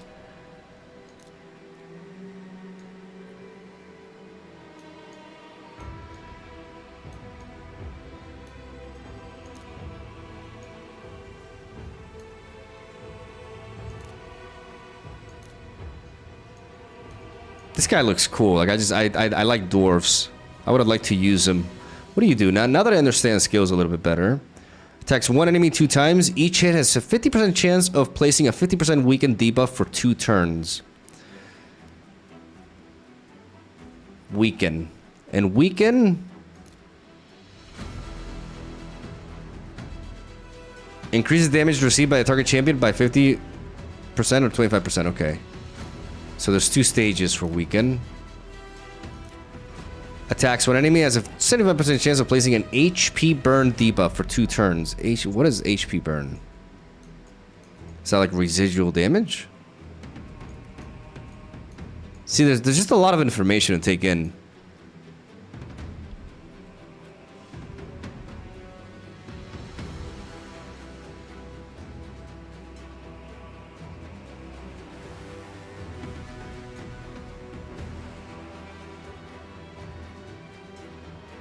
Oh, so it hits everything. Oh, that's pretty fucking cool. When attack has a 30% chance of extending the duration of all debuffs and the attacker by 1 turn. He only has 2 skills though? Wait, what does he only have 2 skills?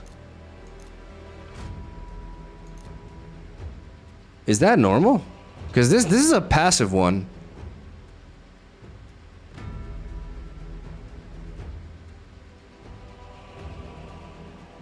Can somebody explain this to me? Why does he only have 2 skills? Like, where's his 3rd skill?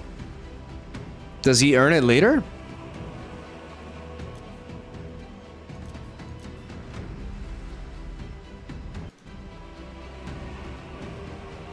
Be aware that everything is time gated. FOMO is real and players feel pressure. Help out a boomer. What does FOMO mean again? Yeah, some champs have 2 skills or 4. Okay, that's a downside to this guy, though.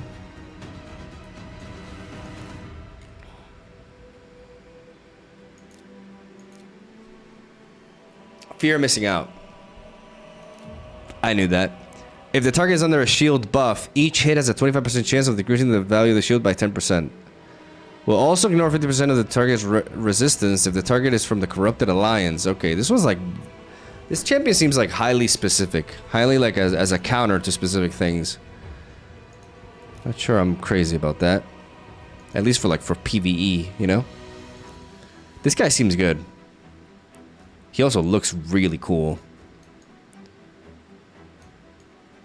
He's really flexing his knees there.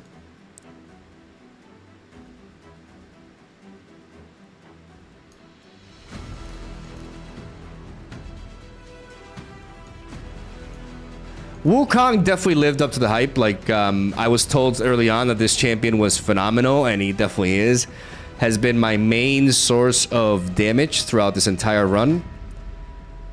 Like, there's just a lot of things I just would not be able to kill, especially the hordes, if it wasn't for like this skill, the Staff of Wonder. Lives up to its name. Oh my goodness, like this just clears. And stealing the buffs, you know, like the ability to stun with his main attack, and the fact that he just resurrects himself with the unbeatable Wukong. This guy has just felt exceptional. Rector Drath has really felt good, especially early on, but then later I think Ugo is ultimately better. It's just felt better. Like this Maelstrom Rack plays really well into Wukong, especially when I actually made Ugo faster than Wukong.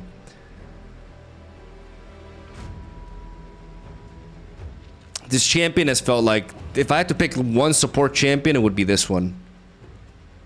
Coldheart just, you know, extremely frail, hits like nothing, but the Heartseeker attack and the fact that this hits 4 times, very useful against Fire Knight and the Spider. Like, I actually could not have beaten those without her. And Kale, I mean, Kale has been decent, but he kind of fell off for me, honestly. Like, now, he just kind of... I wish I could replace him with, like, this guy, for example.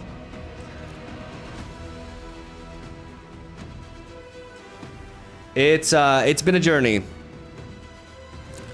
It's been a journey. We failed, but it has been a blast.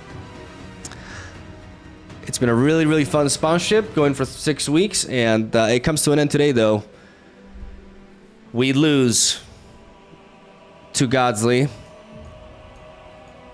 but it was about the journey.